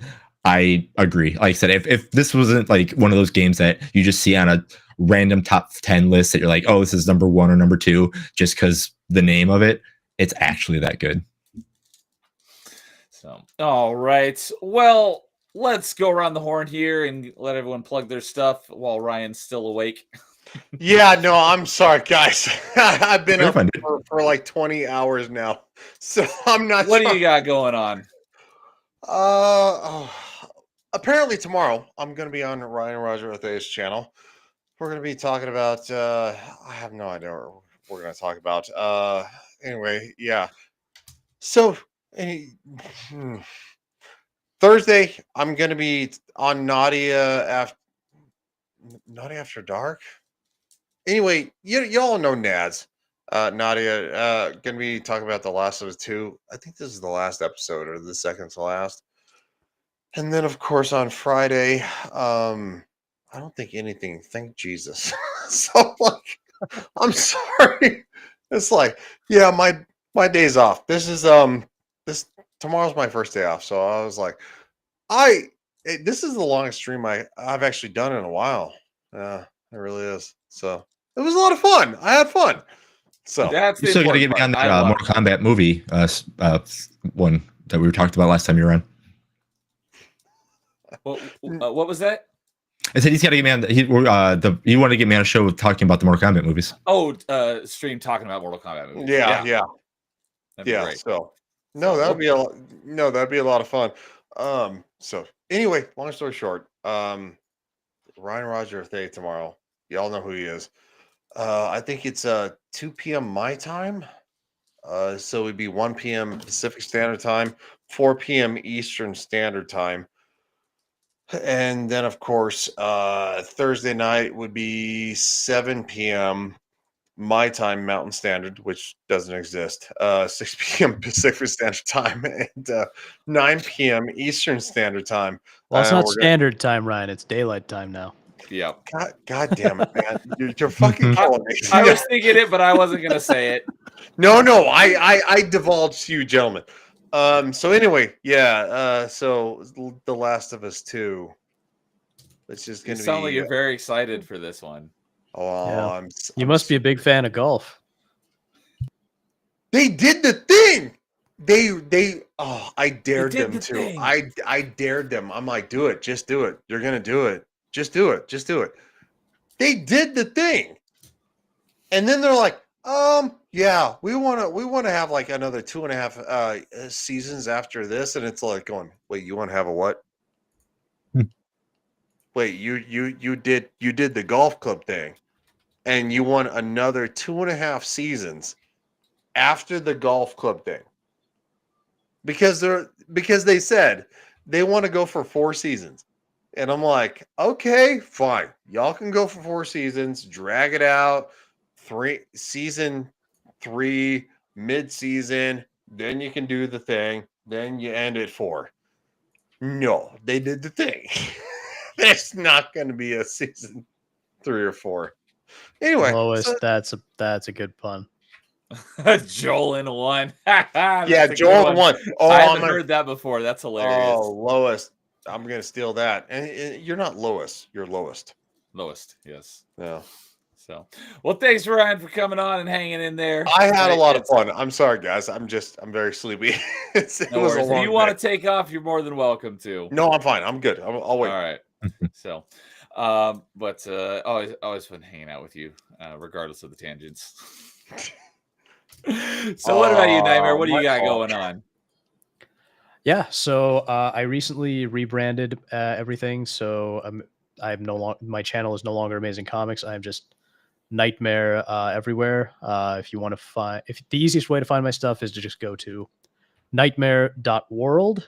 That's the new little link website. So it's got my YouTube, Rumble, X, Twitch, and Odyssey all listed. And I recently put out a new Amazing Comics video on my Nightmare channel. And that is a 40-minute video going over the history of the Comics Code and everything surrounding that. There's a cameo from AI Stan Lee, and also a cameo from the former governor of California. So that's a down. yeah. So that's I think that's my best video yet. So if you're interested in that stuff, check that out. And then hopefully, if I can figure out a way to discipline myself to get up early enough, I am hoping to do my very first gaming stream either Thursday, Friday, or potentially Monday for people who are just kind of bored on their day off looking for something to do. So that'll probably be one of those days in the afternoon, East Coast time. So it'll be that, and that'll probably be me streaming Spider-Man 2, the GameCube version. The good one with Tobey Maguire, not the gross new one. Not the Insomniac Spider-Man 2. Yeah, not Insomniac. Yeah, Insomniac. So yeah, that's what I got coming up. All right. Always great hanging out with you and chatting video games. So glad you could come on and rank some handheld games with us. So he reached out. He's like, "Hey, if you got space, I'd like to be on that one." I was like, "Absolutely." So yeah, I always love getting the chance to hang out with you guys. It's always fun. We appreciate it.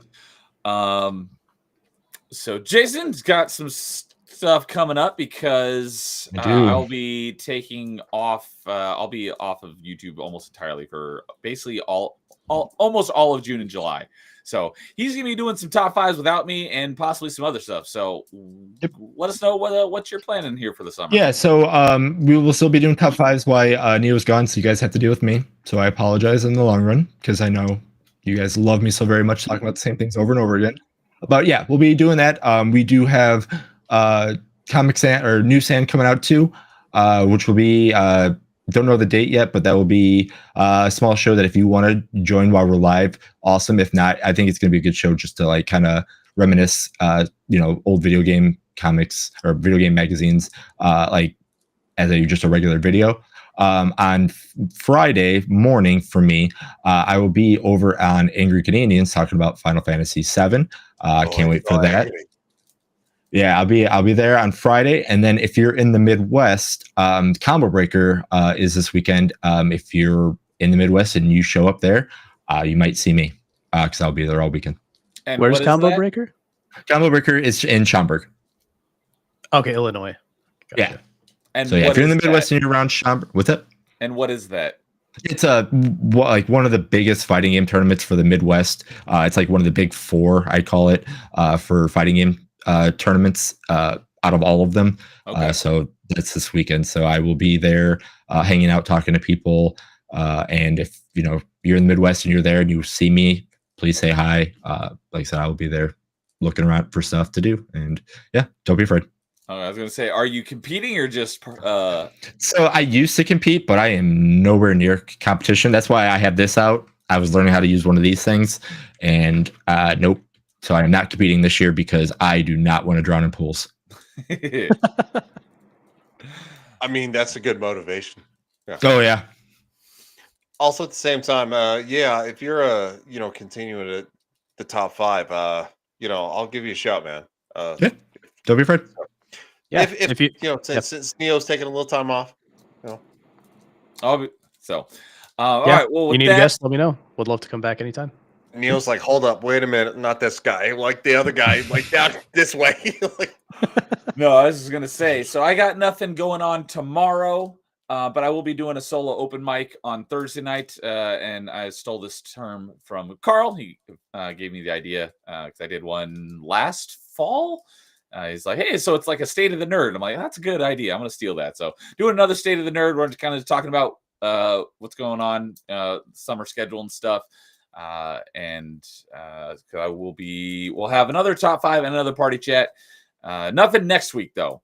So it'll be the week after that and the week after that. And then after that, I'm going to be gone for a while. So real quick. Is it just you talking about stuff or are you actually inviting somebody on? I was planning on just doing me. Dude, do you want to come on? I mean, invite a panel on, man. Let's have some fun. It's gonna be your last time for a little bit. Like, let's go nuts. I don't know when exactly.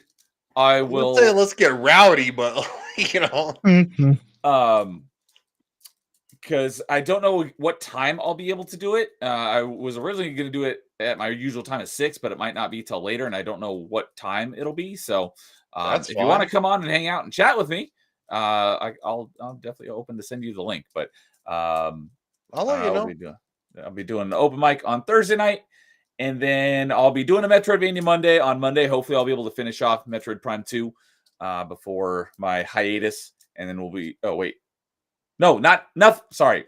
Nothing next week. That'll be the week after. So, yeah, nothing here on my channel next week. We'll still have a few more streams on the first week of June, and then a couple streams on the second week of June, and then I will be gone for a bit. So, Lois asked a very good question because we didn't actually have this decided until literally right before we went live. We hadn't talked about it yet. So he's asking, what's the topic for the next top 5? So next top 5 is going to be on June 10th. And I already forgot what we said. Do you remember what it was? How to describe it? Like I didn't write it down. movie based, like not movie based games, but like license based games. License games. Yes, that's what it was. So Oh man, I really want to be there for that one. I got so many. So that the first one who mentioned that topic was Carl. So I'm pretty sure he wants to be on. I did DM him earlier. He has responded to me, but I haven't read it yet. So, Okay. But if you guys want to be on it, it might be a really long one because the more people, the longer it takes. But if you guys are okay with that, I mean, I'd be open to be on it. If let Carl on first because you only get 4, right? we've done 4 or 6 before. 5. Yeah, we've done. Yeah. No, I didn't know that. I thought it was only 4. So 4 usually is the best. Yeah. But we've done up to 6. Well, before. I can be the 5th guy sitting in the corner, back going, "Hey guys, I'm ready to talk whenever you are." I really like this game too, guys. But if it's a very popular topic, we can definitely revisit it and do a part 2 with a new panel of guests. We've done a couple of part 2s before because people weren't able to make it, or whatever. They're like, "Hey, I want to be on that topic," so we can definitely do another one. It's fine. I'm just But June 10th we'll be doing top 5 license games. So nice. Lois says, I don't think I can come up with 5 for that one. You'd be surprised. So Yeah. I've not thought of any on my list. I'll have to go and look through all my games and figure out which ones are licensed games, and then I'll narrow it down from there. But it'll be a fun one. So I could easily come up with double that. Yeah. So well, we know one. The next top 5 Yeah. on June 10th, not 2 weeks from today, 3 weeks from today. June 10th, 3 weeks. So be there. And the next party chat will be on the Tuesday before that, which is June 3rd. So all right, June 3rd. That is 2 weeks from tonight. So because normally they alternate. Like I said, I got nothing.